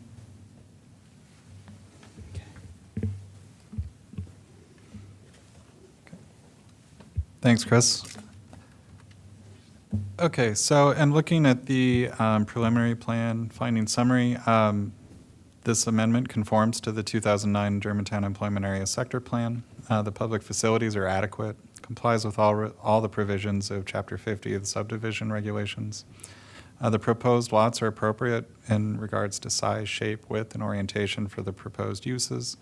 Meets all the applicable standards of the CR zone and the Germantown Transit Mixed Use Overlay Zone, complies with Chapter 22A for forest conservation, and complies with Chapter 19 for stormwater. Lastly, we're going to look at the site plan amendment. This amendment proposes a phased mixed-use development, but this case it's on 10.88 acres rather than the 51.7. The scope of it is close to 600,000 square feet of development. This is for 233 dwelling units. This would be the multifamily residential buildings we looked at earlier, buildings G and H. And then close to 200,000 square feet of hotel use, 154 rooms. These were buildings D and E. And close to 50,000 square feet of retail and service. This would be located within the hotels and in the multifamily buildings at the ground level. It's worth noting when you look at this and you see the polygon to the right, you see where there's sort of a white area that's shown on the site plan view. That is the location of where those research and development buildings would be potentially located, and that would be for a future site plan amendment. The site plan amendment in this case would also need to provide BLTs. In this case, it would be 4.6 BLTs. and this is providing 20% MPDUs. There was a previous site plan amendment, it was the E amendment that provided 25% MPDUs. That was across the entire subject property, looking at the greater 51.7 acres. So I just wanted to bring this up in case there was any confusion on why we were looking at 23.4% and now we're looking at 20%. That's where that difference is. Thank you. I was going to ask that. Yeah, I thought I'd does it make any difference in any other findings that you have had, or they were all done for 20% MPDU rather than 23 point something MPDU? Because I was reviewing it and I was saying, why is it changing? It changes due to the location of where the amendment area is. So when we're looking at the F amendment, it's a smaller location. So between that 25% and providing the 20, that's where you get the 23.4%. So looking at public open space, they're meeting the requirement, so they're meeting the 10%. It meets all the requirements within Chapter 59 for public open space. The open spaces are distributed all along the north side of Stoll Run. So Stoll Run's an existing street. The public spaces exist in a variety of different features. So we've talked about the water feature in the plaza that's at the entrance to the hotel, Building D. There's a pedestrian through-block connection that's provided between buildings D and E, which then connects to a large open grass area, which is in front of Building G. Both buildings G and H provide large courtyards with recreational amenities, and then throughout the greater development, there are lots of picnic and seating areas being provided. We are recommending, actually, we'll get to that in a moment. In looking at forest conservation. Excuse me, but all those Yeah, areas you I'm said are for the public can use? With the Or is that- exception of the courtyards. So within the multifamily buildings G and H, those courtyards are privatized, so they're for residents, but everything else is for public use, correct? So are they counted for the 10%? If it is not public use, is it included in 10%? Yes, it is. So there's 10% open space and there's 10% public use space? Or what is the requirement? Is it I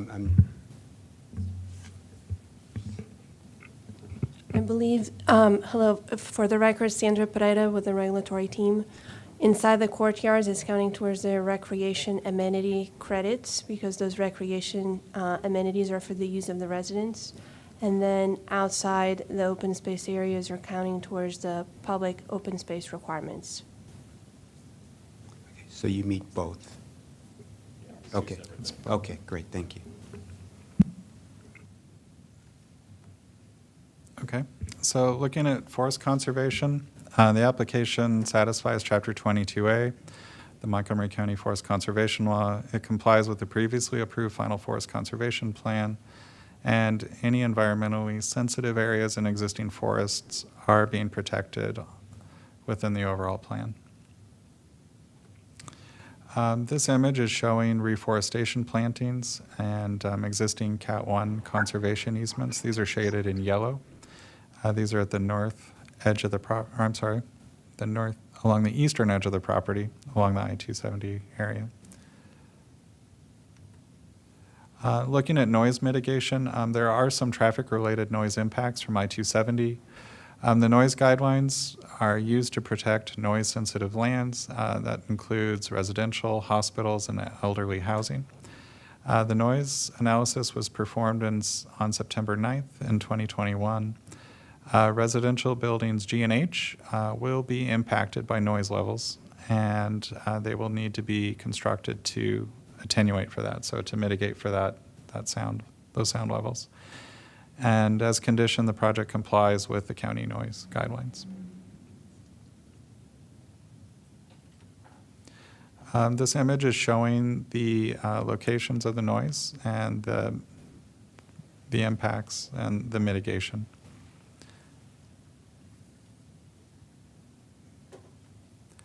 So in looking at the site plan findings, this amendment conforms to the, that should say site plan findings.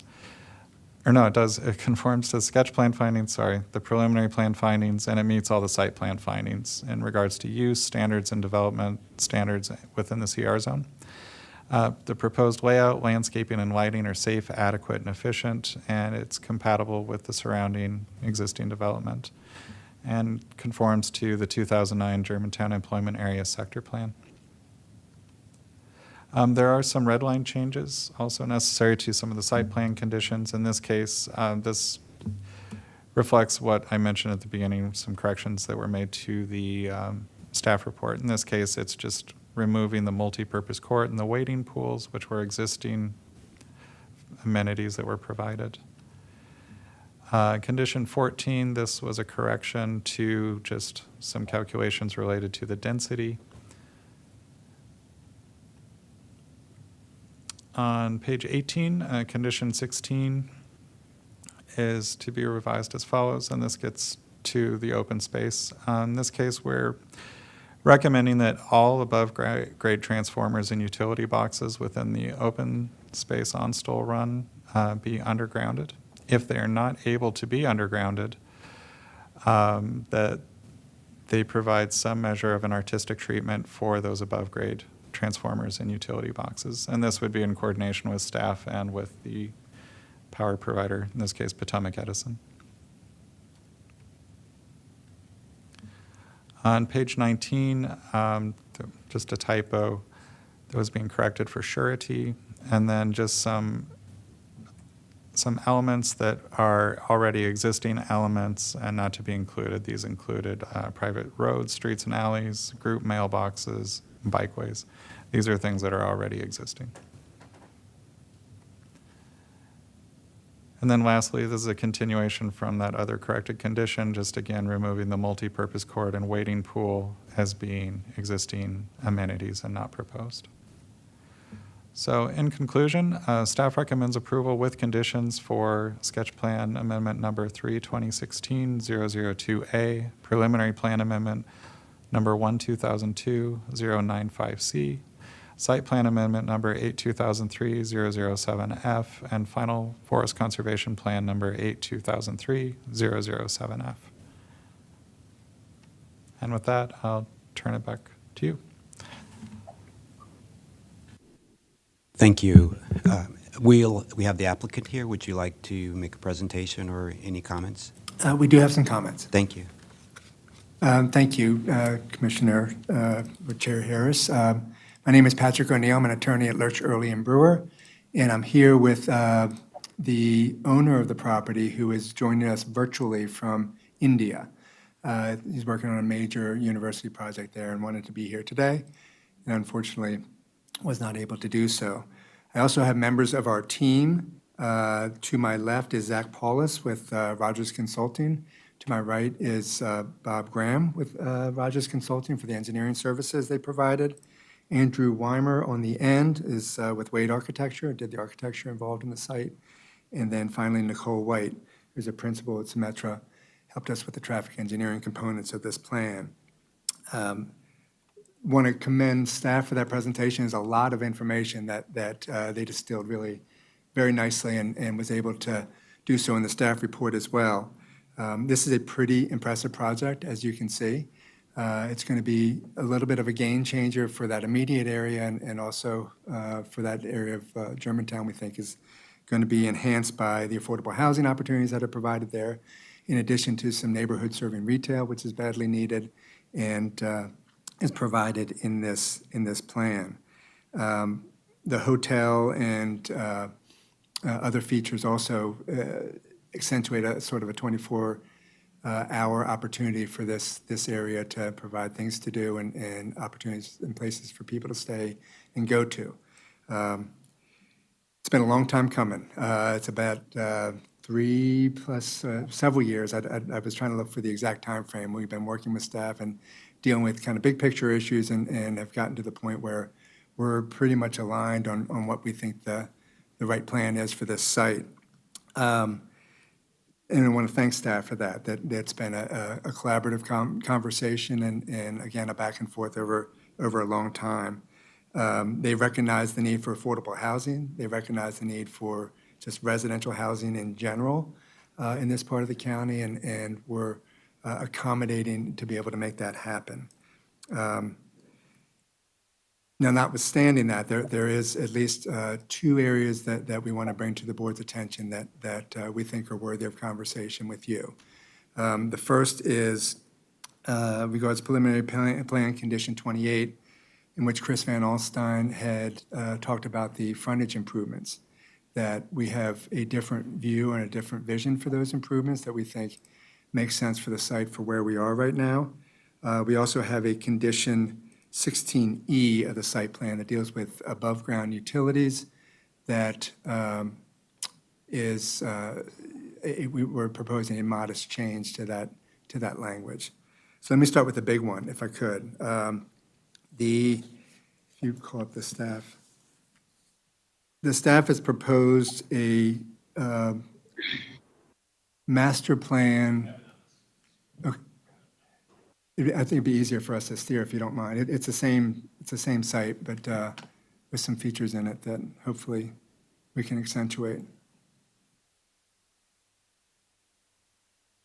Is that on the site yet or no? They need to switch views. So as they're calling out, there it is.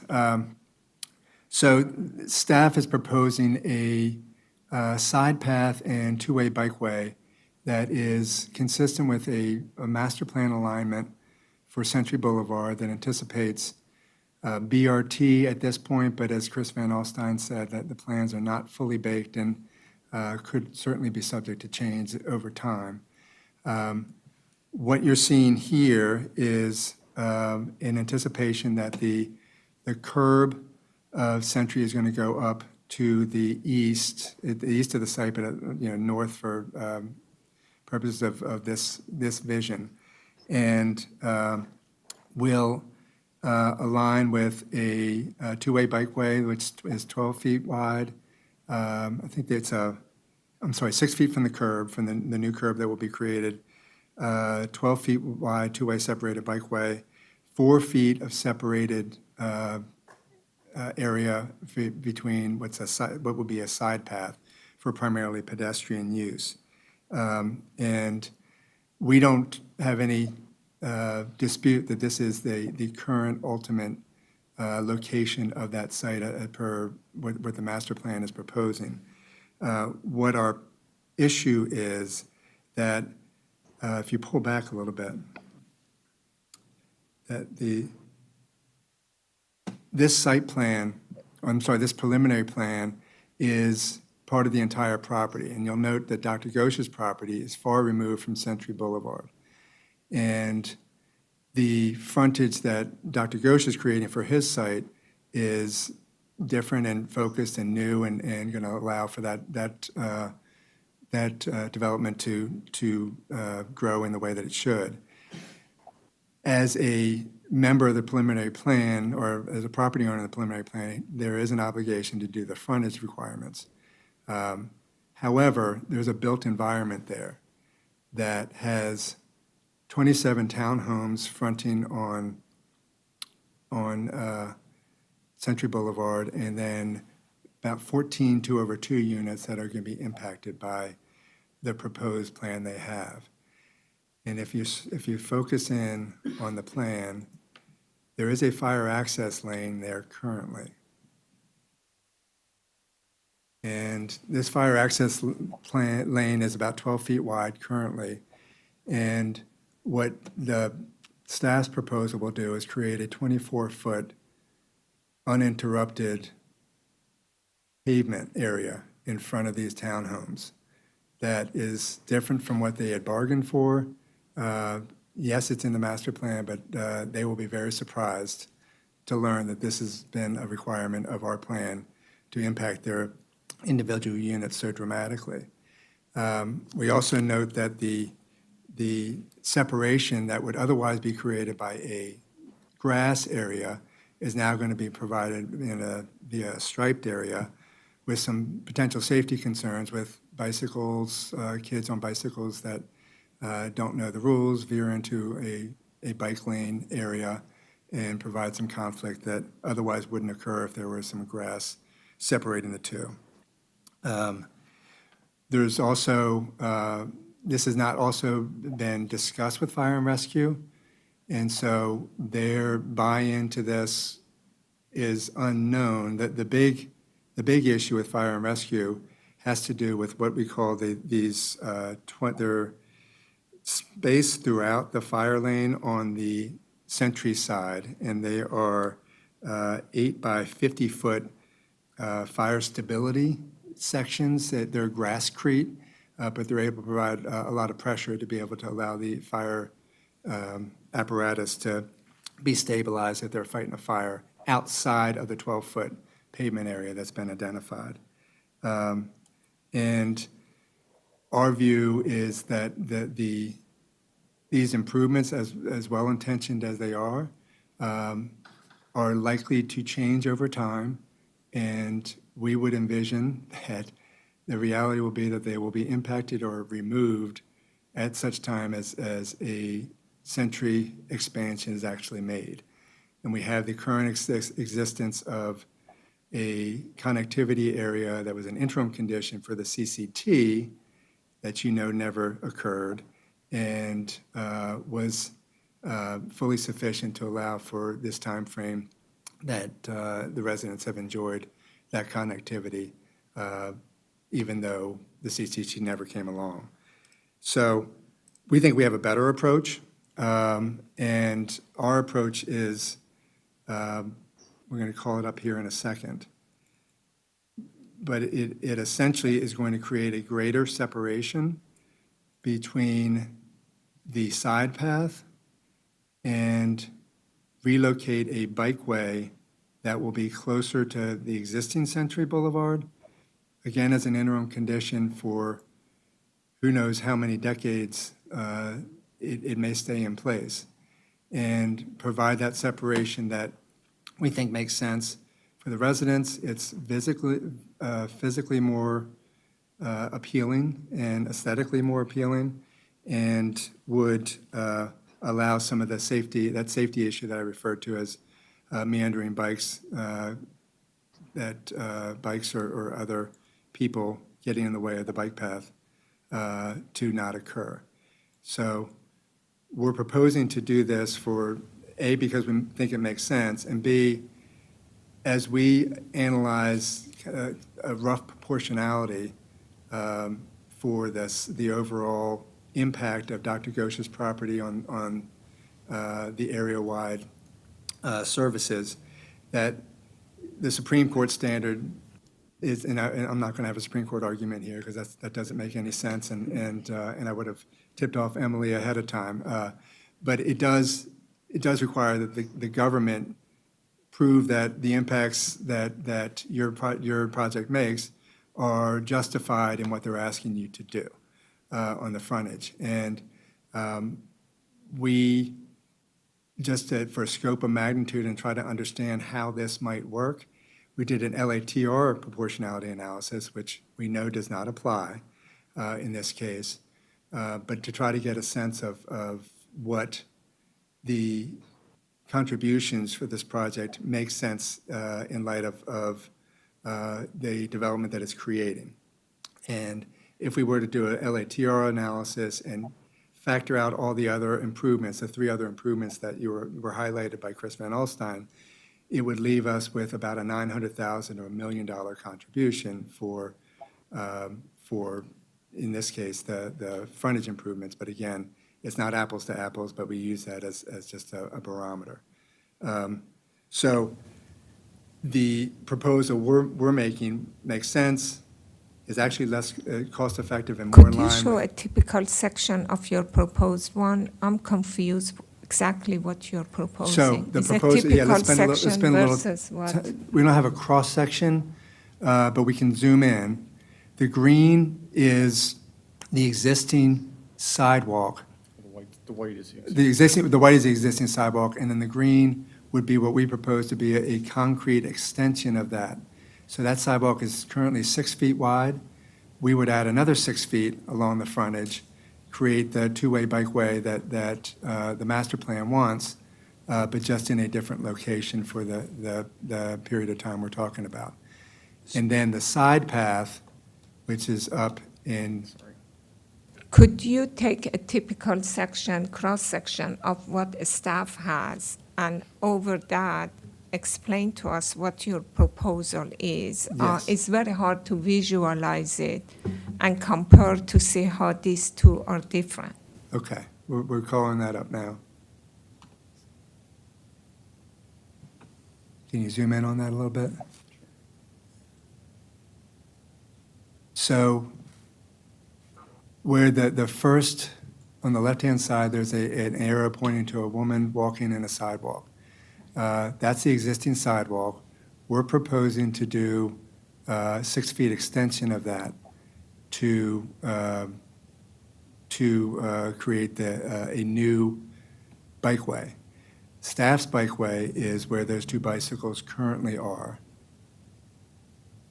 And then to the right of that is a grass area, which for a portion of this side path / bikeway is going to be pavement, indistinguishable from what is the side path on the left in purple that will be the side path that we're ready, willing, and able to extend. But in this here, where the sidewalk is, really, this is, to left of that is really the street now. Yes. So this is not a The current 6-foot street, plant. yes. It used to be right Correct. against, but that, which is not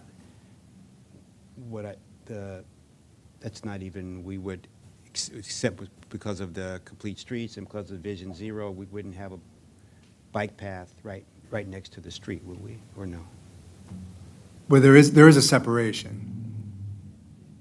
The grass- what is that, the green space? Was that? Yeah, there's existing grass I'm sorry, I separation. misunderstood. Yes. Okay. All right, okay, thank you. So, So that's our proposal for the reasons we stated. We think it's better for the existing community.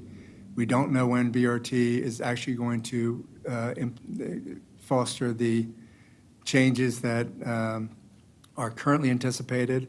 And when they do, if they do, who knows what they're going to be. And we had the CCT as an example of that for this site having been experienced a CCT change that is changed over time.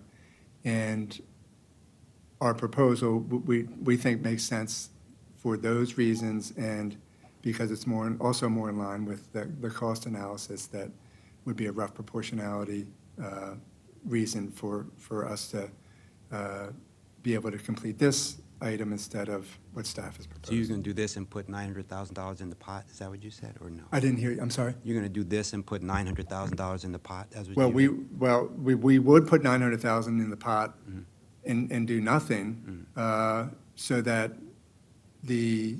whatever's going to happen there is going to happen without having to redo it at sometime in the future. Okay, I misunderstood you. And maybe you can go over your next thing, and then we can talk about both of them? Or you want to Okay. talk about this? No, yeah, because there are a couple things I want the board to understand, Okay, so. okay. Great. The other is that, do you mind, can we turn it back over to you, Jeff, to call up the condition 16E? Sure.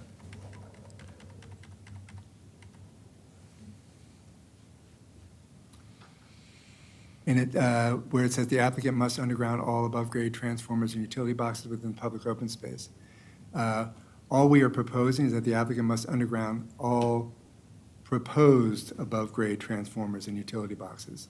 There are some existing, there is an existing utility box along Stoll Run that's already in place, was done as part of the prior development, and our new development would be moving dirt and be able to accommodate, if we were required to, undergrounding of those utilities on site in a way that we could easily accomplish.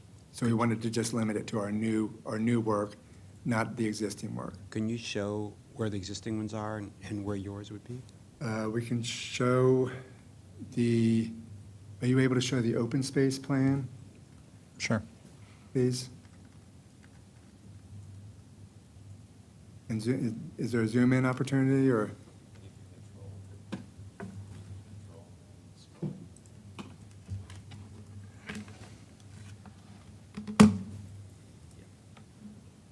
is, thank you.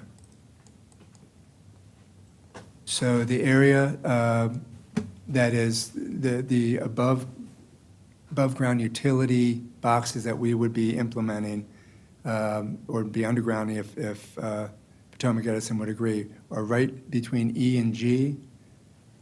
In that section, there's some boxed areas. If you go to the corner of that, up higher, up north, to the right, there, that's it. Those are the utilities that we are trying to shade to some extent in the existing plan, but staff wanted us to work with Potomac Edison to underground them, which we will do. But there are other boxes to the far right where H is located. How far over, Bob? The green area. For the record, Robert Graham with Rogers Consulting. If you go over to building H, where you see, keep going to the right, keep going right to that open space, keep going right, further right in that location is where the new transformers are that serve building H as in Henry. Those are new? Those are new. And then where are the old transformers? The old transformers are located near the intersection of the service access drive, as well as in front of building D as in Delta, to the left side of the water features, a little further down. But these are close to the street, right? Those are Yeah. adjacent to the street, adjacent to the sidewalk, as a normal transformer location would be placed. So again, the ask is only to underground our work, not existing work. So we would include just a proposed, the word proposed within that condition. But there's gonna, how big are those things? How big are the existing transformers? How large are they? Do you know, they're small in the scheme of things, about 4 feet high. They're about 4 foot in height, and they're approximately 8 foot by 8 foot square, due to the wattage that's necessary to power the buildings. And as we know, there's a push in Montgomery County as well as the state of Maryland to electrify more of the features that are in buildings, requiring these larger transformers. So they're gonna get larger? No, they're, The 8 foot by 8 foot as opposed to a 4 foot by 4 foot transfer. but the existing are 8 foot by 8 foot by These 4 are foot 8 foot high. square by about 4 foot high. And they're gonna be right at the sidewalk, They're adjacent to the sidewalk. inside your property line? Okay. Serving other buildings. They serve the network of the community today. Oh, so they, So they're These are already allo- operational. They're in operation, Yes. the ones that are existing are in operation. They support the townhouses that are across the way, as well as the public, or the private street lights that are along Stoll Run. So it was just built 2-3 years ago? How many years ago was it built? We were just musing about that. It's probably at least 10 years ago, if not more. Yeah. Okay. For a while. And this area is controlled by Allegheny Power, sometimes referred to as Potomac Edison, sometimes referred to as First Energy. This is not within the PEPCO service region for the county. So we're dealing with a different set of equipment standards for what they have the ability to install and/or maintain. So at that time, we did not require them to put it under the ground, correct? Right, with this amendment, now that this area is proposed to support the 2 million square feet of development and the open space that's required, it's pretty standard that we would ask that the open space be for open space and that we underground these utility boxes often. So are you asking them to do the existing, or are you The asking them existing and the to new. do the yeah. proposed? Yes, so that the 10% open space is truly open space. We're asking them to underground both the existing and proposed. How many of those existing are we talking about? you said 2. Did you say 2? He didn't You say said it, two. yes. Probably 3 in that area. The answer is 3 in that area. I think there might be others that are not on our property.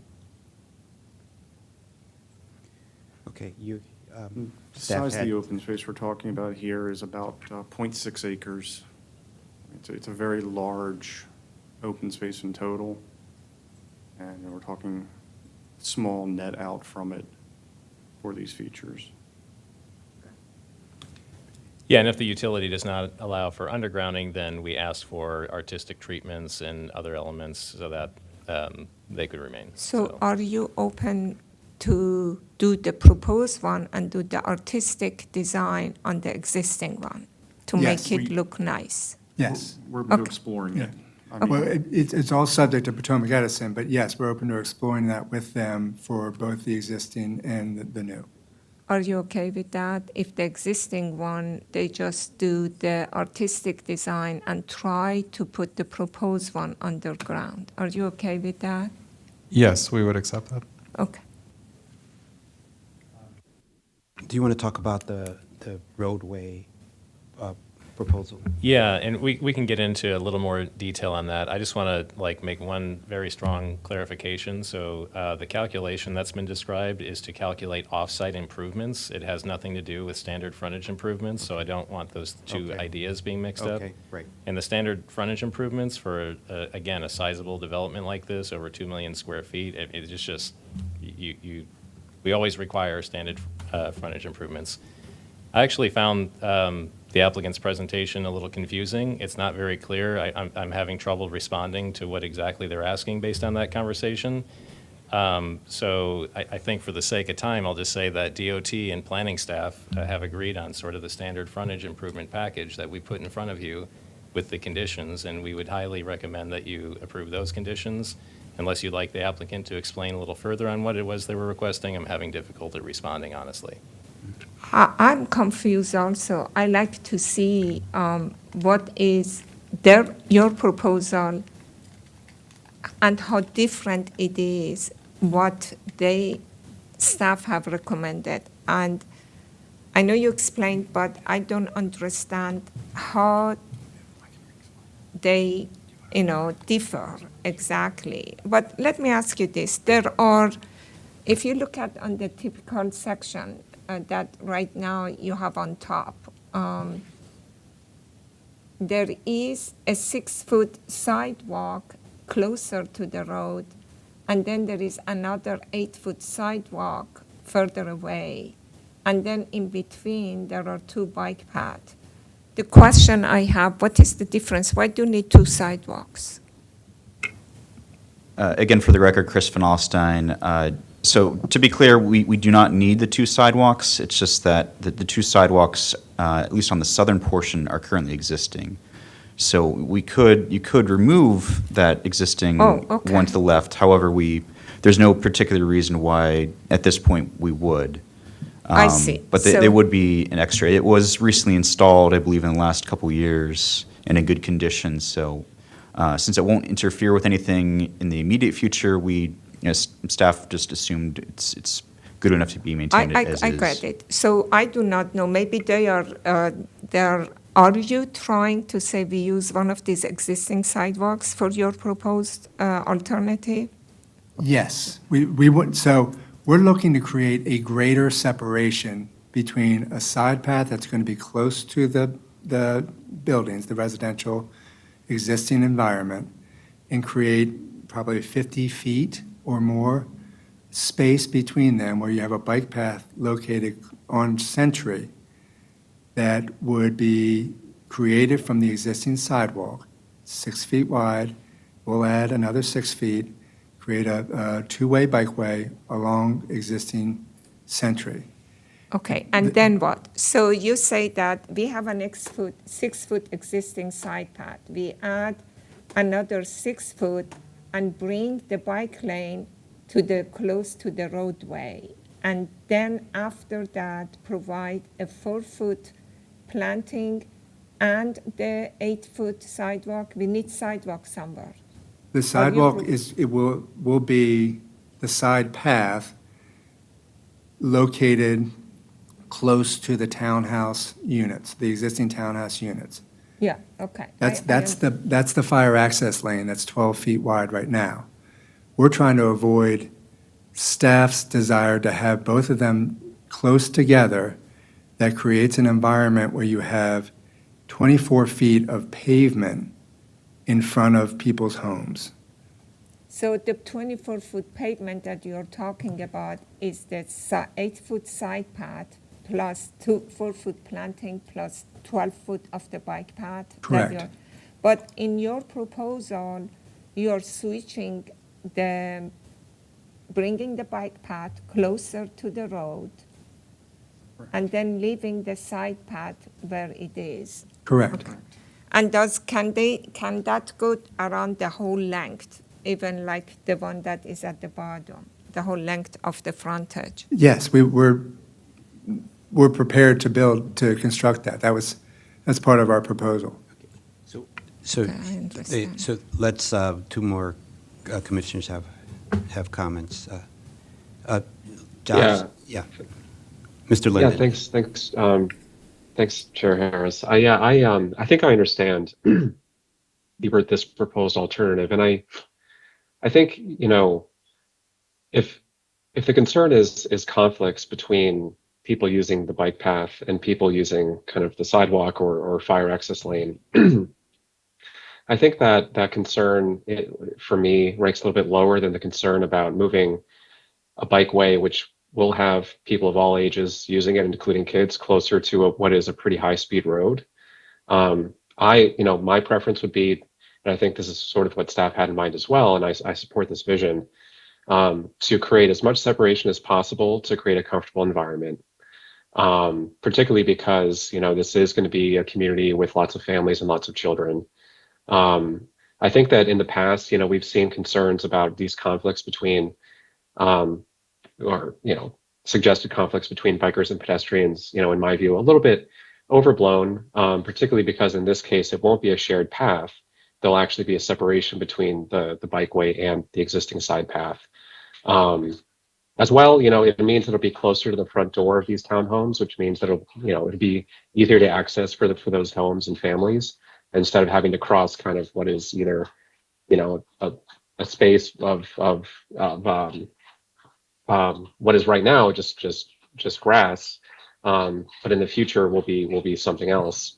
It'll just be a little bit less accessible to kind of have it further away. It'll be a little bit more dangerous to have it closer to high-speed traffic, and the closer it is to high-speed traffic, the less will be used. So my general inclination is to support staff's recommendation for those reasons. If the applicant wanted to just clarify, you mentioned one thing about concerns about emergency access with staff's recommendation, emergency fire access. If you want to just clarify that concern, or maybe I misheard that concern before, and if so, I apologize. But if you could clarify exactly what that concern is, I'd appreciate that. Thank you. I was merely pointing out that, Patrick O'Neill again for the record, I was merely pointing out that Fire and Rescue hasn't looked at this design yet, and a potential issue for Fire and Rescue and for implementing this design are the 8x50 grasscrete stabilization areas, how those will be treated in this design. So, will we be able to work it out? More likely, yes. It just hasn't been discussed or vetted with Fire and Rescue. Okay, yeah, thanks for that clarification. Mr. Hedrick? I always enjoy working with smart folks just to cover most of the things I was planning on talking about. Anyway, unless we can get some more clarification on the applicant's alternate proposal, I support going with staff's design for most of the exact same reasons Commissioner Linden mentioned. I'm still very confused in trying to follow what the alternate proposal is without more clarification on that. I suggest we go with staff's proposal in the standard, and attempt to do the complete streets as closely as we can, given the limitations of the site. Otherwise, also when it comes to the transformers, I prefer them be buried, but I think I'm fine with any alternative. So that's all I have at the moment. Commissioner Bartley? Well, first of all, I think it's an outstanding project, and I'm excited for it to get completed. With regards to your comment on the Supreme Court and the proposed plan from the staff. I find that curious and was wondering whether or not you thought the impact was a taking or not. That's a question for another day. But I think I'm in a crux because I'm excited about the project and hope that it doesn't get held up because we can't come to an agreement with regards to what the front of the project should look like. Yeah. So, I thank you, applicant, and for bringing this project. Yeah, it'll bring, it's a great mixed-use project, and it'll bring greatly needed, but especially bring greatly needed housing and special affordable housing, the 300-plus units, plus, the 233 units, which includes 67 MPDUs. That's what the county is looking for. But I do believe that it's important to move forward with the staff's cross-section for the roadway, and ideally I would like to have all the vaults underground. And I understand you were not part of the original development, but I definitely the existing, the ones you're going to put in should be underground, and ideally all, but I would be open to the fact of making some architecturally beautiful parts, of the existing ones, but I will say they're going to be in front of your project, your hotel, and and they're going to be fairly large if you can use it artistically fine, but I would recommend that you put them underground. But those two, the existing ones, I may be okay with you just doing an artistic approach there. So my recommendation is to I would vote for putting the ones you're going to do underground.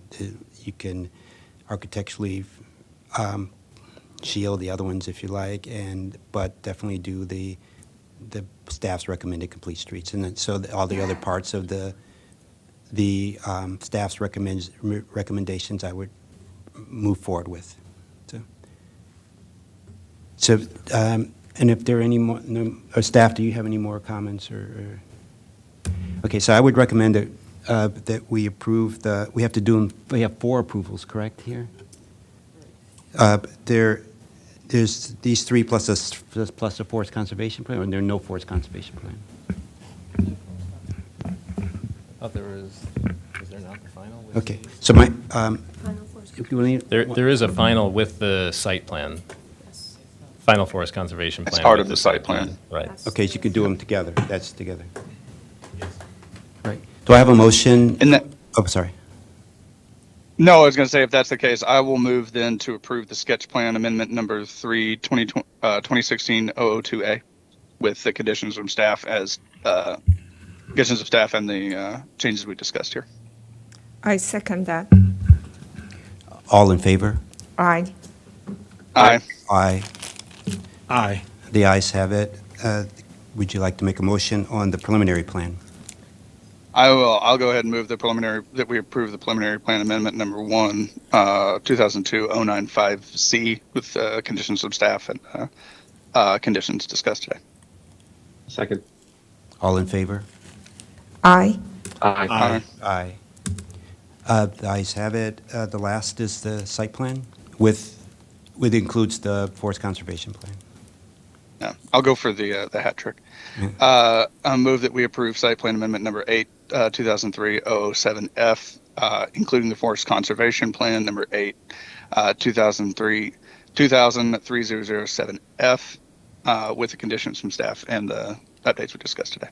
Do we have to clarify the changes that we discussed with the staff typical section and only the proposed utilities underground and the existing one with some architectural or artistic design? I second. All in favor? Aye. Aye. Aye. The ayes have it. So, thank you very much. This is a wonderful project, and thank you. And this is just one last thing here. This is our last planning board meeting of the summer, before the summer ends, and we'll be on recess until September 7th. And I'd just like to, first of all, thank especially the planning staff for all your hard work throughout the year, including the legal team, the IT team, the chair's staff. You guys have done a wonderful job, working very hard over the past 12 months. And then I'd also like to thank my fellow board members. I can't think of a greater group to work with, especially Vice Chair Pedawam, Mr. Hedrick, Mr. Bartley, and Mr. Linden. So, and I thank you for your hard work and your commitment to the board, and I wish everyone a great month off. Thank you. Yeah, see you in September. The meeting's adjourned. Thank you.